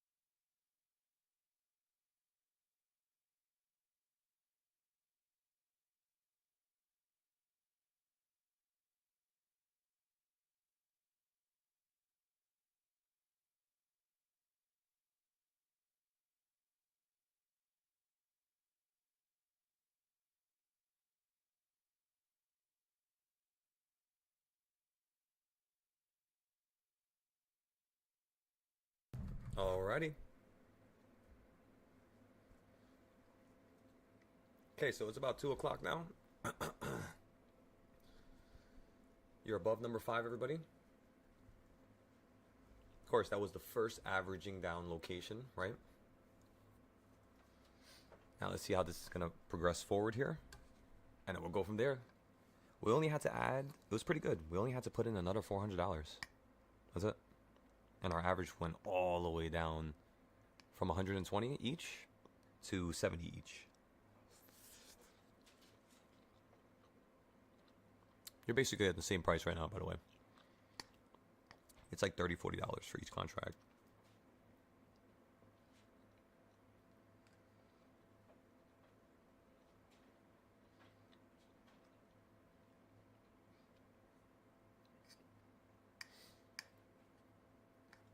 Not gonna lie to you, after cleaning everything up,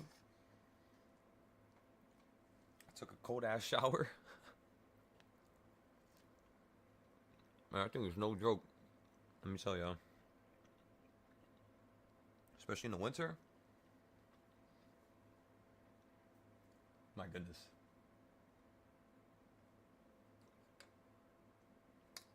That's what's up, Lim. There we go. You're waiting for number 5? Hell yeah. Yeah, I started noticing some of you guys started to wait a little bit more now, which is excellent.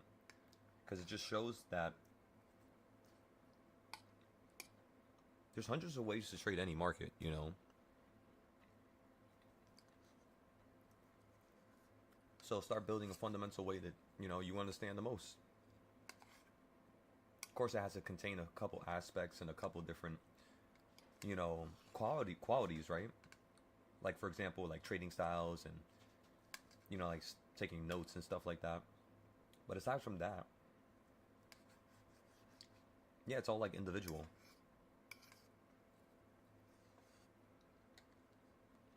That's the best part about it.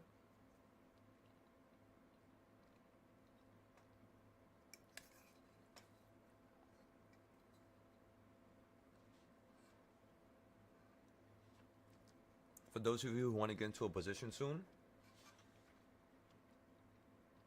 wait for this to fall down to number 3. Or wait for this to run up to number 5.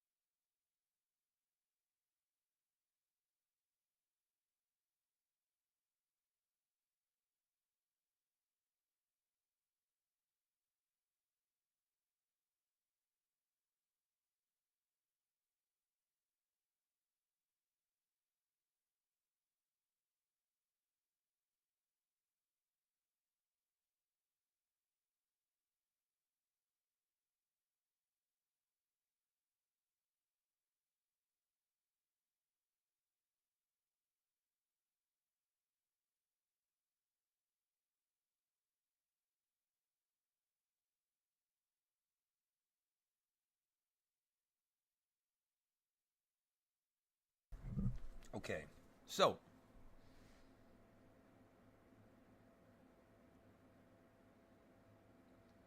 wait, give me 1 second.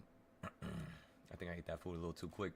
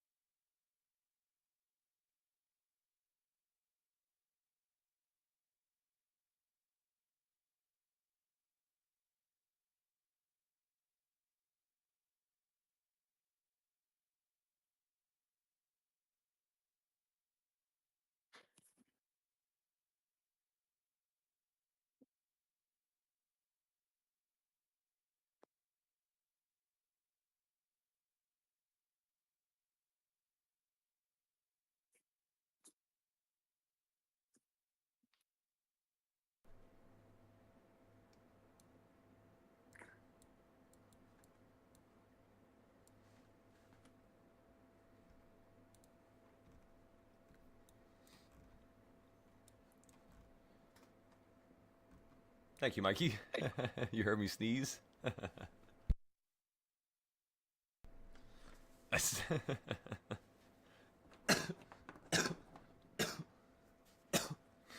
not gonna lie, that shower really did help out. I had the steam going for a little bit, try to clear out my system.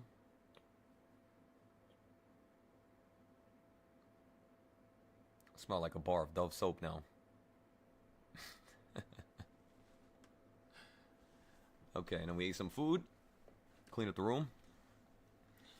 I was trying to look for some healthcare for my bunny, like a healthcare company. But I don't know if you guys know anything. Do you guys have healthcare plans for your what's called your pets? So like whenever you go for like checkups and stuff, it's cheaper. Because I don't think you guys want to know how much I have to pay every single time. And it's actually starting to get insane. I started to go to some a vet for the cat that I recently got, and they were charging like, I forgot how much it was. Well, how much it was? She had like she wasn't eating for a couple of days and she was losing a lot of weight.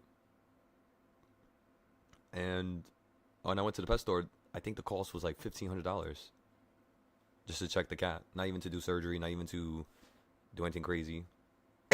Just antibiotics, really. And the bunny's the same thing. Like if I go for like a checkup for her blood, I think it's gonna cost around, I forgot how much they said, but I think it was like 1,500. And if I'm trying to do extra stuff, it would be like 2,000. I haven't taken her to the vet once. I'll be honest with y'all. She's chilling. But I just want to do it just in case, you know. I think it'll be smart. Just like how you should have it for yourself, you know. Always get a checkup. It's always smart.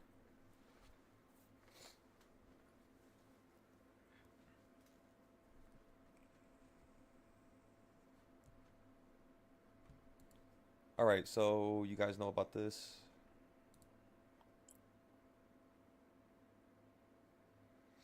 Waiting for number 5.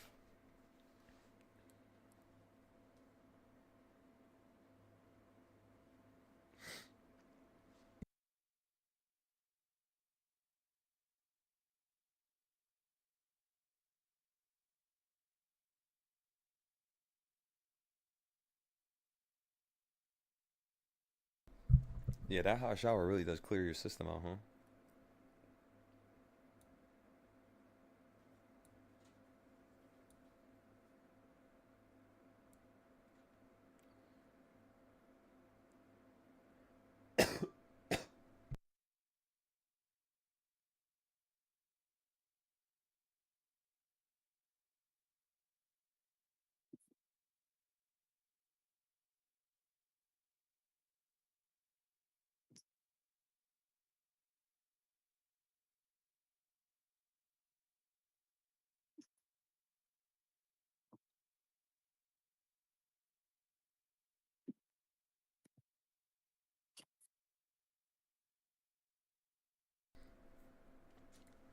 Looks like gold's finally taking a chill pill.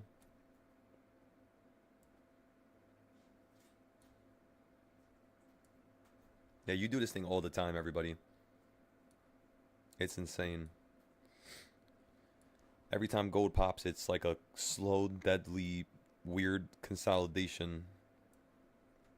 Like a bottom triangle, you know? And then you break above it and start running to the atmosphere. But even while you're running, you know, you're going up, you always have nice downs. So we can always trade this, you know, it's not that big of a problem. Which is kind of crazy. You know what I mean? Because like you always get enough ups and downs. And if you're always playing for the EMAs, I mean, look at this. It's always smacking before, like a back and forth with the green ones and the purple ones. So if you're always playing with the EMAs, you know, you're always going to have an opportunity here.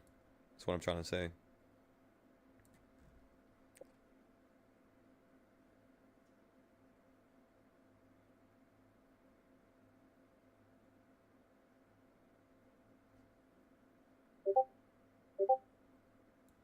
And since we're coming from a bearish drop, right, and we're heading up to the top, it's just probably going to be a little bit more bullish. By the way, the reason why I have a circle there saying the market is going to drop from there is, let me show you. So if you just take these two and go like this, I want you all to look at where that new box is located at when I copied it on top, right? So some of my charts, they're empty like that towards the top. Not because we didn't do nothing for that yet, but because we just got to finish copying it or unhide it. I just don't like when the charts look crazy. Because like when you show somebody a chart like this, they're just like, what the fuck is this? What am I even looking at? You know? But yeah, so for the top here, this is like all the trading styles. I might have to update this. Yeah, I have to update this, fix this a little bit. But yeah, we're going to trade gold later tonight. We already made enough money today trading it. I'm sure you all saw. Let me show you one more time, and then we'll go forward. So again, we had no losses today at all. This morning when we were, it's kind of like today. It counts as today, but it's last night. We made 7,950. 17 trades. All profit, right? And then tonight, as soon as you hit 6 to 7 o'clock, again, everybody, I want to see if I can make just $150 because that's 1, 2, 3, 4. Well, technically, it's a count from here, right? The green days. So 1 green day, 2 green days, 3 green days, 4 green days, and this is going to be the 5th green day. And that's pretty much it. So tonight, as long as we can make $150. We're going to take out another 5,000 here. I just want to make a little bit more money. Just a little bit more. Probably like tonight I want to make like 2,000-3,000, honestly.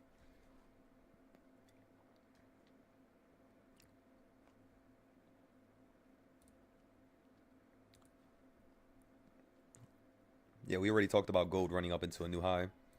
You guys already know the plan. Wow, look at this here. This was ideas we put a couple days ago. Look at this, everybody.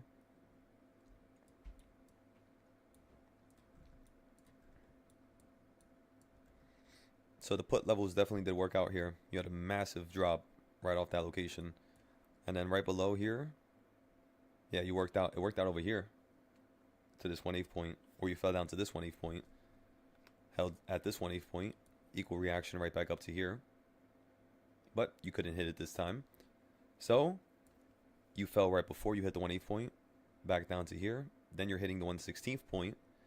That's literally all the market does, I kid you not. It's the funniest thing in the world, actually, when you break it down.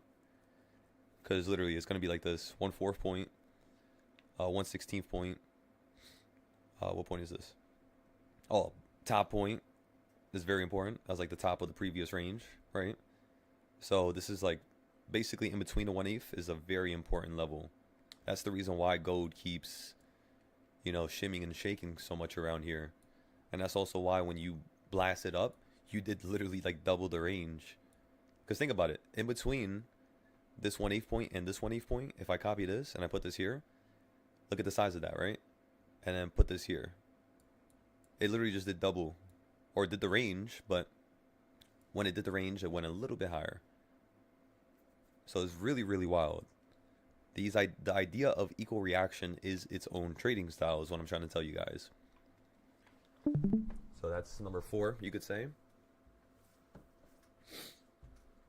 And yeah, how do you play with it? How do you use it? You would buy at the 1/8 point, and you would go for a slight little scalp on top of it.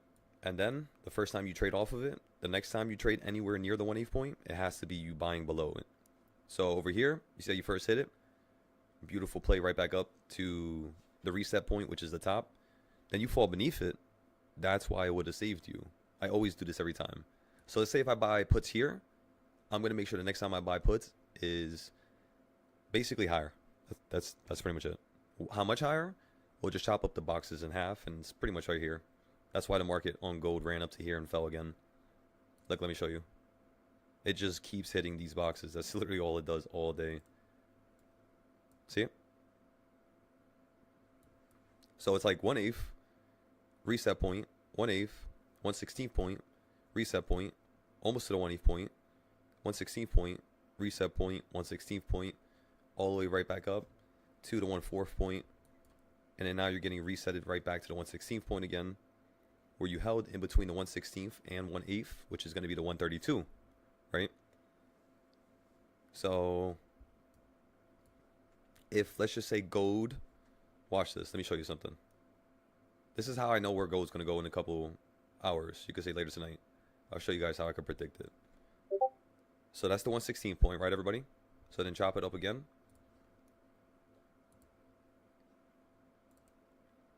All right, that's the 132 point. Literally take this box and just put it on top. So when gold gets above that high, you're basically looking for it to run up to this box and then potentially have some type of retracement.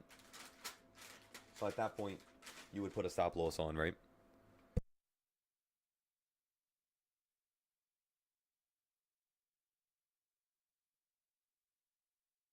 Sorry, I had to blow my nose real quick.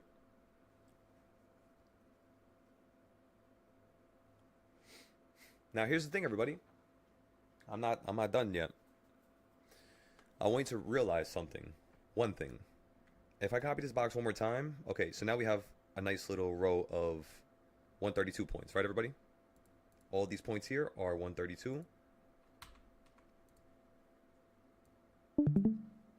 So, if these points are 132 points, I want you to ask yourself a question. When the market falls below, it falls below the 1/16th and in between the 132 point. That's actually the 164th point. I'm going to highlight why this is very important in a second. This is like perfect equal reaction. Think about it like that. So you hit that point. Now I want you to start counting boxes. Okay, so from the reset point, which is the 1/4 point right here, when it falls down, it touches one of these boxes and almost the midpoint of the next one. Or you could basically say it goes over the 1/16th point. So now watch this. Copy this, hold control, drag it up. By the way, my control button, the reason why I do stuff so quick is because my control button is literally on my mouse. So I have a Logitech mouse, which is this right here.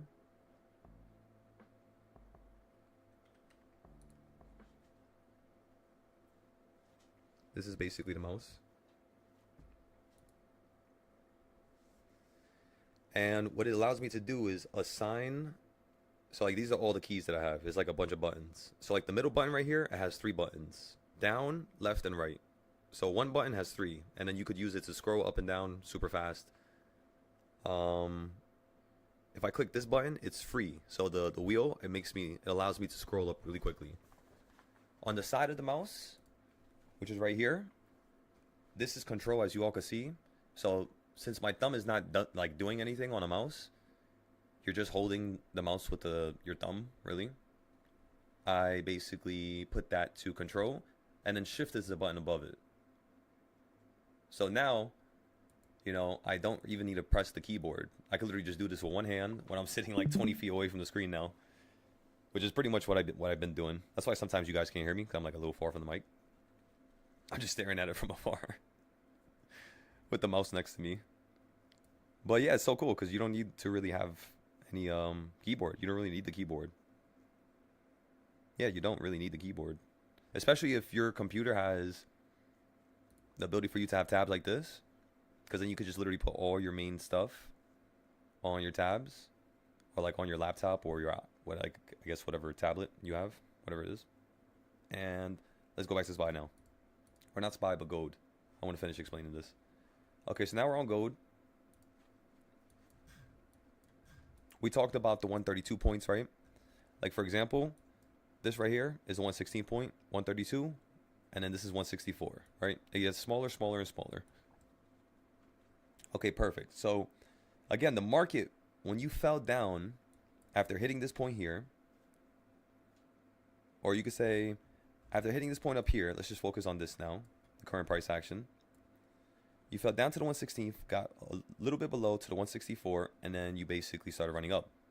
So if the market gets above this reset point again, very simply, take this box, look at where the 116 point is, which is right there, put it up above it, and then press the arrows on your keyboard to just slide it to the right.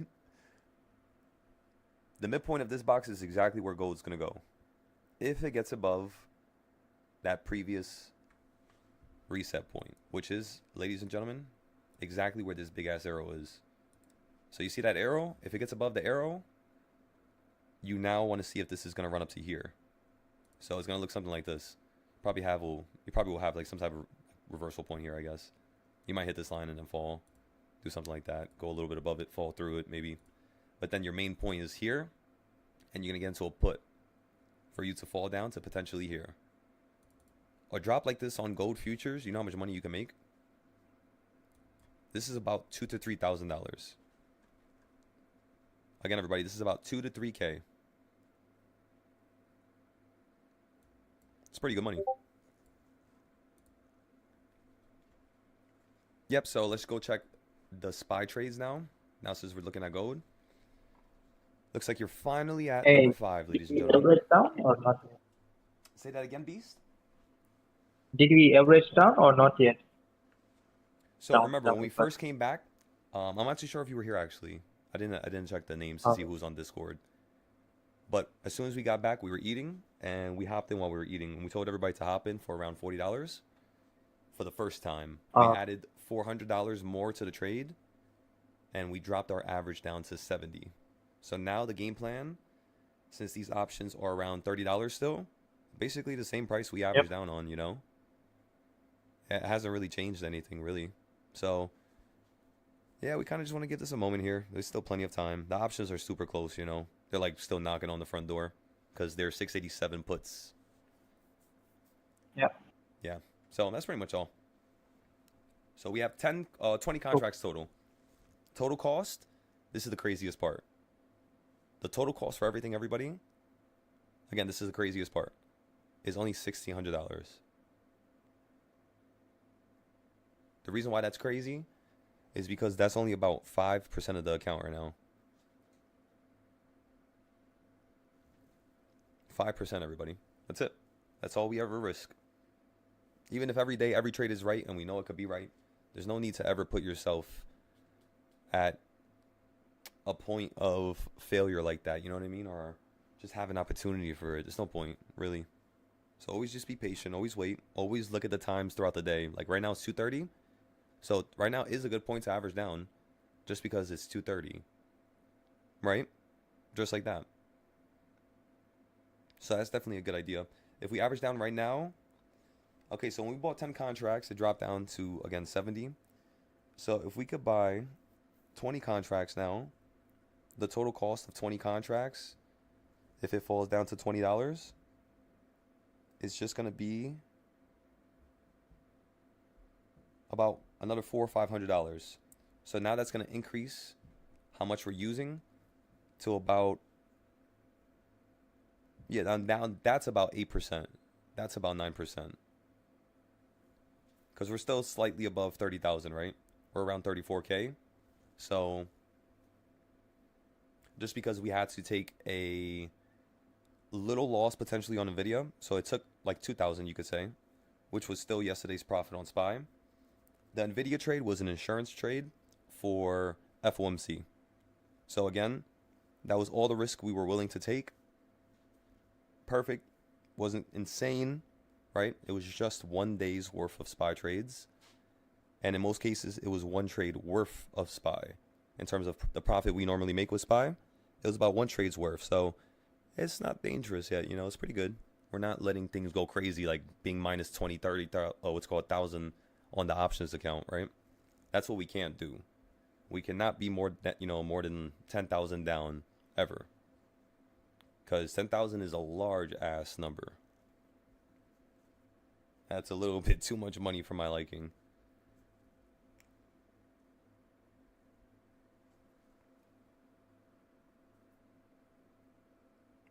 But yeah, remember everybody, I followed this system like a robot. That's also one of the reasons why the emotions are always under control. Because I'm just thinking at like, basically like a robot, honestly. Like yes or no. You know what I mean? Up or down, left or right. That's really it. What's true and what's not, right? How do you get to the truth? You always look at the bad, look at the good, and you allow yourself to be in the middle perfectly. As long as you look at both parties and both sides, you'll be able to see what's actually going on. It's very easy, actually. And that comes with anything, you know? Any person, any system, just always look at both sides unbiasedly, with no emotion, and you will always get the correct answer. It's kind of weird. That's the reason why I became so unbiased. Like that's the reason why I like forced myself to do it with SPY. Because you know how sometimes you're kind of like, oh my god, I don't want to play puts right now. I don't want to play, puts at all. I just want to play calls. And it's like, that's so biased, you know? If there's a reason for it, because the technicals are telling you, okay, if you're going to sit here and tell me it's because of news, when half the time the people who are saying the news are saying lies, again, you're not going to really get anywhere with that. So you have to basically allow the control to be under your hands and in the palm of your fingertips, really. You have to have the control. And again, that means having control of your emotions first. And the way I did that, once again, ladies and gentlemen, was I just try to act like a robot, really. No emotion. Look at both sides of the trend, up and down. Look at both sides of a piece of news. And boom. That's really all you have to do. That's all you really can do, if you really think about it.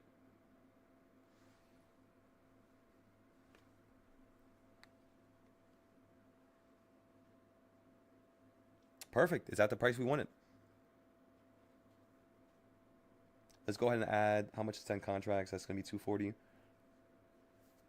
Let's go ahead and add 25 contracts. That's going to be $600 flat. Well, a little bit over 600 because of the fees. Oh shit, it's changing directions. I just filled here. We're just going to fill right below number 5, about 20 cents below it. Again, just because it's at the price that I wanted it to be at. My average is now at 48, all the way from 70s. But the current price is, of course, 25. So the next thing we're going to have to do here is give it another 5 to 10 minutes. And we're going to potentially average down again. I just want to see what it's going to do at number 5 here. Remember like the other day when you were just going down all day? Same idea. Which, by the way, that's why we waited for a higher high, right, for the puts around the tops. It was just because of that one idea from yesterday and the day before that, because it was kind of similar when we broke it down. And to Friday, no, Friday was kind of different. Yeah, Friday was kind of different, yeah. And you listen to it there, listen to it there, listen to it down there. That's where we bought the calls, down there. That's excellent. Everything planned out from yesterday was working effectively today. And you might be like, what was the idea yesterday? It was just for the market to fall down to 682, really. And then now we can have a crazy explosion going up higher, of course, on the weekly. Like if you're using the box trading style, like the one I gave you guys for the class. Since you fell down from a very important point and you fell straight down to here, We practically just want to see you, again, same thing like I showed you with gold. You guys remember that, right? Isn't that so funny? This is the same situation with gold. Literally take the box. So it was 2 boxes away. That's how far it went. Copy both of them. So now the SPY is going to run 2 boxes away. So it's going to run to this 1/4 point before we fall. What is that? 699. Okay. So there we go, everybody. So 699 is going to be one of your points of interest. Sorry, 697. 697. So we'll start buying the puts 20 cents below this, like right there. And then we're just going to look for a drop to the 1/8 point, which is this right here. So that's literally all I do to play in the future, everybody. I just look at what it did do. And then when it runs up to here, boom, boom, boom. That's one trade. And then you could potentially have more ideas. Like, for example, what did it do after it hit the midpoint? Where did it come from? And it really came from this bottom point down here. So if you look at what's double that range, it's right up here, which is $730, $720. Yeah, like 729, 730 on the dot. So that's where the SPY is heading to next. But yeah, I think you're just going to have a lot of retracements by 680. That's why we keep playing puts at the top, by the way. Because I'm just going to keep playing puts until we run above it. We're just going to take a loss, whatever day. Because we never go overboard, you know. Again, any single time we take a loss, it's basically less than one trade's value. So with one more trade, we can get that money back. So what I want you guys to do is formulate a similar plan. So even if you have $1,000 and you don't have 10,000 yet or 15K yet, that's okay. You know what I mean? This is not competition, you know. At least not yet. We're going to have competitions with each other later on. Because remember, I'm going to start having cash prizes. These cash prizes, for example, they're going to be done in a way where number one in the Discord makes X amount. And we're going to have a Discord competition and then a YouTube competition. Right? So just in case there's people out there that want an opportunity to have more money, but they can't do it. They're really tied down. Show me you can, step up to the plate. Show me you can compete with the rest of the students. Let's see who ends up on top and how they go about doing it. And then, yeah. Remember, if you have some capital, there's no need for you to, win this, is what I'm trying to say. Let this be for the people who need it, I'm expecting everybody to just, have that type of ethicalness to them, So remember, these challenges, when are they going to start? Well, you guys are lucky because I've been making some pretty crazy profit with the future stuff. And it's been a lot of fun for me, so I'm really enjoying the futures. I mean, I love everything equally, of course. But I've been really enjoying the futures. So, yeah, I'm very happy. We could probably do this thing next week. We could probably start a challenge. Because today's Friday. So I want to have one more class for the YouTube so they could see everything that we updated, how it worked. You know what I mean? Because I want them to see me create an idea with like a bunch of ideas to it. Update it. And then I want to show them how it works afterwards. Like, how did it actually react to the trading style? What points did we buy from and why? So it's going to help out a lot of people is what I'm thinking right now. But yeah, everybody, we averaged down on the SPY. Remember that? Right below number 5. We're waiting for this to drop down right around here to 687. And we're going to get some calls. 0 days. Hopefully around 3:30. That's what I'm thinking right now. But if it's too slow and you just stay up here towards the top, we'll just take the loss. Again, it's going to be how much total right now? How much total is in this trade? So now the total cost is $2,245, which, remember, everybody, that counts for just, let's go check our performance here.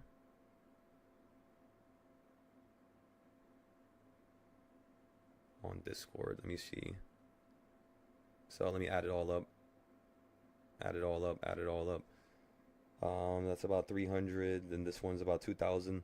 That's literally one of my trades yesterday. So yeah, remember we had 2 trades yesterday.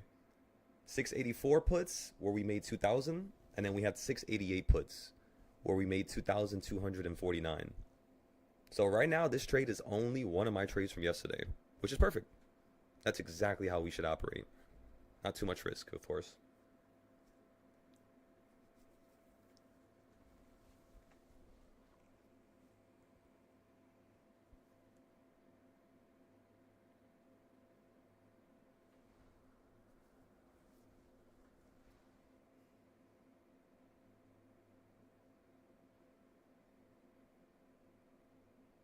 I kind of want to get a beef patty right now. Not gonna lie to you.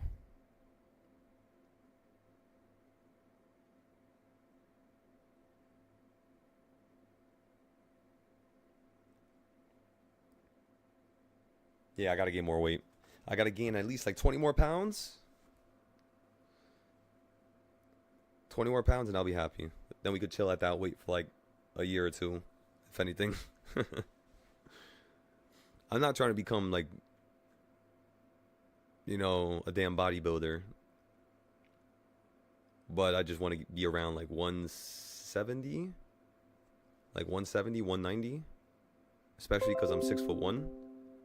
So it just, you know what I mean, fills me in a little bit more in terms of just like the shape. Because I just look way too skinny right now. But yeah, acknowledging the problem first is how you go about fixing it. Right now I'm like 154, 152, which is an improvement. I think in September I was at 132. I'm pretty sure I was at like 132. I wasn't eating. I was literally just getting stuck in like just the Discord and stuff like that. Like I would not eat for some reason. I did the same thing in 2022, which was really weird. It was worse back then. I dropped down to like 120 accidentally. So yeah, I just can't do that no more. Your body starts, I don't know, it feels, you know what's the craziest thing though is, it's not that you feel sick. Because I never felt sick ever. In fact, I don't get sick. Like this right here, the last week, I mean right now it's already gone, right? I just have that little cough and a slight bit of mucus, right? But other than that that shit don't really last long. It was always like 4 days. Especially if I'm, you know, not trying to deal with that. Usually I'll suffocate myself. Wear like 5-6 jackets, 3 layers of pants before I go to sleep, and a heater and a blanket. And you'll sweat that thing out by the morning. But nah, yeah, I didn't really want to do that. So I just let it be. But yeah, it wasn't that bad. It was only 4 days.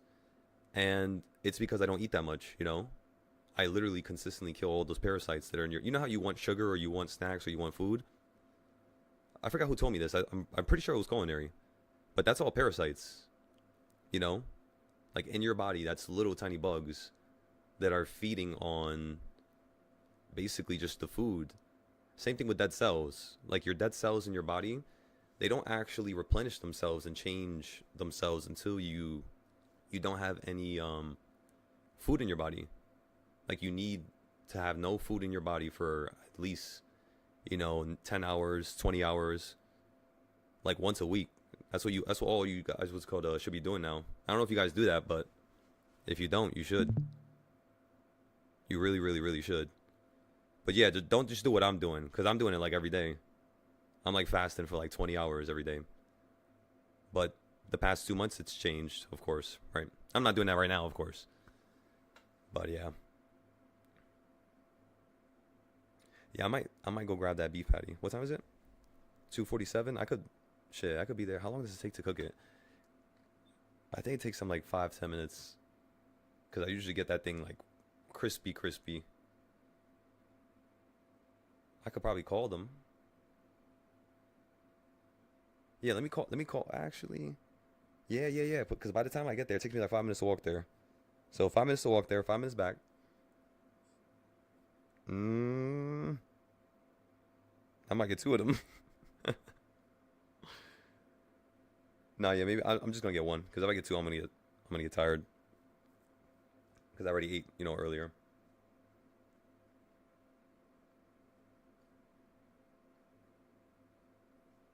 All right, perfect. All right, bet. So let's do that. Let's take one more look at these options, and let's go ahead and update the Discord.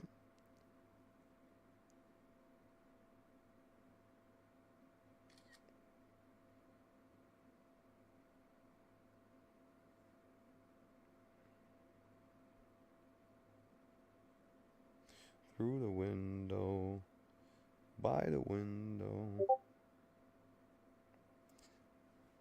And remember, everybody, look at the times that I buy my options. Always pay attention to that. I just sent the fill records inside of the Discord. So take a look and literally just follow that formula every single day. It really does help out. Like the 30-minute formula, which is another trading style. So I just taught you guys 5 trading styles today.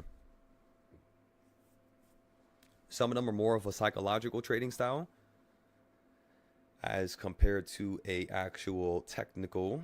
But at the end of the day, the psychology and technicals, they really just match up with one another. Everything just creates its own. Like, for example, an effect that's happening outside in the world is going to have a certain type of pattern on the market.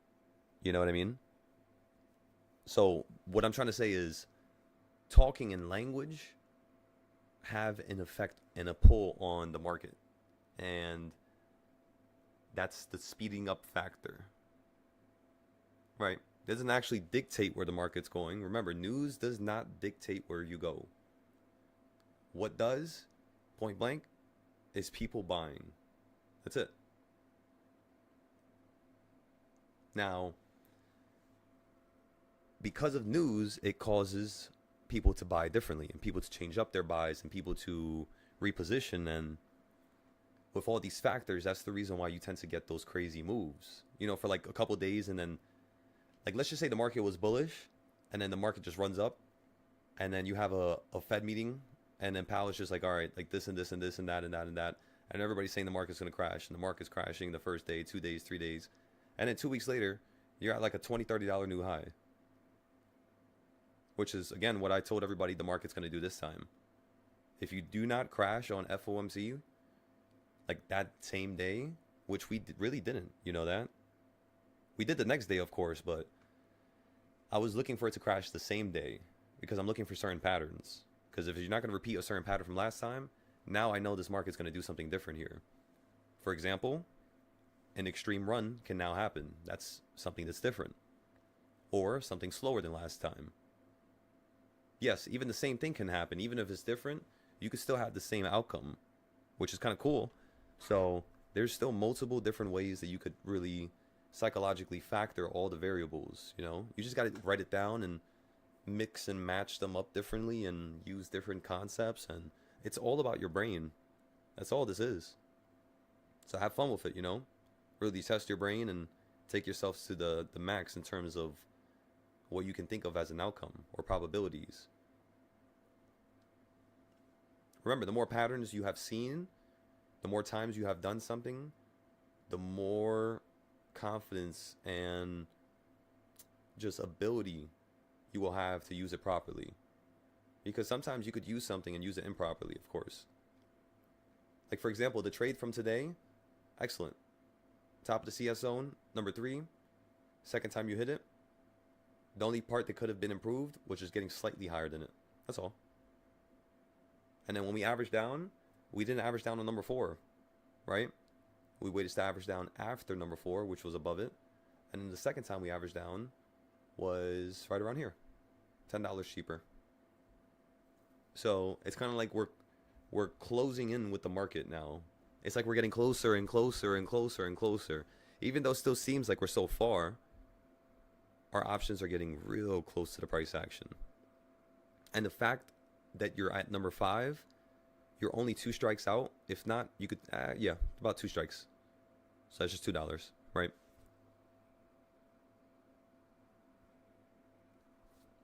Now, if you fall down on top of number 4 from here, these options are going to go up about 1 strike price, which 1 strike price above the current option right now is going to be, of course, the 688s, which are $42.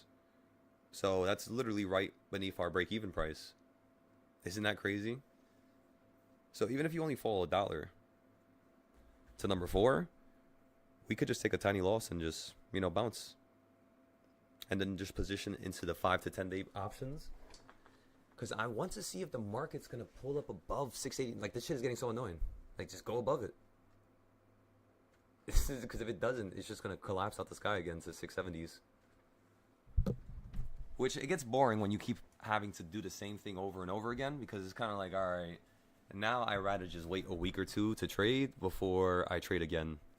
Of course, we could trade any market, but again, everybody, the way I operate is to trade when we have an advantage. That's it. Think about it like that. That's all we try to do here, honestly. Just look for advantages and just wait until we can see that we have one. Looks like there's less and less volume for SPY. Exactly. That's what I was thinking about too.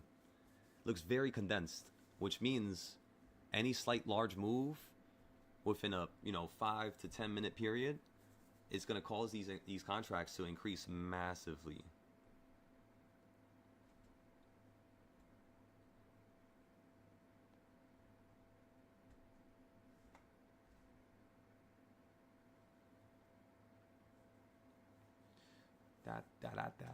That.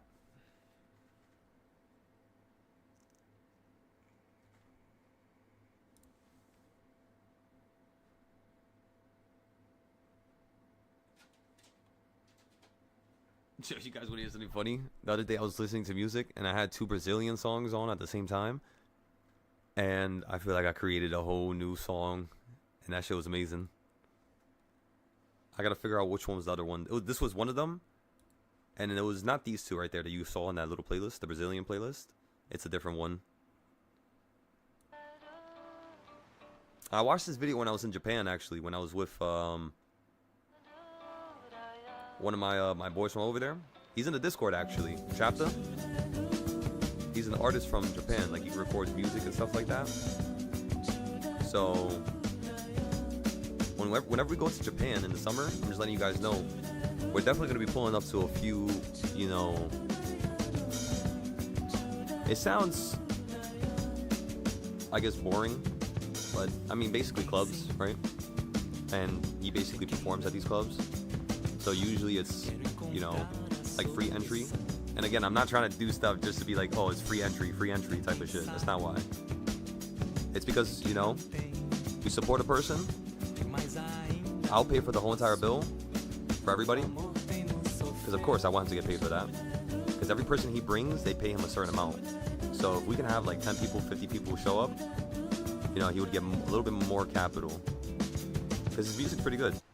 I'll show it to you guys later.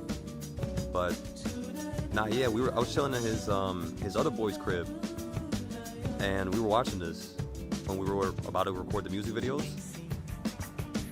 Yo, I spent the whole day in Japan recording music videos, like from morning to night.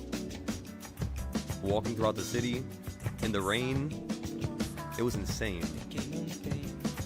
It felt like a movie. I kid you guys not. I swear to you guys, if I had a camera recording us, oh man, I wish. That's why next time I'm gonna be getting the meta glasses, because I'm gonna record everything. And then if I can get a camera crew, oh my goodness, that would be awesome. But I just don't want too much, of a presence. I don't like when people are. I really don't like being like the cause of what do you call it? I forgot what the hell the damn word is. No, but yeah, you guys should watch this song. Watch the song, watch the video, hear it, listen to it without thinking about nothing else, and I promise you'll see why it's so magical. If not, do it outside when it's hot, and it just hit different. I'm telling y'all. But yeah, this video is definitely getting copyright. I forgot to turn off the YouTube audio, by the way. Whoops. That's okay. But yeah, that was my little Japan adventure. I still have a lot of stuff I have to post about that. Like, I had to make a whole video. I recorded a lot on my phone and my camera, so I just had to like put it together. I just never did it. But yeah, I think that's gonna be real fun. We'll have the club events that we can go to when we go to Japan, because Japan clubs are different than over here. They are not the same. And even if you don't even have to drink, everybody. I'm just letting you know, you do not have to drink. We're not going to these clubs to drink and get wasted. That we don't have time for that. I kid you not, around nighttime is the time where you could trade in Japan. So I kid you not, while we're in the club, we're just going to be trading. Sounds crazy, but again, It's fun. Just a couple trades. We don't have to stay on our phones or something like that. But no, yeah. And then if anybody wants to leave or go somewhere else, of course we would, you know, just listen to them. That's really all it is. I want you guys to be really, really comfortable. And yeah, that's all. As long as you guys are comfortable, shit, down comfortable. Second, you're not, you let me know and we'll fix the situation. That's how it works, okay? Because it might happen in the future. I'm not too sure. Shit, I was uncomfortable in some time, like some moments. But let's listen to this playlist. Bass fishing in Japan. I swear to God, John, you gotta watch this guy. Wait a second. Watch this guy. He's in Japan. Looks like there's a lot less. Okay, we talked about that. I forgot. It's like Japanese fishermen. Yeah, as you can see, Japanese fishermen. I watch him all the time when I'm like trying to go to sleep. I literally just have his videos on. It's mad peaceful. But he catches the fish, and literally whatever he catches that day, he cooks it, basically. I believe this is his job. So it's kind of crazy, but he has free food technically. Every single day. Like, imagine that, you know? Like, every single day, fresh, free food. That's amazing. You know, life is not always about the amount of money you can make. It's all about the experience, right? The quality of it. Quality of life. But yeah, I love watching these videos. It's interesting, too, because he shows you how to cut open the fish. And I've never been able to do that. Like, learn that. I don't know, I feel like it's so hard. But I guess it's not. You just need more experience, you know? But yeah, I want to learn how to, like, do that with the fish. But yeah, we could definitely do fishing when we're in Japan. That would be awesome, because we're going to be there in the summer, you know? So we can rent out a boat. My boy, he's by the water anyways, so he'll be able to point us to, you know, some place where we can go fishing. And the same thing with Hawaii, by the way. I don't know if you guys want to fish in Hawaii. The water's kind of insane over there. I'm not going to lie to ya. I don't know if I really want to be in the water over there. That's the reason why I didn't want to do the jet skis. I don't know. That type of deep water scares the shit out of me. I don't want any opportunity to just, you know what I mean? I do not like water. I'll be honest with y'all. I'll go on it, but I got to be in a big-ass boat. That's what I'm saying. In Japan, I don't know. I've never done something like that. And you know what's crazy? I can't even say that. Yo, I'm tripping. I can't even say that because when I have my damn jet ski, or not mine, but when I go, you know, ride jet skis, I be going mad far. And I can't even swim. So let me not even say that. I don't know. It's just, it depends on the waves. If the waves are too crazy, if it's not as calm, I think that's what I was referring to basically. Like the waves in Hawaii are insane. Japan, it looks a little bit more stable, like a little bit more calm, right? Like if I just click this video here, yeah, like this looks insane.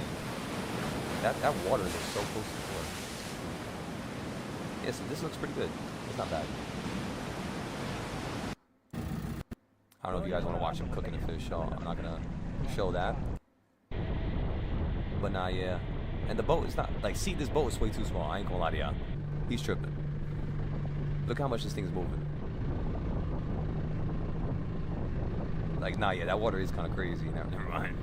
I swear he had a bigger boat.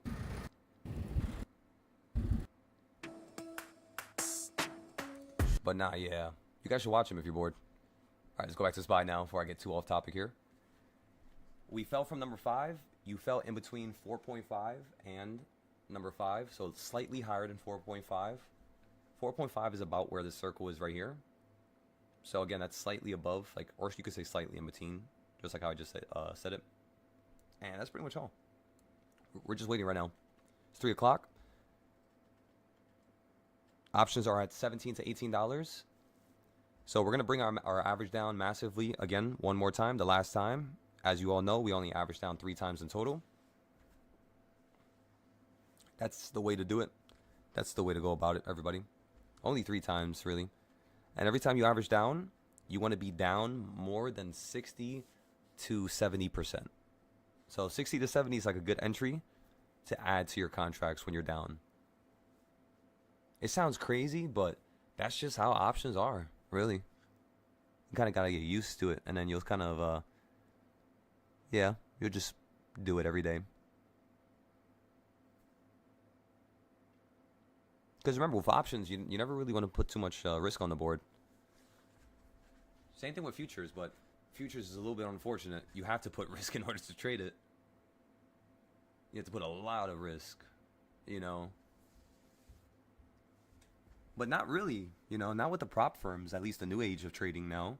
I wish, I'm telling you guys, I wish they had prop firms around the time when I was first trading options that were, you know, something that would, like, they would basically advertise. Because I never knew about that type of a stuff, like, of a trading, you know, way or a system. I didn't learn about it until 2 years after I started trading, which was in 2022, when I first traded on Tradovate, which was futures. That was when I was testing how to trade with the EMAs, so I can get better with it. That's, by the way, that's why I know how to trade gold right now. Because I'm literally just using my trading style that I first learned while trading futures for SPY. And it works effectively.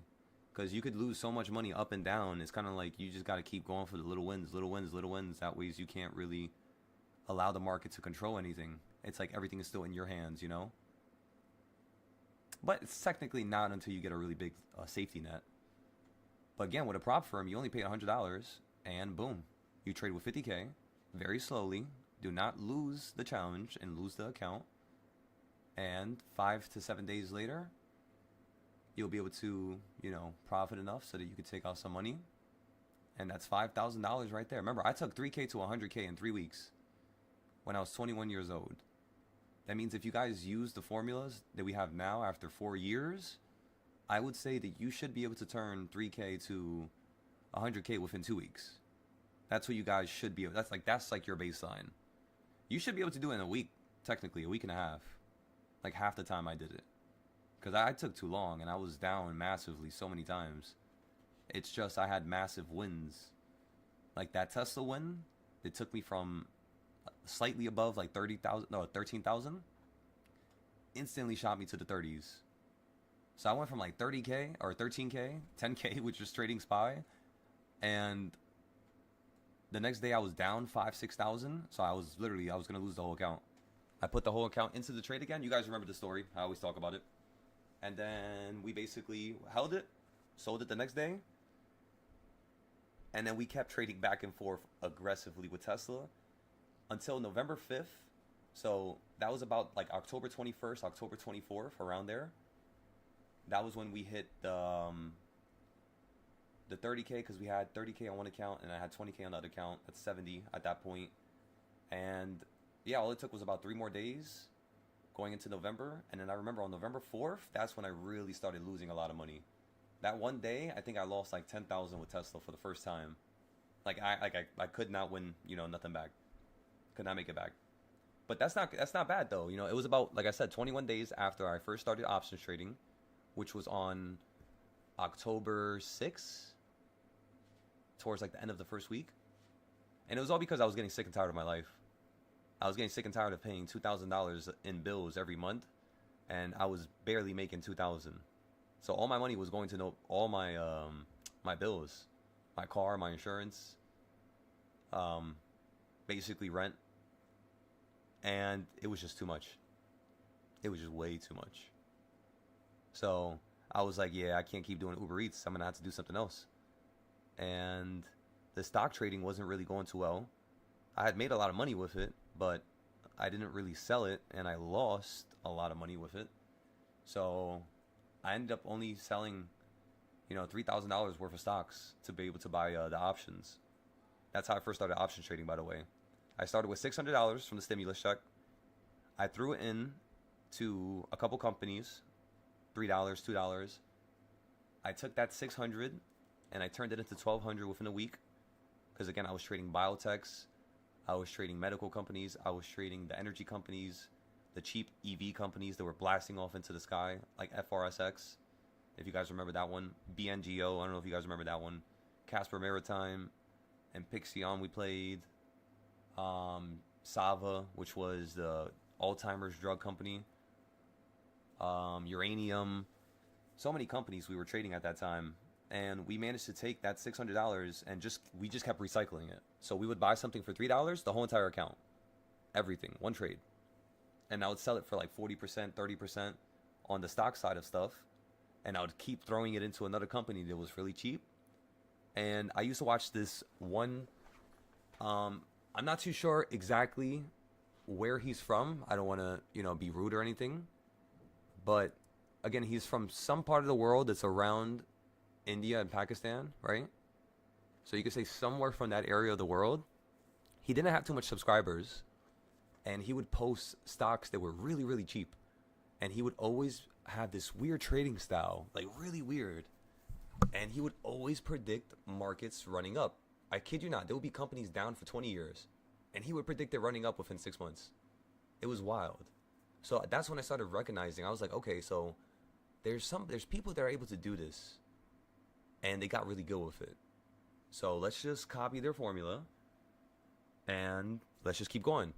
But again, what I didn't do was I didn't sell it. So my account went to 3,000, then to 4,000, then to 5,000. Now I'm using margin. Now I was using both at the same time, margin and whatever I had in my accounts.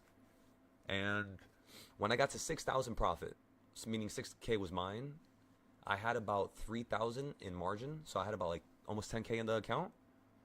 And that was February of 2021. So remember, I started trading in January. So I started trading stocks in December and January. But I really put the stimulus check. I think I got it at the end of January. So I probably put it in the beginning of January 1st. I think, yeah. I got it like the end of December, the beginning of January, I think. And yeah, FRXS, BNGO, just kept doubling it. I got the account to 9K. And then from February all the way to October in 2021, the reason why there's like such a gap right there is because I was working Uber and I wasn't making that much money. Everything was opening back up because of COVID. I used to make a lot with Uber Eats when everything was shut down. I would make 1,000 a week. That's on a slow week. If you were crazy and like you were working like 10 hours, 12 hours, because I would be lazy, I ain't gonna lie to ya. I would work for only like 3 hours a day, 7 days a week, and I would make 1,000. And it went from that to then me only making around 200 a week. So at that point, it was kind of like, all right, now we're going to have to do something different here. We're going to have to change something up. So I should have sold my car at that point. At that point, I should have just sold my car. But I didn't. I didn't sell it. And then October comes around after my birthday. I feel like a piece of shit on my birthday, Absolutely garbage. That's how I felt when I was 21. Like I didn't accomplish nothing in life. And I was just like, all right, like I got to put the pedal to the metal right now. I got to take something serious. So I was just like, you know what? What if I could do options trading, put all my capital into there, try to see if I could flip it. Me, Kevin was trading options at the time, and he was making 20, 30, 40, 60,000. And, I was like, all right. He only put 20K into that trade, and that shit is at 180,000. And I'm looking at that, and I'm just like, my goodness. In what world is that normal? So I was like, you know what? Let me try this options thing. All my friends that taught me anything with stocks in the beginning, I had this one friend that made around 200K from 20K. And he told me not to touch options because it was basically just gambling. And I understood him, so that's why I didn't do it. But then, again, I tested it. I saw it for myself. I joined some guy's Discord. And once I joined this guy's Discord, I just looked at how he got into trades. And within a week, I just literally stopped watching his trades. Because he wouldn't be live that long. So it would kind of get bothersome because he wasn't really looking at the market appropriately. He just had a certain style and he would just put it on the screen and tell everybody, just wait for those points. And it wasn't really that much communication back and forth with the actual structure. So it wasn't really you being taught. It's just, here's the trading style, here's how it works, here's how you use it, and that's really it. There's nothing else. So after a week, I got really bored of that, and I just started trading by myself. So the first week I traded with him was October 4th. And yeah, after like October like 12th, 13th, maybe, like around that point, I just stopped watching him because he was only going live 2 times a week. So that kind of sucks. And it's kind of funny, but I made more of my money on days where he wasn't live. I started recognizing that me listening to people is not gonna be what I want in terms of results, right? So there would be some days where he would completely kill his whole entire, you know, whatever it was, 5K, 500, and I didn't like the possibility of me being down at all. So what I started to develop was just the ability to trade 5 days and 10 days. So I would go further out than him, and I would go closer to my strike price. So that's literally how I learned how to trade in the beginning. I started recognizing you go far out and go really close. That's it. That's all you got to do. Just like today, we averaged down at the best times, and now we're waiting, you know? Just waiting. What YouTube video did you watch to learn about CS zones and all those reversal points? I made that myself. So that's all mine. Everything you see here is all mine. There's not a single thing that comes from outside besides the EMAs and the moving averages and any other indicator that I have. But everything else is mine. I'm telling you guys, I'm a psychopath when it comes to these charts. We have over 100 trading styles, and this is just the start, really. This is how we're going to build our legacy of becoming the best trading group in the world. And if you guys would like to see the other styles real quick, give me one moment. Let me open up my my Google Sheets here. Okay, so go to prop firm preference. No.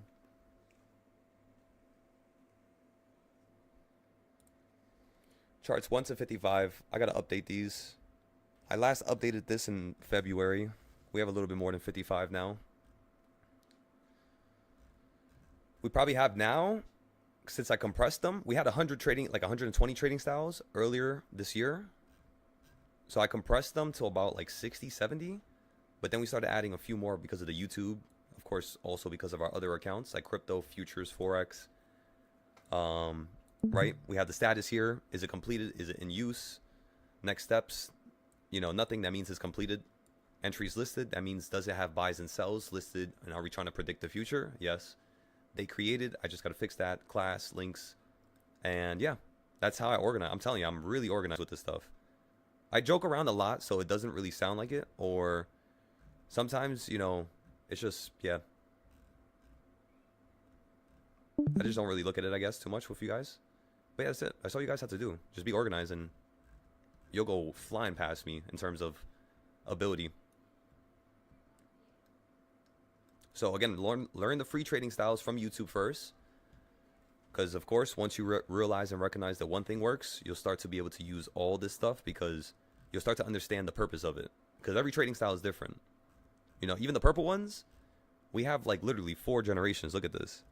4 generations of this. It says V5, but that's not the 4th. They're all the 4th generation. 5, 6, and that's pretty much it. The reason why I have 5 and 6 is because that was just a recap of 1 through 4. It's just like sum it up even more to make sure everybody's still on a level of, you know, basically being on the same page, really. That's all I want people to be on. It's the same page. I don't create these trading styles just to create them. It's basically they're all their own ideas. Very unique. Actually, no, there was one trading style that I used from another person. Supply and demand zones. You guys know the supply and demand zones. I copied it from, I don't want to sound stupid here, but he's from an Asian part of the world. Let me just put it to you like that. And he's extremely funny. He was funny as shit. So when I watched this supply and demand zone video, I was like, you know what? Let me start with this. And it was like 2022, I think. Let me show you. Because I know if he taught something, because remember, the trading style called supply and demand zones that I use, this is mine. The way I have built the rules around it, he teaches you how to use it somewhat, somehow, some way, and then I show you how to perfect it, is the idea. But if it wasn't for him, I would not have supply and demand zones, which means if it wasn't for that guy, I would not have created all my other ideas. So he is one of the reasons, besides the Discord, of course, because I needed to create it out of necessity. Okay, let me show you guys real quick. Let me go to my first Discord server, Sunburst Invest. Sunburst. How do you guys like that name, Sunburst, for anime studio? That was originally what I wanted my anime studio to be called. Sunburst.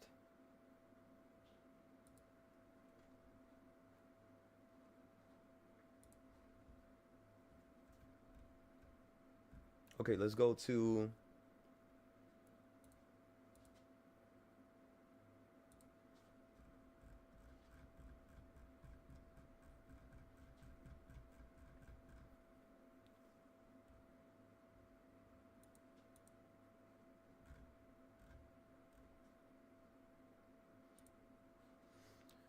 Imagine this is the guy right here. To build an app with your His name is called the Trading just Geek. by thinking about it.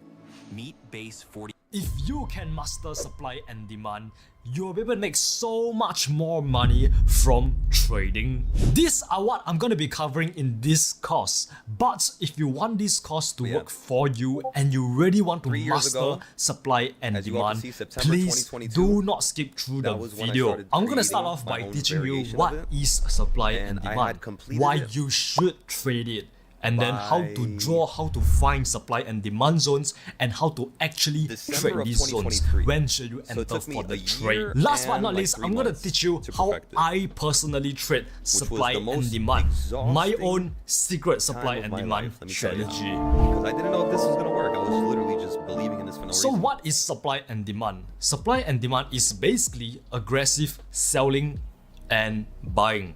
That's it. We want to see aggressive buying and selling because this tells us that all the big boys like big banks and institutions are entering into the market and pushing the market in that direction. I want you to look at these candlesticks right here. Big fat momentum candles tells us that there is a lot of aggressive selling. There is a lot of momentum and volume pushing the price down. On the right side, we see green momentum candles, which tell us that there is a lot of aggressive and dejecting. So if you draw towards the right, you can see that next time price came back all the way up here, it literally collapsed all the way down to the demand zone. Now that we have understood how to identify supply and demand zones, we have to know how to trade them. So that's why you guys see that I have on my supply and demand zones, gold ones, and then I have the other colors. It's because these colors, they dictate where the market wants to go. Like, for example, remember how earlier we told you do not look for a massive amount of puts at the purple? We told you we wanted to buy the massive amount of puts above the purple, right? Right next to this, this pink circle. Because we're looking for something like this here. Because every time you go above a supply and demand zone, you tend to shift around and play with it a little bit. So I could see this falling back, you know, right back down here. Also, we finally are above this area, so let's look for new zones now. Finally. If this candlestick turns red on the 15-minute, this green candle is going to be a supply and demand zone, ladies and gentlemen. However, it's not going to have any color yet besides orange. So keep it orange at first. You might be like, where's the other orange ones? Well, ladies and gentlemen, I get sick and tired of seeing too many stuff on the screen. So I literally just leave them to the left. Because again, I'm not using the orange to then change the gold color later on. The colors don't change. They rarely change. Sometimes they'll change, but they rarely change. It's like once every 10 months, you'll get a crazy supply and demand zone color that changes. But for now, just keep the orange ones to the left. It's just you have to know what all the zones are. So what I do is I create all the zones from left to right. And then once I create all the zones from left to right, I look at how the price action first reacted on it when it first created it. I then color it in and look at how the market reacts to it later on. Perfect. Right? Then straight to the purple. What is purple? Selling. Puts. Then straight back to the yellow. What is yellow? Calls. Straight to the purple. Puts. Stops in between yellow and purple. Calls for it to run to the purple. It gets above the purple. Double point of confirmation. Wait. Let it get above. Falls back down, calls. Straight up to the yellow. You could sell it if you want. If not, wait for the purple. Then puts. Back, I'm telling you, back and forth. Back. It's the most ridiculous thing in the world. This literally gives you over 1,000 entries. Like, you could say from here to like 480. Not even. That's way too low. Because right here is about 500 entries. And I still haven't even updated this. And the other ones are hidden. So all these entries right here, all the arrows, I think there's like 360 here. I think. I could be wrong. I gotta check the note on the Discord. But yeah, there's literally 3. I mean, just look at this, everybody. Look how insane this is. If you don't believe me. Look at this. And again, I did this all by my hand. So it's pretty insane. You know? You said my mic is quiet because the video. Oh, okay. I didn't know that they lower my mic volume. That's cool to know. But yeah, what I was basically saying was this is the trading style that I took from that individual, that gentleman there that we were watching the video of. And I then applied my own thought, my own process over the course of a year and a half. And I created what you see here, which is the perfected version of supply and demand zones. It's just I do have to update it. I have been a little lazy with this, as you could tell. So, of course, now since I'm saying that out loud, in order for me to truly lead you guys properly, because if I have any sign of me failing in some way, shape, and form, you guys are not going to believe in me or want me to help you out. So, because there's a lot on the line at all times, even with the SPY trade, of course, the last one today, we got to see how this is going to turn out, right? We always have a lot on the line, unfortunately, which sucks, but it makes it fun, you know? Because success is never, you know, owned. It's always going to be rented. So I want you guys to acknowledge that every single day. It's basically my favorite part. But yeah, you guys have this trading style. You have the box trading style. You have the equal reaction trading style. I gave you guys, you know, pretty much the best beginner trading styles, you know? And then DARP is like your ultimate, like the boxes and stuff like that. I'm telling you guys, make sure you add it to your chart. That shit is like the ultimate trading style. That's the reason why I decided to give it to the public for free, because I don't want to make money from that. I want you guys to make money from that. It's too perfect, you know? It's literally too good. It's too insane for me not to share it with the world. It's like you get to a certain point in life where if you don't do something you should be doing, or if you don't speak up, you're actually doing the wrong thing. You're hurting them. So if I'm not speaking up and I have this ability to trade like this or this knowledge, do you every single one of you guys agree with me when I say that it's actually in my best interest to help people, especially if I got to this level, because it's going to be taken from me if I don't, you know, if I just get selfish with it. So that's why I want you guys to just absorb this information every single day, even on slow days like today. Watch the YouTube videos, have some fun. Don't put too much money in the trade. Remember, you just got to learn to trade, you know, a little bit slightly different and compound more. That's it. You guys are literally capable of doing anything, you know, especially if I was doing something and I was not really an intelligent person. I don't really see myself as a bright person. You know, I was always getting my lowest grades in school, always the, you know, back of the class, last test taker to leave, last to leave the room. I've always been at the bottom of the bottom of the bottom of the barrel. Always, my whole life. So it's like really weird to have a situation like this play out. It's like it doesn't make sense almost. So yeah, sometimes I feel like an imposter, you know, sometimes, but it hasn't really happened this year because I've been having so many, like the first time I had somebody tell me that they moved out of their house and they took their family on a vacation because of the trading styles. I literally looked at him and I said, what the fuck? I said, what do you even mean? Are you serious? And then I had another person that did it right after that. I was like, all right, this is, yeah, tripping. What's going on back here? This got to be a prank. Not that I don't believe them, but that was like my dream. For my dream to have been realized so quickly, I hope you guys understand how I feel, you know? It just hits you in a different spot. So that's what really removed that idea of feeling like an imposter. Is when I saw somebody really change their life. And yeah, that's really all. It's crazy, right? There was a lot that went into it. A lot of factors, a lot of variables, but somehow this story played out this way. Somehow the universe, you know, allowed me to take on this story and change my life like that. Somehow. And gave me an opportunity to teach people. When I had nothing before. No ability, no love for myself, no nothing. So yeah. This is the best thing in the world, I'm telling you guys. You just gotta learn it. Enjoy it. Don't get too emotional of it. And keep progressing. Like a stone cold animal, everybody. Like a machine, you know? I still want to get that beef patty. As you all could tell, I'm waiting. I'm still thinking about it. I've been looking at the time every 2 minutes. Oh man, that beef patty's gonna be so good. I gotta start learning how to cook that. I want to start learning how to make like the... What the hell do you call that? This surrounds a beef patty? I have no idea what you call it. But it's like a, I don't even know, like a shell or some shit? Not a shell, but like, it's like a soft piece of, I think it's made out of flour, right? I'm pretty sure. It's like some type of bread. Or am I wrong? Dr. Culinary? Patty crust, okay. But what is that made out of?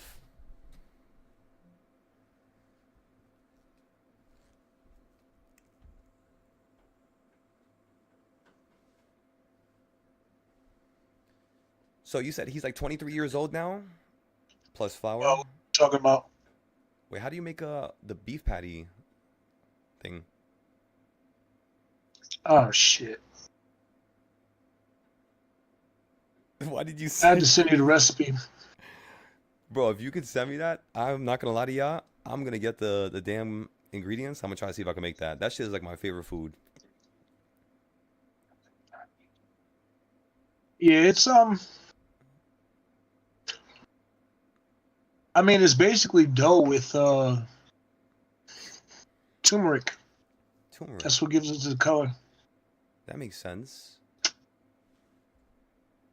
No wonder I like it so much. Yeah. I absolutely love bread. That makes so much sense. Yeah, I'll find the now. recipe. I'll send it to you. I bet. Hell yeah. I want to add like my own little spin to it. See if I can add something that I don't know. I mean, I'm pretty sure everything has been done already, but because since I can't eat cheese, I want to see if I can add something that would kind of just add like a little nice taste to it.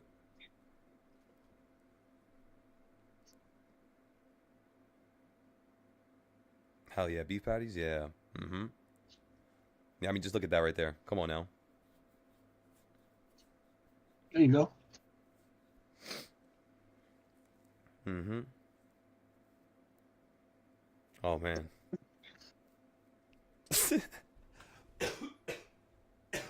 Like I told you last night, I use plantains, though. Oh, how did that go? I didn't make it yet. Oh, you didn't make it yet? No, not yet. You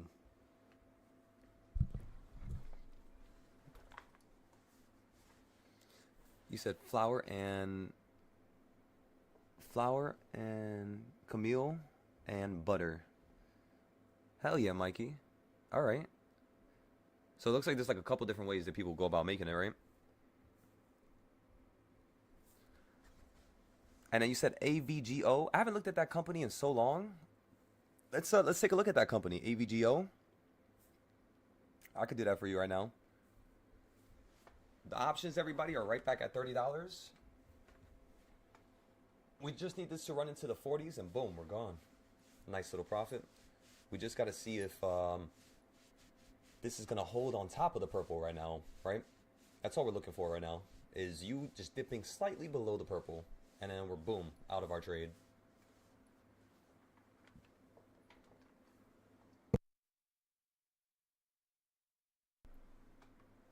Green or ripe, right?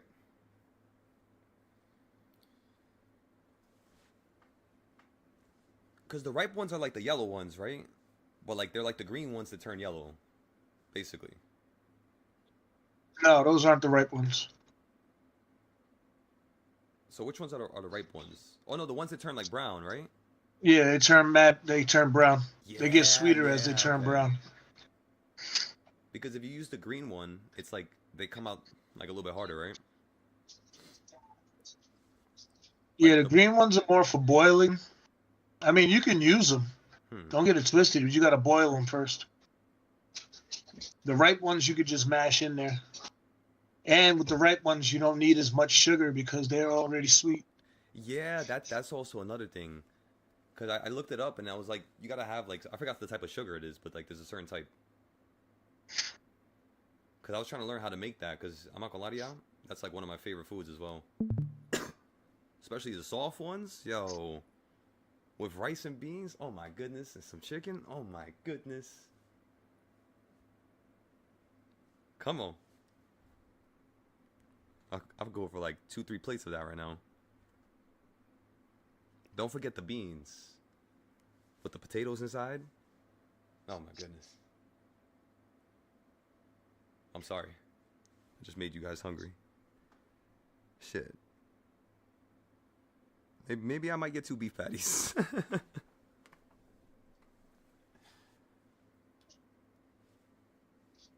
But that's, by the way, Lim. Sorry. That's insane how he's from Singapore as well.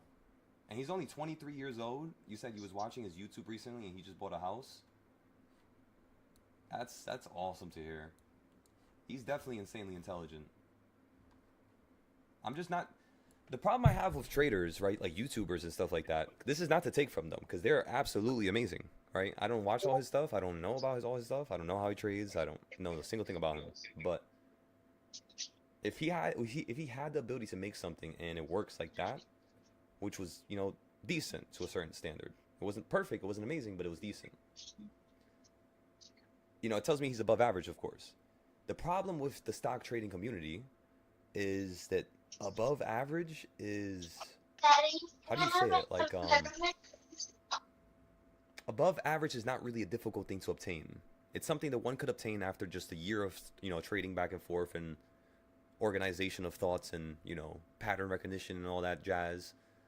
So it's like, I hope that because again, I don't watch him. So I'm hoping that he's just improving his trading styles, that he's making them simpler and simpler and stronger and stronger and stronger. And he doesn't just have the same one as 2 years ago, 3 years ago.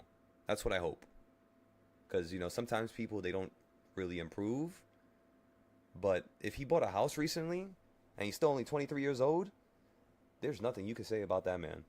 He bought a house earlier than me. That's it. That's impressive.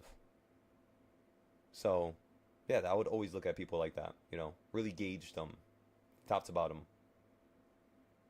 He started the market when he was 19 years old. That's insane. Yeah, I wish I started earlier. I'll be real with y'all. I wish I started when I was 17, 18, just started looking at the market, because I was already breaking down Tesla because of my school. Like, I had projects I had to do for Tesla and SpaceX. For some reason, it was like the universe was making me have to research stuff that were, like, it was going to be important in the future. So I already had an idea of EVs and who was the leader and who was the big dog. And I already knew about all that, you know, 17, 18 years old. The only problem was I didn't know about the market or how to invest or what brokerage or, you know, the age you had to be or how much money you had to have. But, yeah. So think about it. If I started with a stimulus check and that was the one thing that got the ball rolling, that's the reason why I want to do these challenges with you guys, where it's actually monetary, you know. And it could also be a part of the Discord, right? Like, you get a free month of the Discord, 2 free months at the Discord. But again, that can only do so much. Imagine having a free opportunity to be in the Discord for a month because you beat a challenge, and you get a little bit of some extra capital that you can mess with. Like, that would be perfect.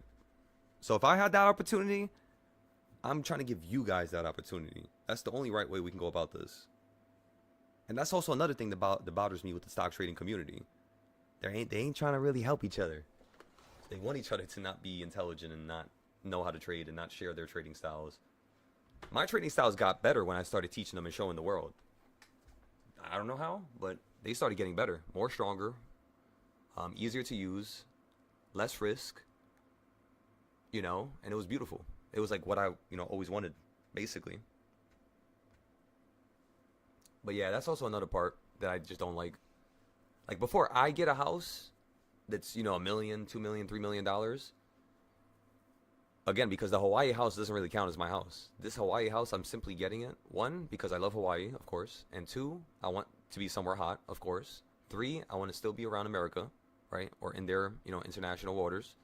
And 4, the most important one, number 4, this is to teach you guys. Did I say that already? I don't think I said that, but it's mainly just to teach you guys. So I'm not going to be there all the time throughout the whole entire year, but I'll probably be there for like 3 to 6 months throughout the year. But I'm talking about when I get my own house, like in New York. When I get my own house, by then, every single person in this chat is going to have the ability to buy their own house. That's how it should work. Like, for example, you guys saw how now we're taking out 5, 10K out of the future stuff. Well, if I could do it within 7 days, and I'm a lunatic when it comes to the trades, like, I'm always as aggressive as possible. Imagine with you guys, right, trading very tiny, very small. Because, again, you're not going to be at that, you know, want to go crazy. You're not going to want to do that. The way I taught you guys how to trade options in terms of how I went about doing it was a very safe way, very safe method. So those values and those, you know, that structure is already instilled inside of you. All you have to do is just unlock it again for something else now. And yeah, that's really all, everybody, you know. That's really all you're ever doing. By the way, everybody, if you would like to put a stop loss, you're now down. We were down about 70%. And now we're only down to about 40%. Actually, no, 30. 30 now. Excellent. And yeah, 30% loss equates to around $600. So again, everybody, let's just rock and roll with this. Let's see what's going to happen in the next 10, 20 minutes here. Let's go look at the CS zones, which are right here. You're still not at the level that we were referring to earlier. You're at the first one, however, which is number 4. I want to see if you're going to hit in between number 4 and 3. Like somewhere slightly below where you're currently at. You hit the midpoint, so that was beautiful. You're at the top of the CS zone. So now let's just watch this, right? Because if you get above the EMAs, you're just going to make a new high. If not, get stuck at number 5 again.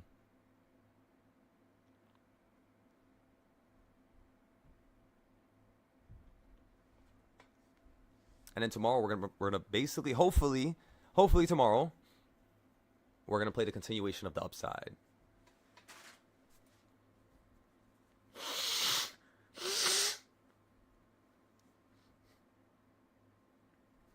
I hate when I'm talking and, you know, it feels like something's creeping down your nose. Makes me feel like I'm... Oh, that was a good crack. I just cracked my back. Ah.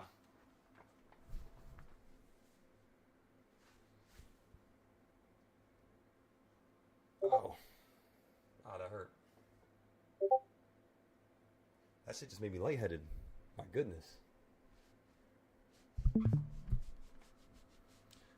Mikey said, what's up, Culinary?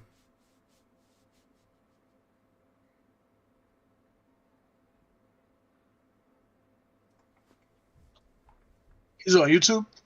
Yeah. What up, Mikey?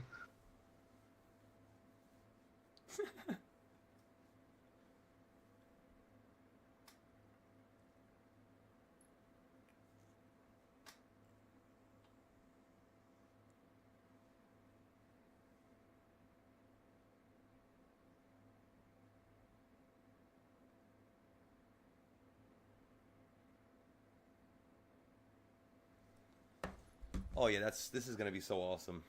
I can't wait to go over the losses from this week with you guys on Friday. It's gonna be really good because this is literally like, after breaking them all down in terms of what our ideas were from before, going through some of the losses and having to take them, cheap accounts, and then one SPY loss on Tuesday or Monday, something like that, somewhere around there. And I think we had a loss yesterday too. So that's perfect. Every single day the loss was for a different reason. And today's reason is going to be one of the most important ones out of all the other like styles or all the other reasons in terms of when we got into the trade, when we averaged down. Today's going to be insanely good to look at. Just due to you hitting number 4 and 5. So remember, everybody, it was the one thing we were focused on last week was seeing what was the best location to buy from in terms of, you know, puts or any type of retracement or any type of, you know, like reversals and stuff like that. And we had came to the conclusion of it still remaining to be number 4 and 5, and it still shows that you fell down to number 4 at the bottom, straight back up to number 5. It was so funny because this is literally what I wanted you to do yesterday. I kid you guys not. This right here is what I would want for you to do yesterday. You literally did it but to the opposite direction on the next day. That's so funny. This is basically what you did last FOMC, by the way. Like the day of. So you're doing something that you did the day of last time, opposite. Now you're doing it to the upside. So now I'm looking at this like, alright. Alright, this is going to be fun here. They might just shut down the market to 660 again, you know? If they do, we're going to get another 40, 60-day contract to play more upside. And that time, that should be able to, you know, skyrocket us into a new level, you know? Across the board with everybody here. Because that's what we had to do. Last time, we put around 4,000 into SPY, and then we made around... Honestly, I forgot. It was around, I think, 8,000 to 12,000, something like that. You guys can see in the Discord on the Leap section. That's where we posted it. Aside from that $8,000 win, we've been literally just waiting to use that money. Well, I've been stacking it in the background, just waiting.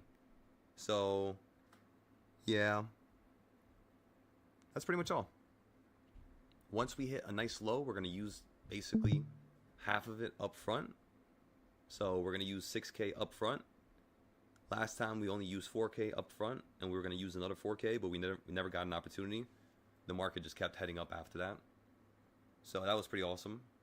This time, just in case it, you know, it happens to be opposite, or we get into the play and then the market goes down a little bit more, and then we can average down maybe, or buy some more. So that's what we're going to do. Keep it at 6K, and then we're going to try to see if we could take this account from 6K to like 14K with that trade, not including any of the other money that we have. And once we could take that next trade to 16K, the next time we trade a large, you know, like pullback or a monthly level, what we're going to do there is basically trade around $10,000 up front, like first of all. Because at that point, we should have another like 20,000. So we will be at like 40, 50,000 at that point, is what I'm thinking.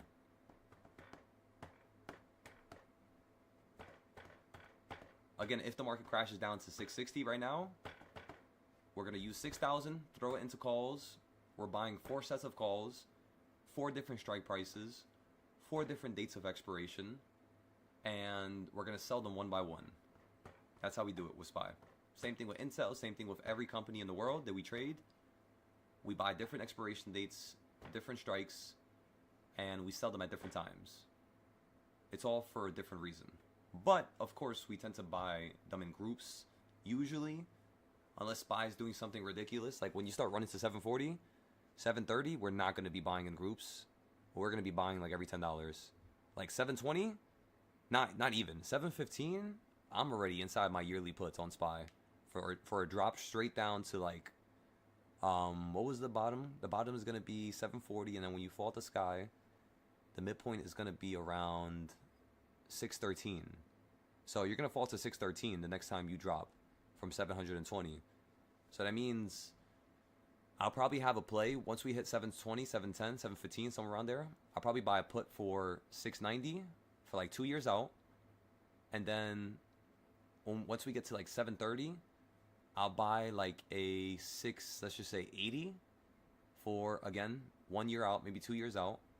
I'll put down a little bit more money on that one. Maybe I'll buy a couple more contracts.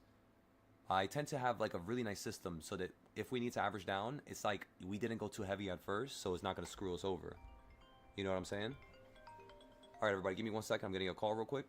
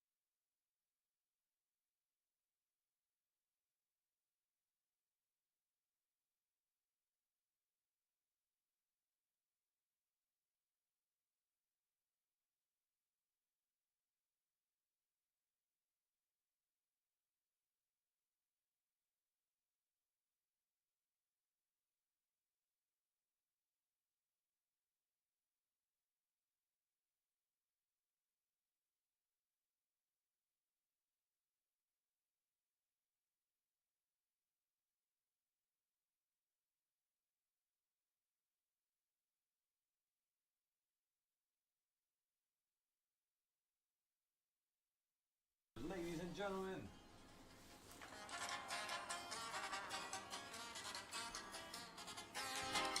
I have returned with substance.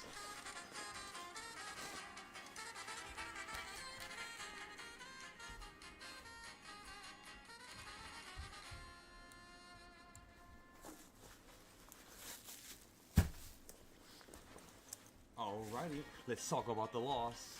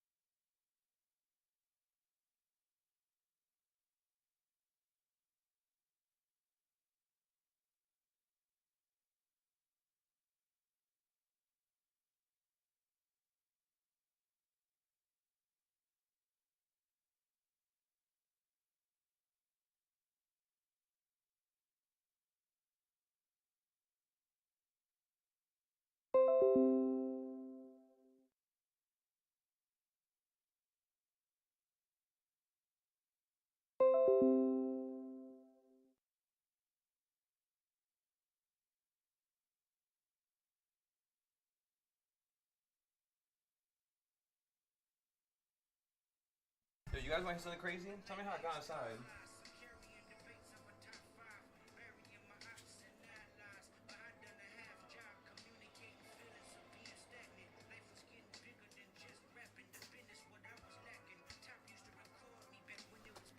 Tell me how I got mad lightheaded the second this hot ass air touched my face.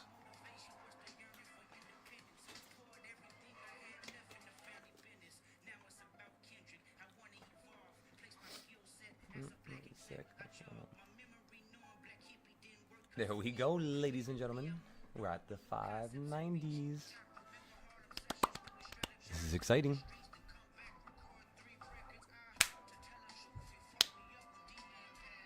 And yes, I did get 2 beef patties, in case you were wondering over there.